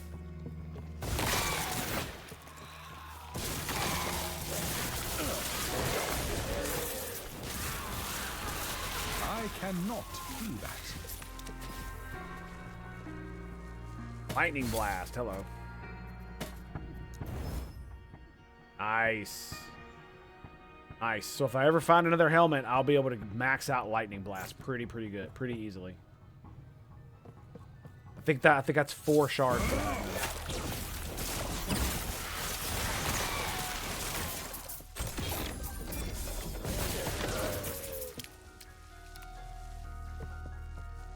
Staff of Authority. 270 damage over time. That looks pimp. I don't need it though. Does look pimp though.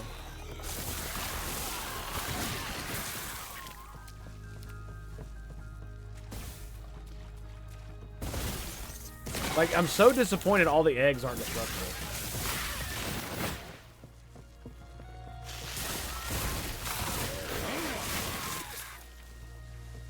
You know what I mean? It's such a shame. Whoa, okay, got a lot of loot there.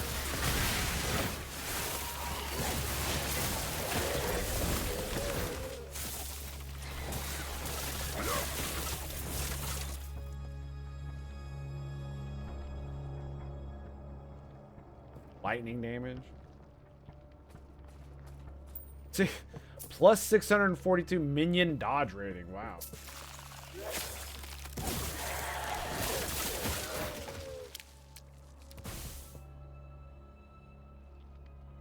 $83 spell damage. That's pretty good. Shock on hit. Shock duration. Do I even need that? I don't know what my shock chance. Well, well, we can look. What is my shock chance? I don't have one. A base one anyway. What about shock chance 33?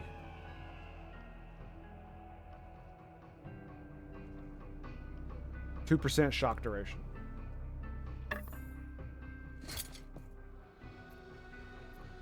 So Damn, do I give up lightning for this? Lightning damage?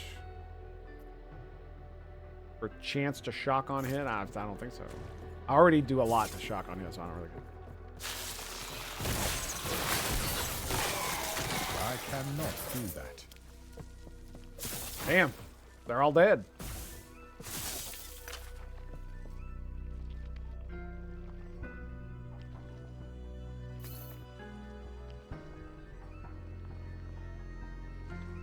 Ward per second.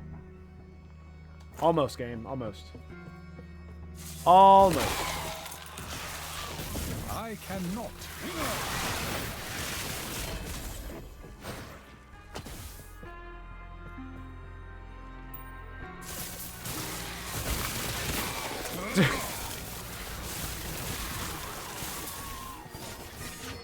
It still amuses me when they just disintegrate. I'm just saying. Damage over time. Nice.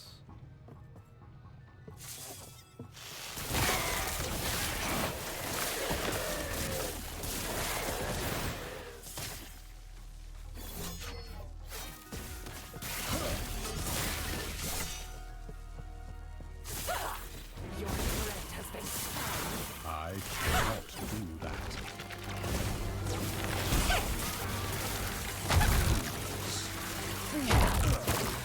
Fools! Fools! You will all die. Fucking A, dude.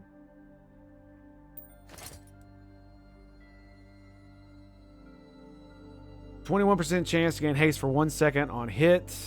Melee attack speed, health regen, bow attack speed, critical chance for it with the third strike or flurry. Well, I found one that has one stat that I can use.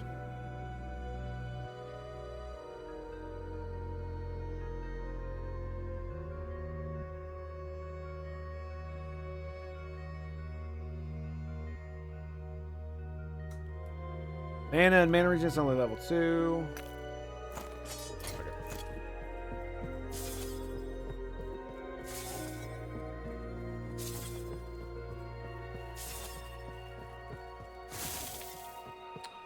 Alrighty, what do we get? Silly rune. That's the Weaver thing, right? Yeah, Woven Echo, okay.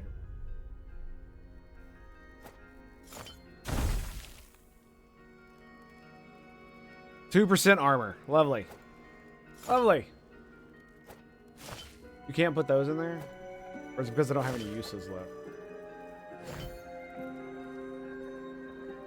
So you can't put the little ones in there. Okay. Fair enough.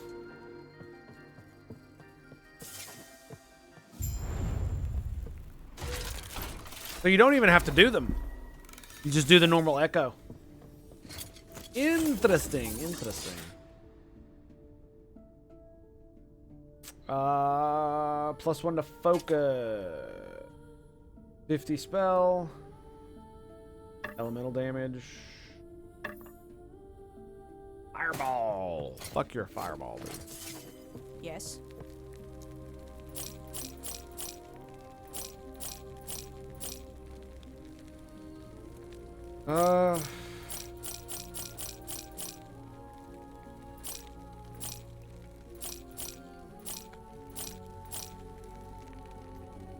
So I would have to give up one of these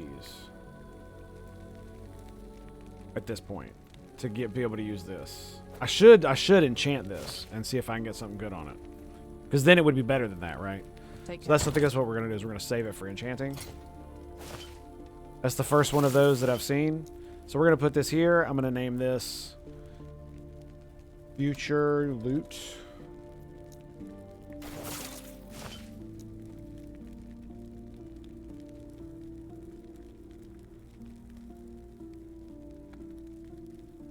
Yeah, none of those are that great. Potion Ward. Health on kill, melee. 2 lightning spell damage. We'll future loot that one. Shock on hit, future loot. Lightning damage, future loot. Okay, here we go. Alright.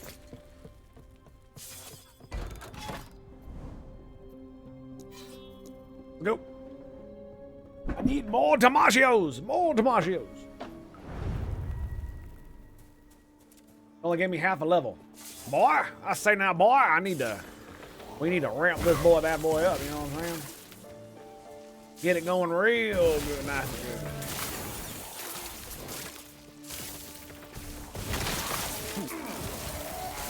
The Weaver grows.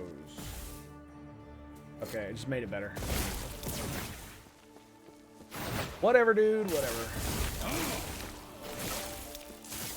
That's definitely one I want to look into replacing with a better enchant with a one. The problem is I can't fucking find.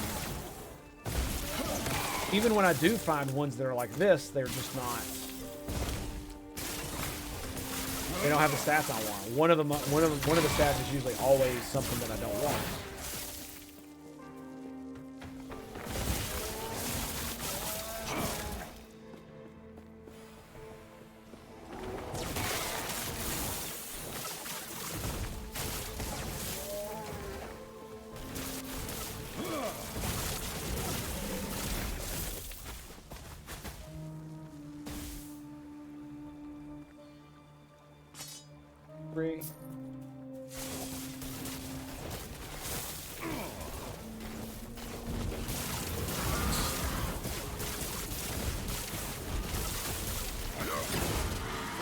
Correct. Minions, teleport. Alright, now can I go kill dude, bro? Can we do this?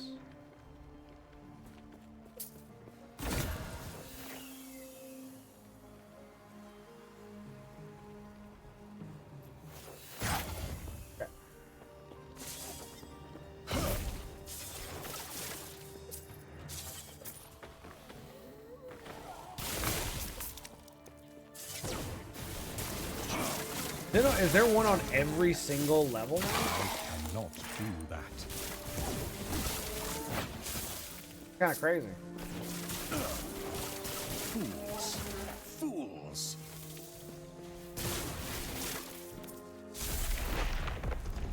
Alright. That is kind of crazy. I cannot do that.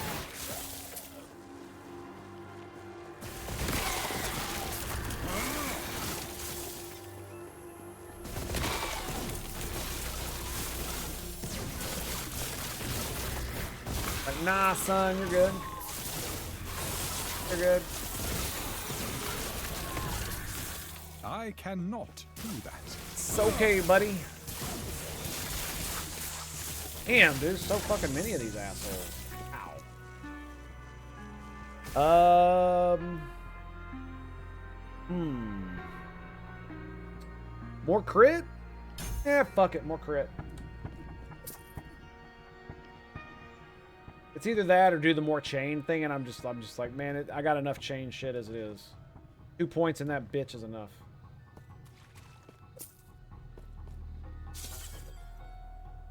Alright.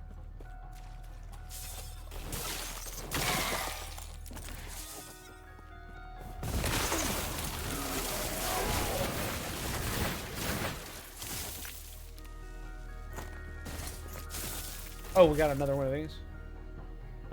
1, 2, 3, 4. 1, 2, 3, 4, 5. Okay. You have a chance for your echoes to spawn with Memory Amber reward type.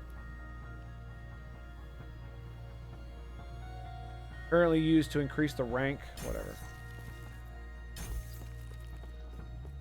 Give me the damn thing, god dang it.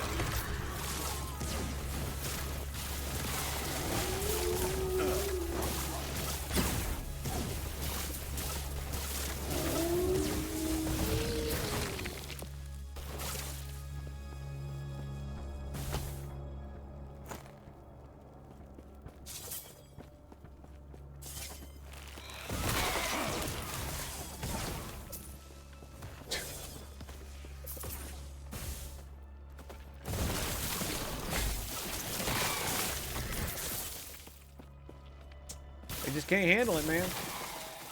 Just can't handle it.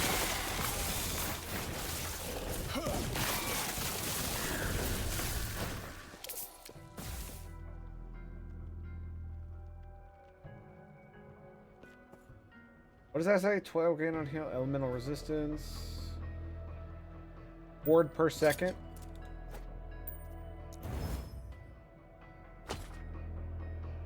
Mana, tier 4.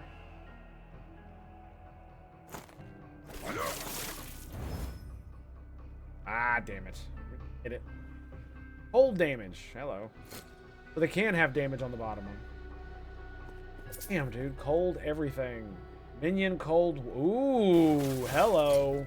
Hello. There it is. Ward per second. 36. 35. How much was that? 35, 7, 36. Ooh. 700 damage. For 18 ward per second and 13 ward retention.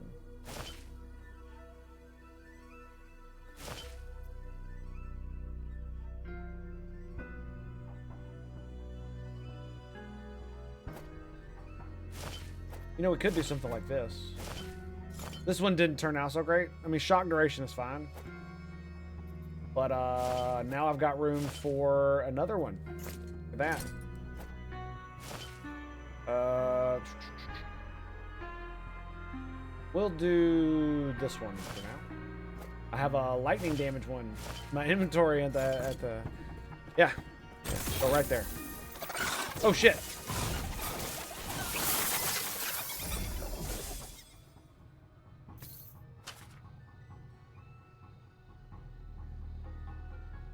Spell damage, ward per second. Does that say ward per second?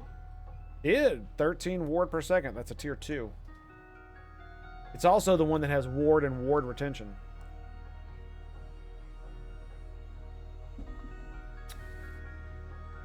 $13.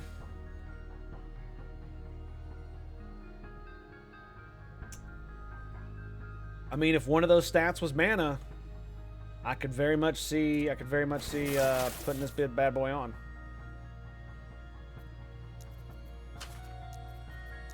Let me see. See if we get lucky. Are you ready? You ready? Come on, mana. Mana. Lightning damage. Oh my god. How much mana do I got? 390? Fuck.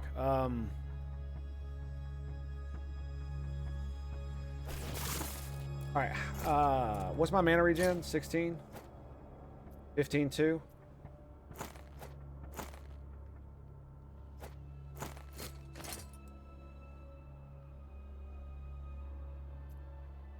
$35 327. 35 871. Why? Why is what?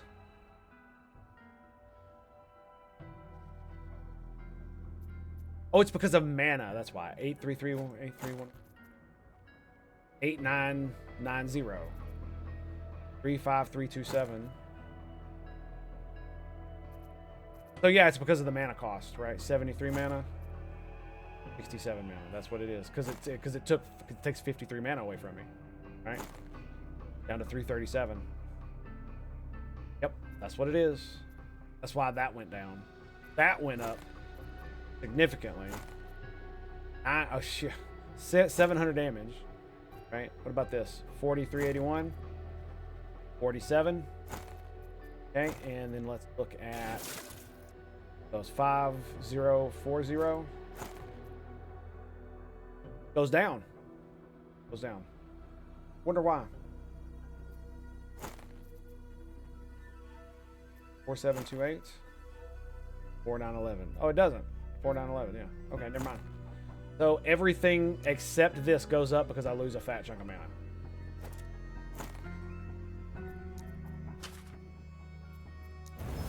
Ah, come on. Could you not just fucking give it to me, dude?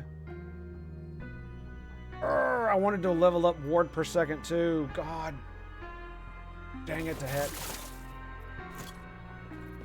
Okay, so we'll lose a little bit of damage on that. We're gonna keep this because I definitely want to see if this. Yeah, but look at the ward and ward retention.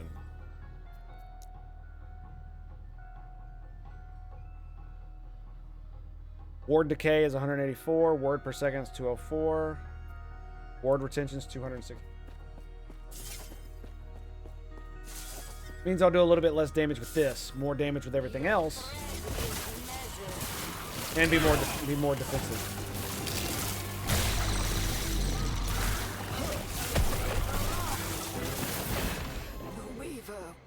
Damn, that was rough. Ward decay threshold. Vitality. 5 vitality. Damn, that was pretty crazy. Can I 4 spell damage? Here it is. Here it is, baby. 4 spell damage. 19% increased spell damage.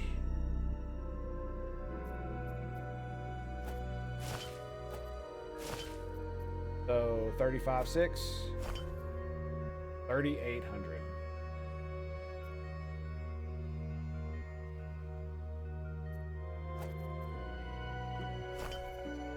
Gave 600 damage to that. Yeah. All right. Yep, that'll do. That will definitely do. Yeah, because it gave me more intelligence. I got more ward per second, ward retention. It looks like my mana's gonna be okay.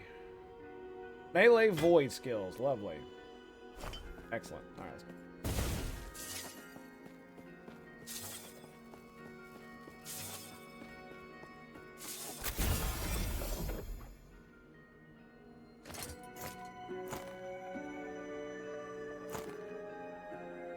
Elemental damage over time. You gotta look very specific. Very, very, very interesting. Specificity. Specificity. There we go. Specificity. 31. Whoa. We're already at tier 2 spell crit.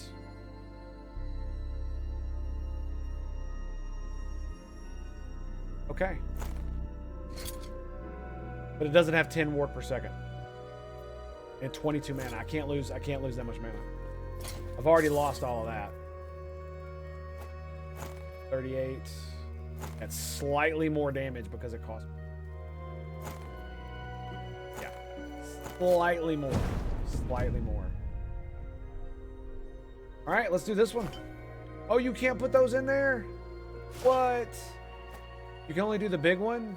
Oh, class-specific idols. Oh. Oh, I see. Oh my god, Ward Decay through what?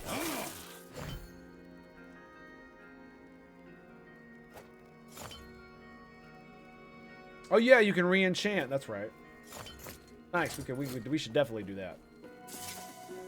Let's get the fuck out of here. I cannot do that. Damn, son. Like, the loot is too much. 46. I really, really should turn off all armor.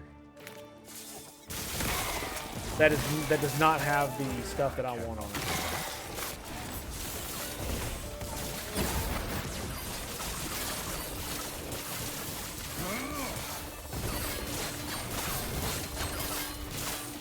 Yeah, hit yourself in the face, bitch. Hatchets, brass amulets, sapphire ring.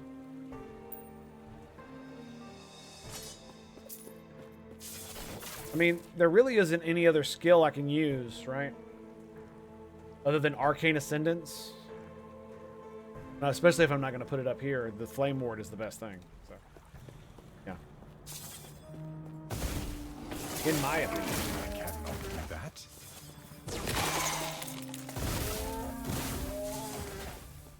I cannot do that.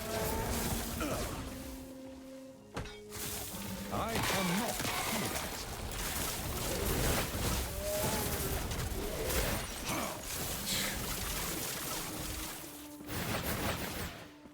Like, so many big-ass mobs, dude.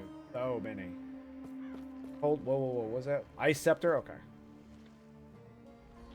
10 Voids, yeah, I don't need to worry about that. It's like shit like that. Like, yeah, items that are so low level, I wouldn't really care. It does have a tier 3 crit strike on it, though. And a level 1 shock on hit.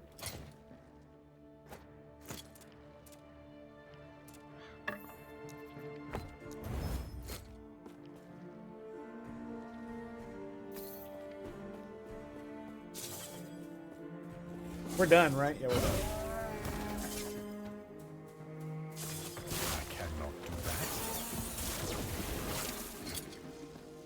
Where'd it go? Ooh. Ward +4 ward decay threshold. So does that mean how percentage wise? It's just there? So it's 206.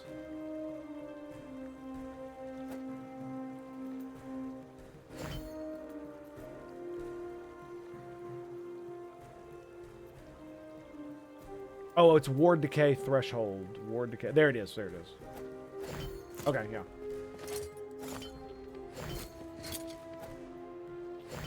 Yeah. I cannot do that. I am not a man of many pockets.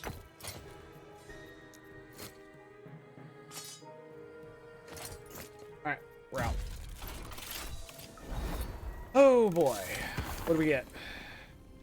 Oh yeah, that. Okay. Relics.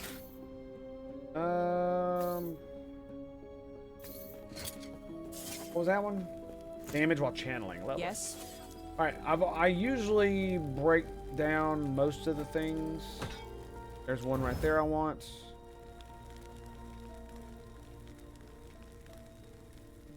Yeah. I got rid of that for spell damage, and I have my lightning.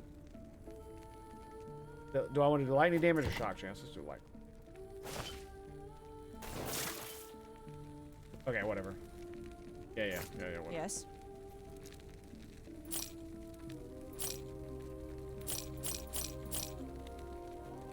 Didn't mean to do that, but too late now.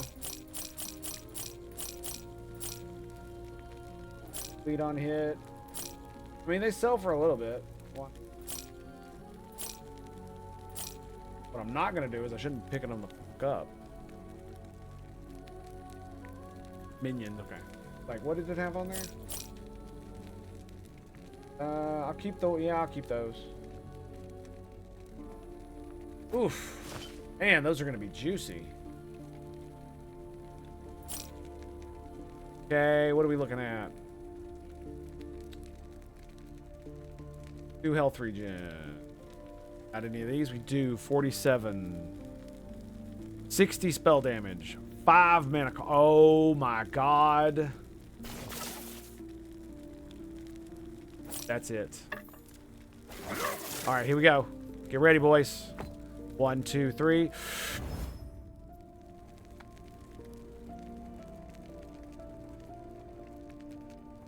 Okay, we can work with this. Right. We got fire damage. We could roll that out. Lightning damage, bro. Come on. No whammies, no whammies, no whammies. No whammies. No whammies, come on. Give me more. Give me more, baby. Alright, we got 1. That's tier 3. I guess we do lightning damage. Oh, yes, we got the crit. Oh, and there goes 0. We maxed it out, bro. Tier 5s on both of them. It gives 55 mana, 60 spell damage. Oh my fucking god, dude. So we're looking at 38,000. 38,004. 38.4. 50,000. Oh my god. That's it, baby. That's the big one. That's the big one. I'm feeling it. I'm feeling it in my bones. Oh my. We literally bought it. We just bought it off the thing. We just bought it off the thing. I'm gonna put these in future loot because I might be using them later. Maybe. Stun avoidance. I definitely want ward retention. Potion, lightning damage. Yeah, we'll keep the lightning damage. We'll keep the lightning damage. Sell that. Yes. I was hitting caps lock. That's what was going on. Okay. Volcanic orb. Don't care. Critical strike multiplier. 7 mana. Don't care. Don't care. Care. Don't care. Okay. All right. Yes. Dude, I keep doing that. Scaring me, man. Scared me, bro. Totally scared me. Take care.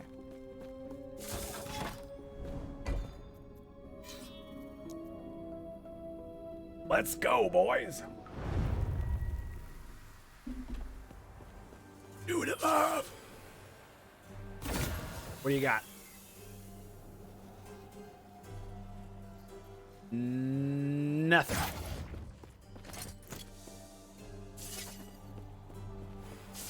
Oh, really?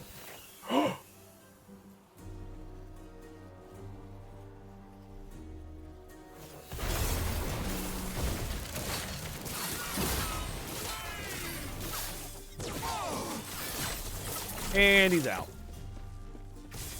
Drops gold, yes. My favorite types of towers. Excelente. Damn, really?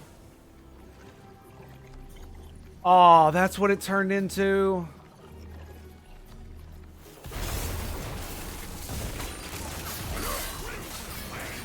I cannot do that.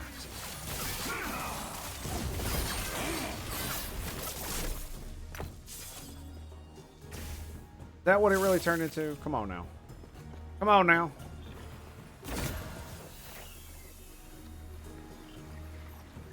Wow, that is crazy. That thing is getting out of hand, man.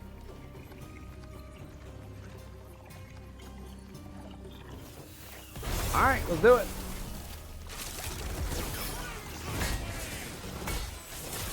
Whoa. Motherfucker hits hard.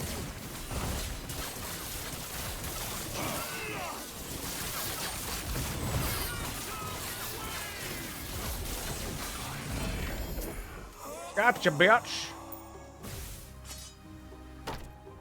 So if I shatter this, how many lightning do I get? I got 1. Lovely. I mean, I guess it's cool. And I mean, there's a lot of these. This is awesome, dude. Holy shit! Look how many there are. Frost wall. Funny. That's I just bought one of those. We're gonna banish.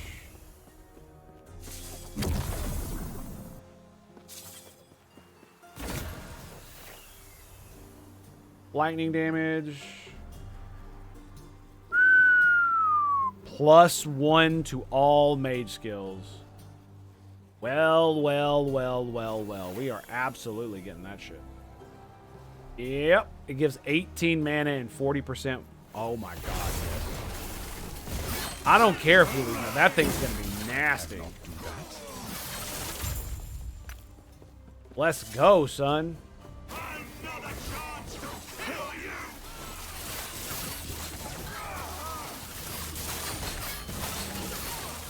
You look how it bounces back and forth between me and him. It's so cool. God dang, son.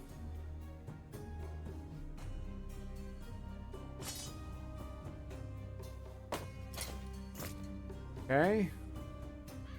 Melee attempt, 2-handed sword. Jesus Christ, look at that thing.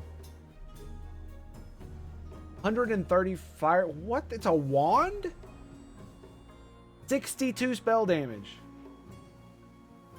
239% chance to upgrade when you slay a harbinger.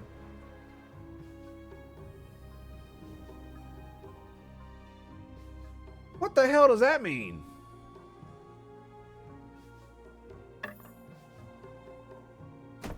And which one of them fools is a harbinger? Look at that, another one. 300% chance to upgrade. Wow. Okay. 52 critical strike chance. 58, excuse me. Pretty good.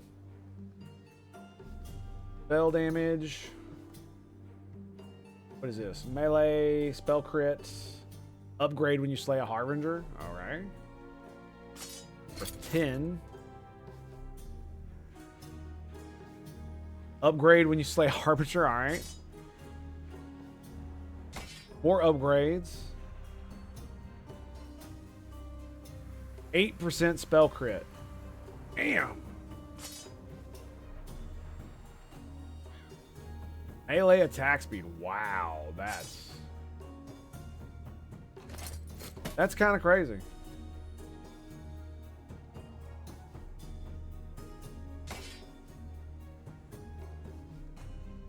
And of course, has to drop something shitty, doesn't it?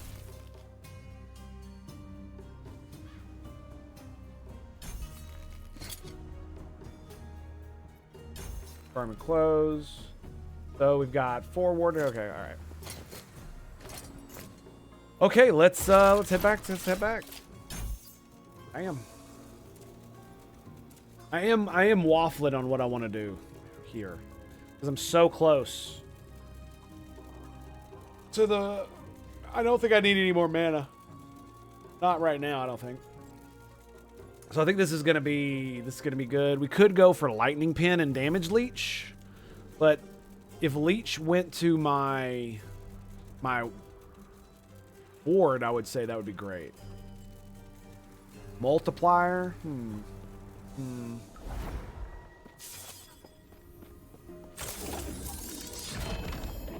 Wow, look at all those fucking... Oh, what the fuck? Acolyte relic. Another one of these fucking things. 45 spell damage. Chance to shock on spell hit. And the max it can go is 50. Damn. That sucks. Still costs 4 mana. That's fair. That's fair. Yes. Okay, here we go.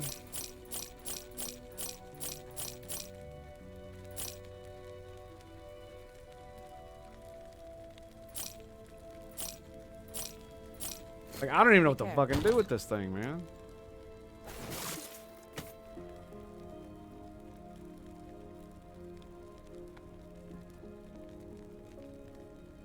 You do 28% more with everything.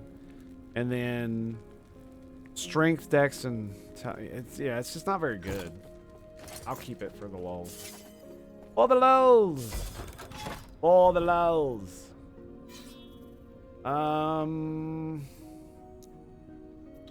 Yeah, let's do this one.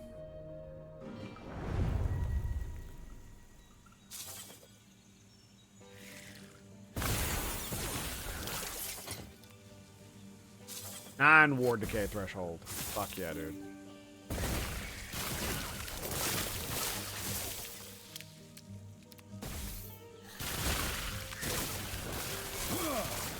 I cannot do that.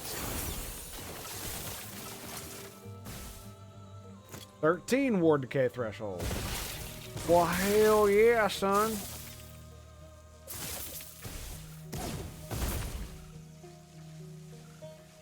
Dodge rating, maximum shadows. Look at that shit.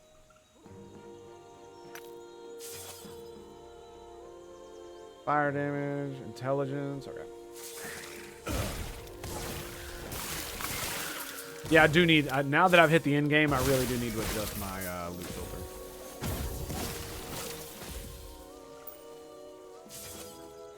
Basically, I only need to pick up... I only need to have the jewelry spawn. Not do that. And only if they have... Like, I don't know what makes something more valuable. I thought it would be, like, higher level tiers of implicits. Or higher level tiers. plus the higher level item. Maybe that's what it is. I cannot do that. So I need to stop wasting my time with lower level shit. 18 decay ward threshold. Wow. I have like no chance to evade. Yeah, 5%. So basically every stat other than that one on there is basically useless.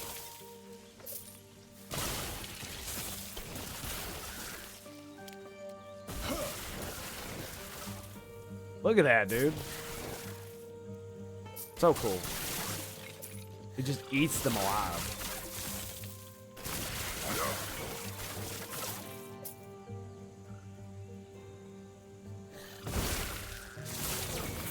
Holy shit, dude. Killed the boss. Mob.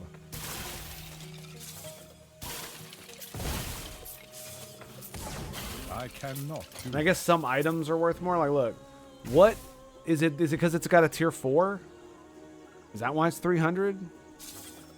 Because the actual stats on it kind of suck ass. I cannot do that.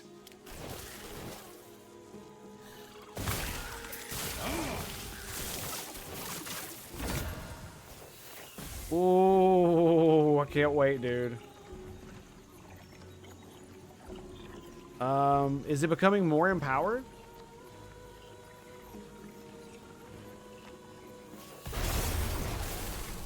I cannot do that.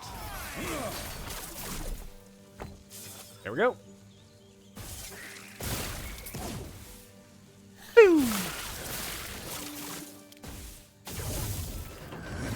Freedom at last. I cannot do fools. I must. Yes, yes. Feel the power.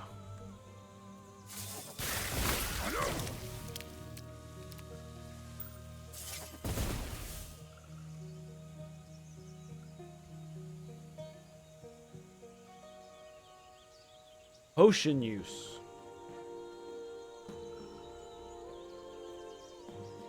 It's like they're not even worth killing, man. Every time I'm just disappointed.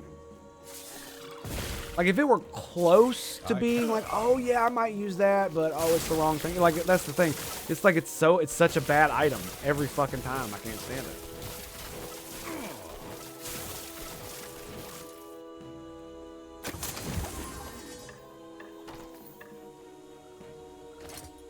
Okay, here we go.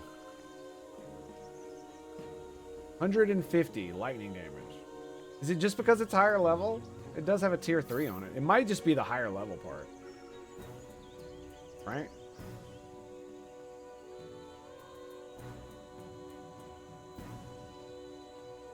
$54 spell damage, cast speed, mana cost. 5.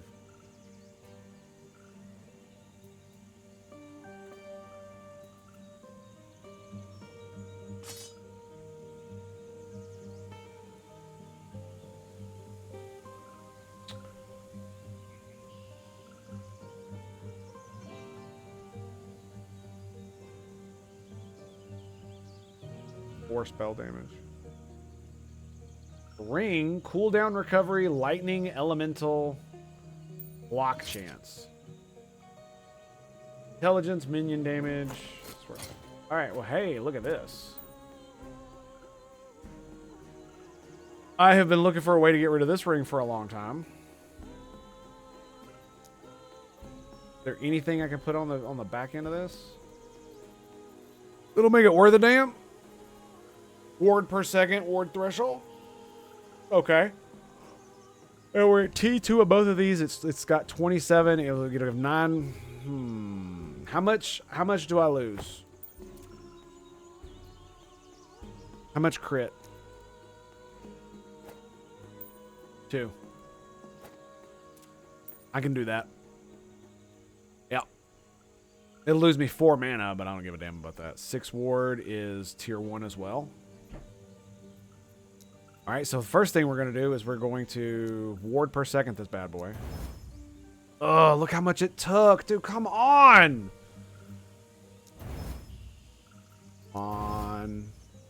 Okay, we're at tier 3 there. Come on, man. Give me a crit. Somehow, some way. Give me something. Give me something.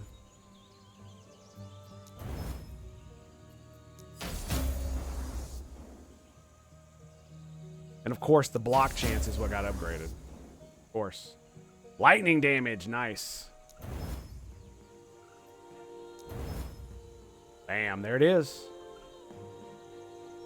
Fucking A, dude. Look at that. 16 ward per second. Ward decay threshold. Yeah, fuck the block. I was going to roll it out, but I wanted to get everything else first. We did it, dude. We got it. We finally fucking replaced this piece of shit. Oh my god, that's so awesome. Okay. None of this shit really sells for anything either. That's kind of the crazy thing. It's all garbage. I think it's not meant to sell for much. Funny as that is. And it gives me cooldown recovery, so 3.6% cooldown. Or 3.6 second cooldown.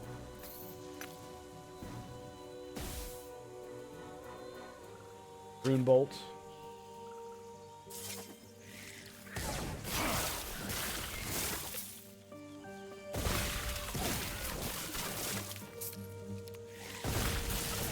Well, well, well. All right. I cannot do that.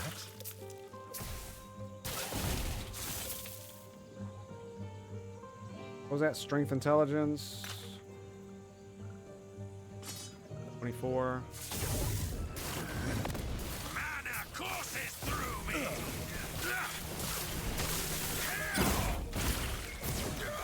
He like just dodged out of it. What a jackass. I did nothing wrong. Minion damage. I mean, that would be cool if I had minions, so sure. Yeah, yeah, I can see that. To be fair, my boots only sell for 6, so.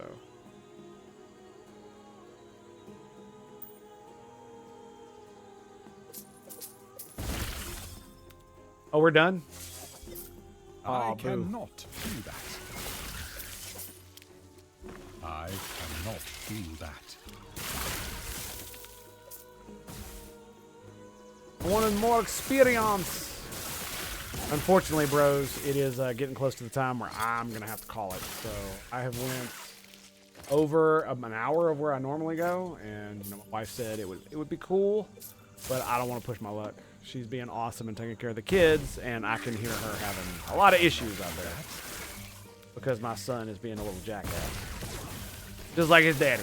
Just like his daddy. That little boy. He's just like his daddy. So I'm kind of trying to get as much experience as I can. I wish I could keep going, but I think we're going to have to call it. I want to keep doing this, dude. You know, while I was running the campaign, I definitely had like, oh my god, I kind of want to play PoE 2 again.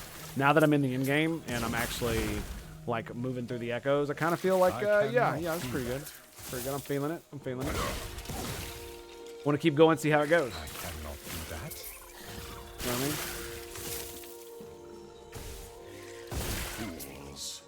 Fool! I cannot do that. Like I really feel like we could get pretty far this season, just on this build alone. I cannot do that. You know what I mean? I'm gonna be able to tear through some of those echoes, man. They are something else. Not only that, we'll be able to do all the prime timeline echoes when we get back for this one. Melee lightning damage. You can sit right there on the ground. You know what? I'll take that one. Because it is funny, because I could do the melee thing and just lightning with it. I mean, I'm not, but I could. I cannot. Yeah, I think it's way better than the black hole. I love the black hole. If I could turn the black hole into lightning, I probably would have kept it. But having every second I get a free lightning blast that I don't have to cast, it just means my DPS is just so good. That we don't got to worry about it.